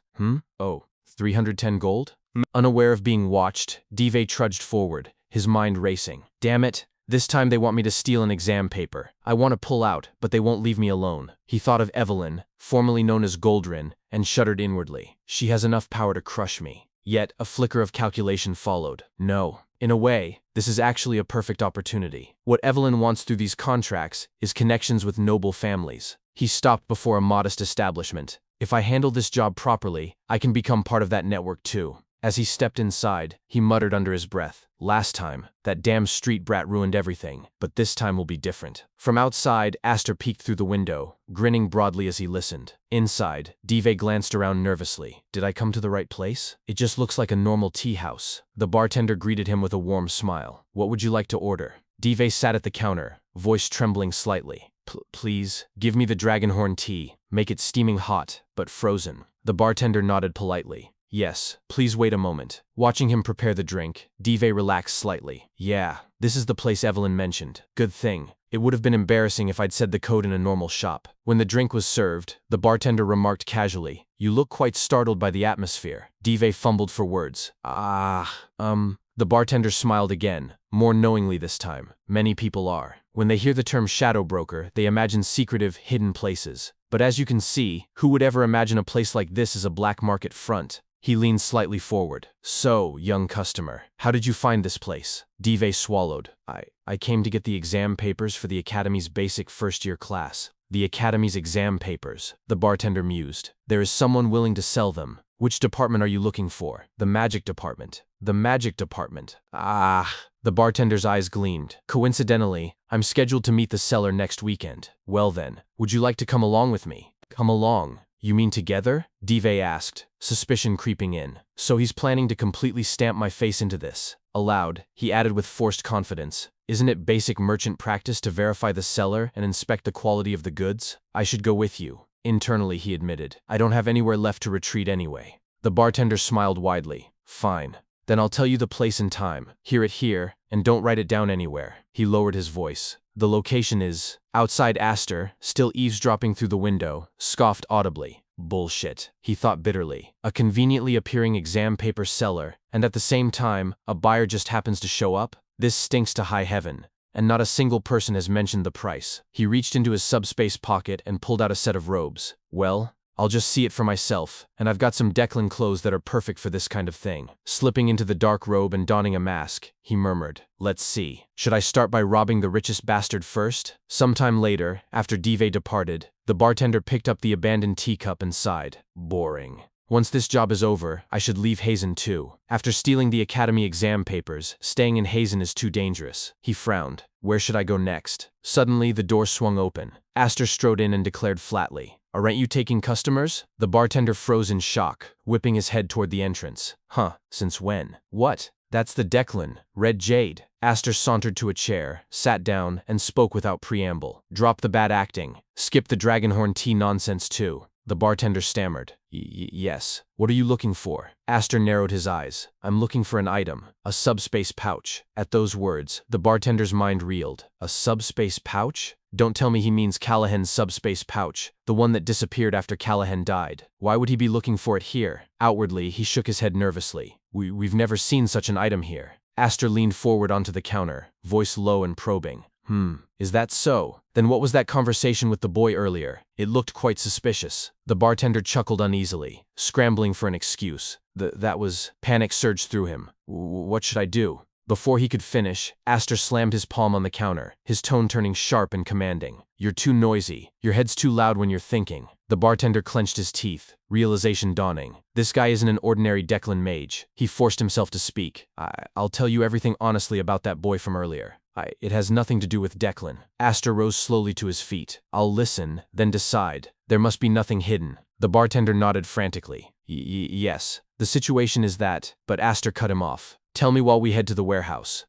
Why? Shouldn't I check the warehouse myself too?" Aster countered coolly. "What was he doing here? Are you hiding something from me?" The bartender closed his eyes, despair flooding his thoughts. Fuck. What is he trying to do? As they descended toward the warehouse, the bartender nervously glanced back at Aster and hesitantly asked whether they truly needed to take things this far. Aster calmly replied that if the bartender was innocent, then nothing would happen to him. He swore it in Declan's name, and assured him that anything confessed would remain secret forever, as long as it had nothing to do with Declan himself. The bartender fell silent for several moments, clearly weighing his options. Eventually, he gave in and admitted that the boy's job had been commissioned by the daughter of the Goldran Trading Company, Evelyn. He explained that he was merely someone who did business for money, and therefore did not know every detail, but he believed Evelyn was attempting to establish a black market within the academy to buy and sell exam papers. The moment Aster heard Evelyn's name, he immediately recognized it. Internally, he reflected on how famous she was within the academy. She was known for proper conduct, excellent relationships with her peers, and her reputation as a model student. The thought that someone like her could be conducting such shady dealings behind the scenes made his stomach twist with irritation. He bitterly complained inwardly that while some people were trapped working endlessly as private tutors with no future ahead of them, others comfortably handled money and schemes from the shadows. The unfairness of it all infuriated him to no end. Eventually, they arrived in front of the warehouse door. The bartender quietly announced that they had reached the location before opening it for him. Aster stepped inside and surveyed the contents carefully. He remarked that there was certainly quite a lot stored there. Picking up a scroll from among the supplies, he observed that, at first glance, nothing immediately appeared suspicious. Even so, he insisted that the family would need to verify everything properly themselves. The bartender immediately reacted in alarm, but Aster ignored his panic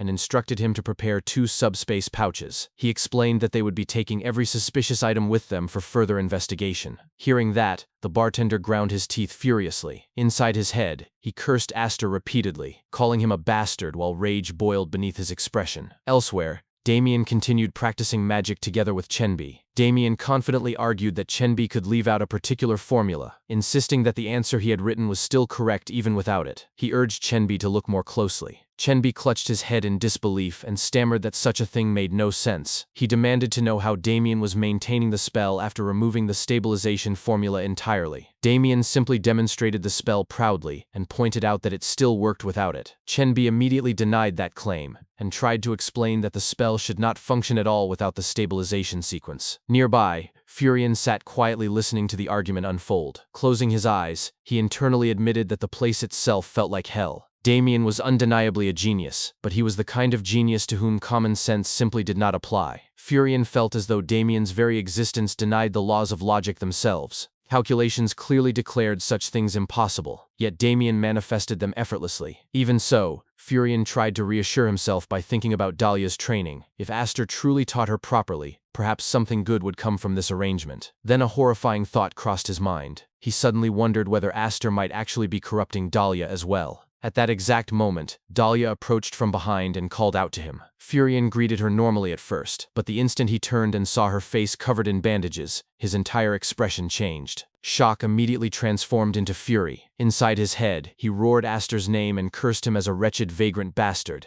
And just like that, an entire week passed. Throughout that week, Damien, Chenbi, and Furion continued studying together relentlessly. Eventually, one exhausted day, Chenbi asked Furion how the portions he had graded turned out. Chenbi explained that everything he personally checked had been correct. Furion replied that his own results were the same. Damien immediately brightened and excitedly asked whether that meant he had answered everything correctly. Chenbi confirmed that he had indeed gotten every answer right. Damien erupted with excitement and proudly declared that now he could finally make blood, sweat, and tears. Hearing that phrase again, Furion could only sigh inwardly. To him, the name perfectly described the miserable week they had all endured. The problems themselves had technically been basic, but surviving Damien's absurd methods had truly required blood, sweat, and tears. Still, despite everything, Furion admitted internally that Damien had genuinely improved. He then found himself wondering whether Aster was also doing well somewhere else. At that same moment, elsewhere in the city, Aster was crouched atop a rooftop, while dressed in Declan's robe and mask. Suddenly feeling an itch in his ear, he jokingly wondered whether someone was talking about him. From above, he observed Dive walking nervously through the streets below. Watching Dive's stiff movements, Aster immediately recognized how tense he was. Once again, he found himself wanting to beat Dive senseless. Although he had wanted to interfere the moment Dive met with the seller,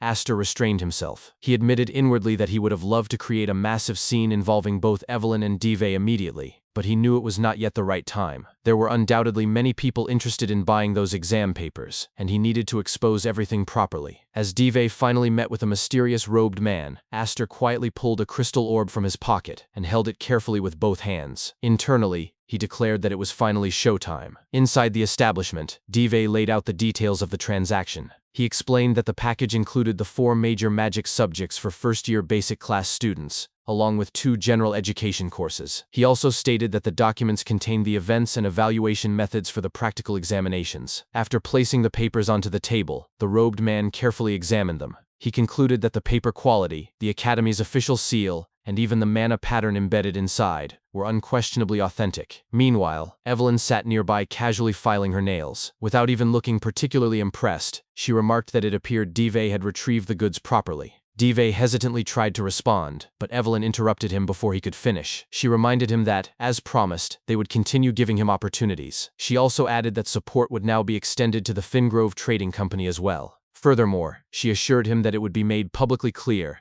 that all of this success was thanks to Dive himself. Hearing that, Dive nearly burst with satisfaction. Internally, he celebrated, believing that his family would finally no longer be able to ignore him. Evelyn then explained that her side would thoroughly examine everything before contacting him again. From this point onward, Dive himself would also be responsible for distributing the exam papers to the clients. Dive immediately agreed nervously. As he prepared to leave, Evelyn calmly informed him that they would see him again next time. Dive then departed without noticing the sudden shift in her expression. The moment he was gone, Evelyn scoffed openly and called him an idiot. She then stood and addressed the mysterious robed man beside her, asking whether the operation was proceeding smoothly. The man assured her that everything was progressing according to plan. Within only a few days, every job previously connected to Evelyn would instead be tied to Dive and the Fingrove Trading Company. Satisfied, Evelyn ordered him to continue carefully without making mistakes. She coldly explained that the only reason they were using Dive at all was precisely for this purpose. The robed man respectfully acknowledged her instructions. Afterward, Evelyn casually suggested that they share a meal together that day, and invited him to accompany her.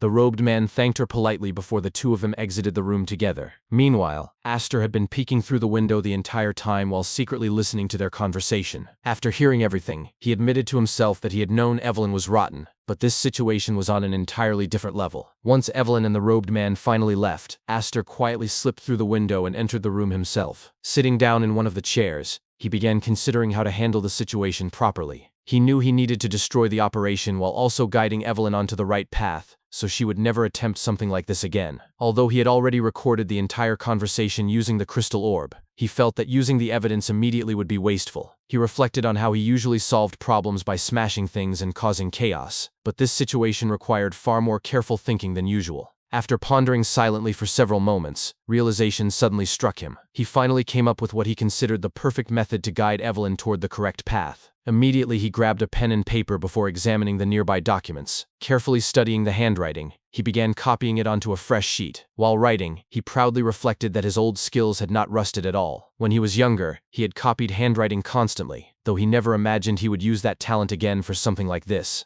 Amused with himself, he smugly admitted that he was perhaps a little too proud of his own abilities. Then, with complete confidence, he quietly declared inwardly that Evelyn was already finished. Elsewhere, at Dahlia's private training ground, Dahlia gasped heavily for air while continuing her combat training. Inside her mind, she repeated Aster's teachings to herself, focusing entirely on the concept of striking first in order to win. To her, that meant mastering the fastest activation speed possible for magic that could even be cast unconsciously. A wide grin spread across her face as she activated her magic successfully. At that moment, she triumphantly concluded that even a genius would die if their head was smashed open first. A few days passed, and before long, examination day finally arrived. Inside one of the academy classrooms, a professor announced that the test was over and ordered everyone to put down their pens immediately. He instructed the students to place their hands on their heads while the student seated in the back collected all the answer sheets and delivered them to the front. After some time, the tense atmosphere inside the classroom slowly loosened. Several students gathered around one of their classmates and eagerly asked him what theory he had used for question 3. The seated student smirked and jokingly answered that he had relied on the pen and paper theory.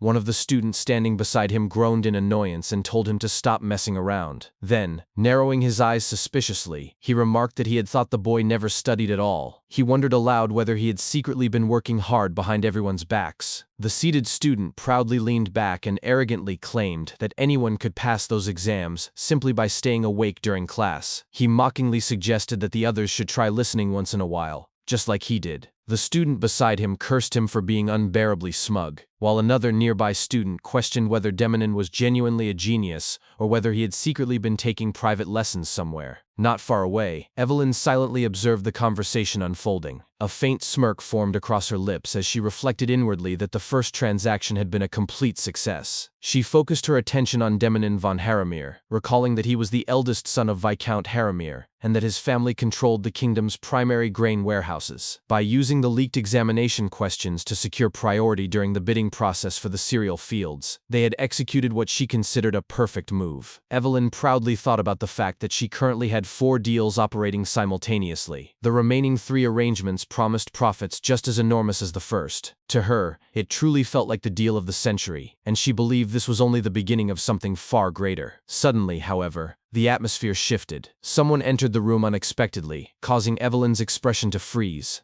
To her shock, she saw Dive entering alongside several other students while following a man from behind. At first, she assumed one of her other clients had arrived, but the situation quickly became strange when the man loudly called for Demonin by name and instructed him to follow immediately. Demonin looked startled and uncertain as he asked whether the professor truly meant him. The man replied in an authoritative tone that the director was waiting for him personally and ordered him to come along without delay. The instant Evelyn heard that, her expression darkened. Anxiety immediately gripped her mind as she desperately tried to understand what was happening. The following morning, an emergency announcement echoed throughout the entire academy. All first-year students of the basic class were ordered to gather immediately inside the grand hall. As students flooded into the massive chamber, uneasy murmurs spread through the crowd. Some whispered in confusion about the sudden assembly, while others claimed to have heard rumors about a major cheating scandal connected to the recent examinations. Several students expressed disbelief, struggling to imagine that anyone would actually dare to cheat during academy exams. Meanwhile, Evelyn stood silently among them while panic churned inside her mind. She desperately questioned who could possibly have been caught. She reassured herself repeatedly that it could not have been her because she had handled everything meticulously and left behind no evidence whatsoever. Her thoughts then shifted toward Dive.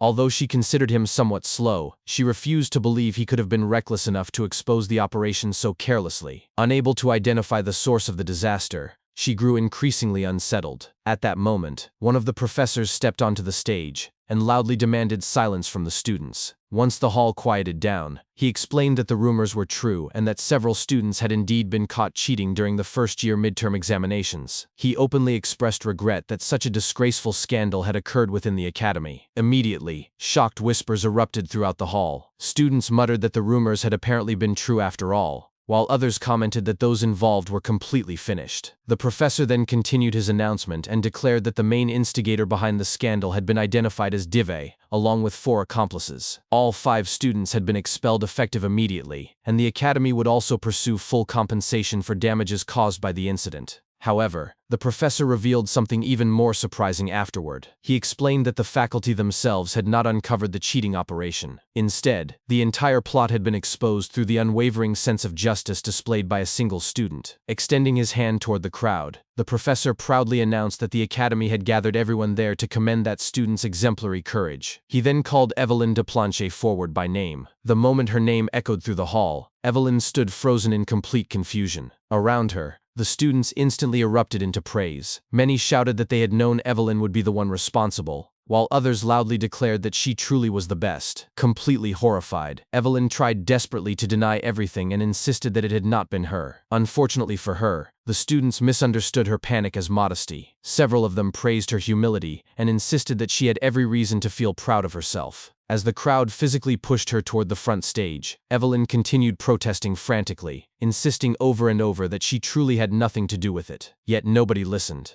One student from the back cheerfully told her there was no need to be humble because she deserved recognition for her heroic actions. Forced into the spotlight, Evelyn could only maintain an awkward smile while internally screaming in confusion and rage. She furiously thought to herself that she was not stupid enough to personally get caught in a cheating ring. Then, without giving her any opportunity to escape, the professor officially announced that the award ceremony would now begin. Inside her mind, Evelyn desperately repeated that everything about this situation was wrong. At the very back of the hall, Aster quietly clapped his hands together while enjoying the spectacle immensely. Internally, he reflected that this was exactly the kind of delightful scene he had hoped to create. He silently urged Evelyn not to stray from the righteous path, and imagined himself as someone guiding others toward honorable lives. With a wide grin spreading across his face, he proudly viewed himself as a righteous troubleshooter and a benevolent judge who corrected the corrupt. A week passed after what Aster considered Evelyn's reform. One day, excitement suddenly exploded across the academy when someone shouted that the rankings had finally been posted. The moment those words rang out,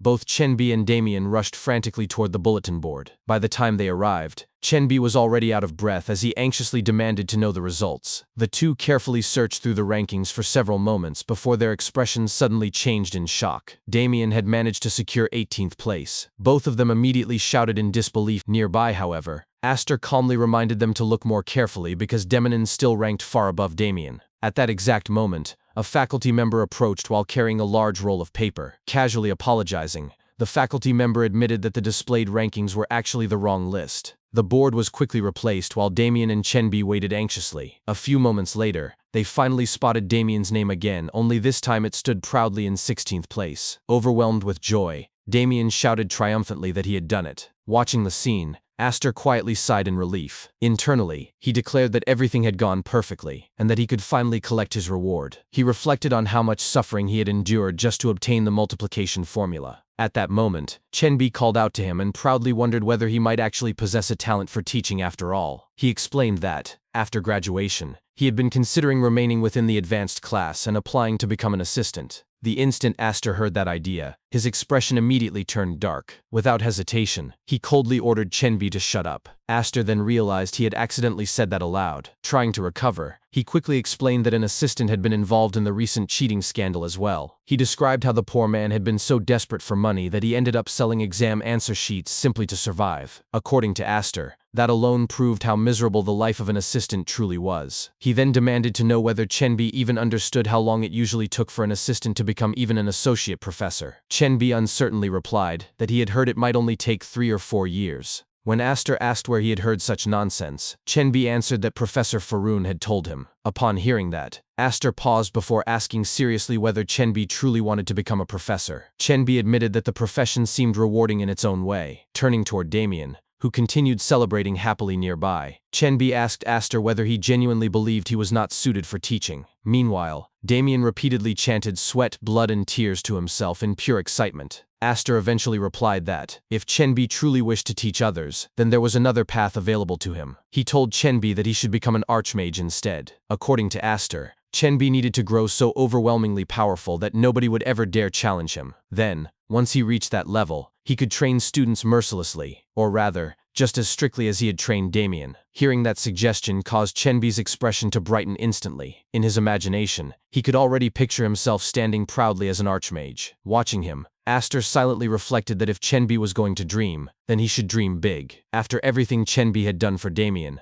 becoming nothing more than an assistant would be a complete waste of his talent. Inside his head, Aster practically screamed that Chenbi absolutely had to become an archmage. That way, he could someday repay Aster for saving his life, with interest included. Elsewhere, inside a certain dimly lit bar, a man entered quietly and stopped for a moment after spotting a robed figure sitting alone in the distance. The robed man immediately remarked that the visitor had finally decided to show up. The newcomer calmly sat across from him and mockingly observed that Kellogg was apparently still spending his life hiding inside damp holes. Kellogg fired back that such words sounded rich coming from someone whose entire life revolved around digging through dirt. The man quickly cut off the banter and explained that he needed Kellogg's help with something important. Kellogg jokingly asked whether he wanted him to sneak into the academy or something equally troublesome. The man then revealed that ancient ruins had recently been discovered within the forest of Hamelin. For a brief moment, Kellogg went silent before a wide grin slowly spread across his face. Amused and excited at the same time, he declared that this was going to become one massive headache. A few days later, Aster,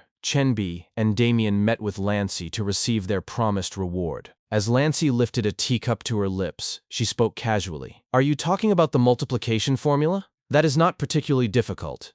While the core family secrets are off limits, certain high-level circuits are authorized for academic exchange. I'll ensure you receive one of our most prestigious arrays." Aster was momentarily taken aback. "Oh, wow. I did not expect her to give us a high-tier formula. That is an unexpected windfall. Lancey then turned her attention to Chenbi, her expression softening slightly. Chenbi, I am sorry to say this, but I did a bit of investigating. There seem to be some issues within your family. Are you aware of them? Chenbi nodded quickly. Ah, yes, but things have been getting better lately. Lancey leaned forward. The Blando family can resolve everything for you. Not only that, if you wish, we can provide your family with a better environment. Chenbi fell silent for a moment. Then, after a brief pause, he responded gently but firmly. Thank you for the offer, but I have to decline. Lancey adjusted her glasses, her tone patient. Mr. Chenbi, you do not need to think of this as charity or a debt. Chenbi shook his head. It's not that. It's just… He glanced toward Damien, who sat quietly nearby, and added with quiet conviction, I'd rather remain Damien's friend, without any strings attached. Lancey was visibly surprised, but after a few heartbeats, a genuine smile touched her lips. From the side, Aster watched the exchange and thought wryly to himself, somehow, I'm the only one who feels like a scoundrel here. Then Chenbi hesitated before speaking again. Would it be alright if I asked for something else instead? Of course, Lancey replied without hesitation. Anything at all. Chenbi's voice grew earnest. If the opportunity ever arises, I'd like to study magic under the Blando household. I want to broaden my horizons. Lancey studied him carefully. Are you truly certain that is all you require? Yes, Chenbi said with quiet certainty. That would be more than enough. Time passed. Back at the Blando family estate, Alfredo stood before Lady Bianca, delivering news regarding Chenbi. Upon hearing his report, Lady Bianca raised an eyebrow. And you're saying Damien's friend truly made such a request? Alfredo bowed respectfully. Indeed, madam. Lady Bianca's expression softened into one of quiet pride. It seems Damien has managed to find himself a true companion. Since the boy has proven to be an effective tutor for my son, the least we can do is provide him with the means to focus solely on his craft. She paused, then declared with finality, therefore, soon after, Chenbi received an official letter from House Blando. It read, effective immediately, House Blando formally declares itself the primary sponsor of the student Chenbi. Reading the words, Chenbi froze in disbelief. What? Beg pardon? His hands trembled as tears welled in his eyes, spilling over in stunned gratitude. And so, the chaotic midterm exams concluded with a result that left everyone, or at least, mostly everyone, satisfied. As the weeks went by, Professor Zayara addressed her students from the podium with unusual gravity. From this point forward, the Academy will commence the Combat Readiness Protocol. As many of you know, general education for the first-year basic class is officially suspended. All curriculum will now shift exclusively toward practical, anti-personnel combat. She paused, then added with deliberate emphasis. However, attendance is strictly voluntary. Training sessions will proceed as scheduled, but they are no longer mandatory. A student raised her hand. Excuse me, Professor. When you say voluntary, Professor Zayara answered swiftly. I mean exactly that. You may attend the drills, or you may seek your own path. Furthermore, you are permitted to return to your family estates to undergo private training. Her voice warmed slightly. But do not worry. For those who stay, our faculty will be augmented by a large contingent of active-duty Imperial Grade S combat mages. Aster listened intently, his mind already racing. Something's not right. They wouldn't just overhaul the combat schedule on a whim. The professors are clearly hiding something. A shift of this magnitude wouldn't come from the faculty. This order came from the top. Later that night, the principal's owl arrived at Aster's window, delivering a sealed message. Aster unrolled it to find only 2 words. 8 o'clock. He frowned. What exactly is going on? When Aster arrived at their usual meeting place, he stopped short in astonishment. I leave for a few days and the whole place looks different. He surveyed the area with growing admiration. He even set up a concealment barrier over a literal abandoned warehouse. He's turned this dump into a proper sanctuary. A slow grin spread across his face. Well, this should be plenty of space. Time to put that multiplication array to the test. He drew a small blade and cut a small wound on his finger. A single drop of blood welled forth and began to float in midair, pulsing with energy. It's a success, he murmured. The split red orbs are drawing in ambient mana to perfectly replicate the original's signature. But his expression tightened. But the output is still too low. If I try this, then… Before he could finish, a voice cut through the air from behind him. What the hell are you cooking up now? Aster turned to see the principal standing there, and spoke. Ah, you're early. The principal narrowed his eyes, sensing the strange resonance in the air. I can feel your mana vibrating inside these things. Don't tell me you can channel any spell you want through these beads? Without answering, Aster flicked his wrist. The blood beads shifted form, morphing seamlessly into different magical signatures, Each one stable and potent, something like that, he said simply. They're versatile. The principal stared, utterly dumbfounded. After a long moment, he exploded in disbelief. You can store raw mana and use them as remote casting points? What about the range? Give me a maximum effective distance. Wait, forget that. Where the hell did you find these? Aster, startled by the intensity of the reaction, quickly recovered and grinned. I'll give you the full breakdown. But first, I need one small favor. The air around the principal changed instantly. He exhaled sharply. You've got some nerve asking me to be your practice dummy. Aster's inner thoughts were gleeful. Perfect. He's the ultimate high-tier sandbag. Aloud, he called out, "Ready? Don't forget to brace yourself." The principal scoffed.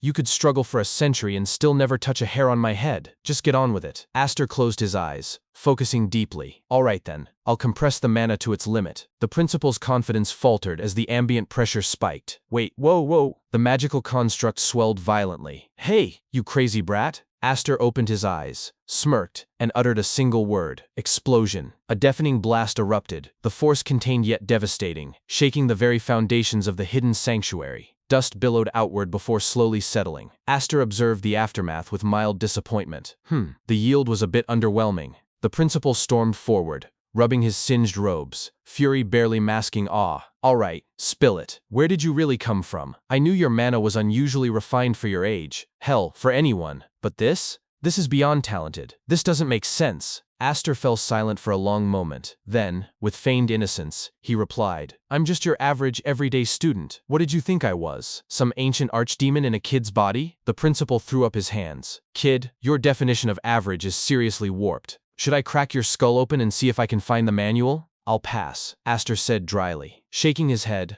the principal muttered, "The logic behind that spell is completely alien." Then his eyes sharpened. "Fine, magic aside. Where did those red beads go?" "Oh, those?" Aster flicked his middle finger dismissively toward the principal. "Right here." In an instant, the principal lunged forward and smashed Aster squarely on the head. After the brief scuffle subsided, they both settled onto a couch inside the reinforced warehouse. Aster rubbed his sore scalp and finally asked, "Anyway, what was so urgent that you called me out here?" The principal placed a crystal ball on the table between them. "Right. About that. It's regarding the Great Forest incident." He tapped the orb lightly. "Take a look at this before we go any further." Aster gazed into the crystal ball as the recording played. Moments passed, then his expression twisted in shock. "What in the—"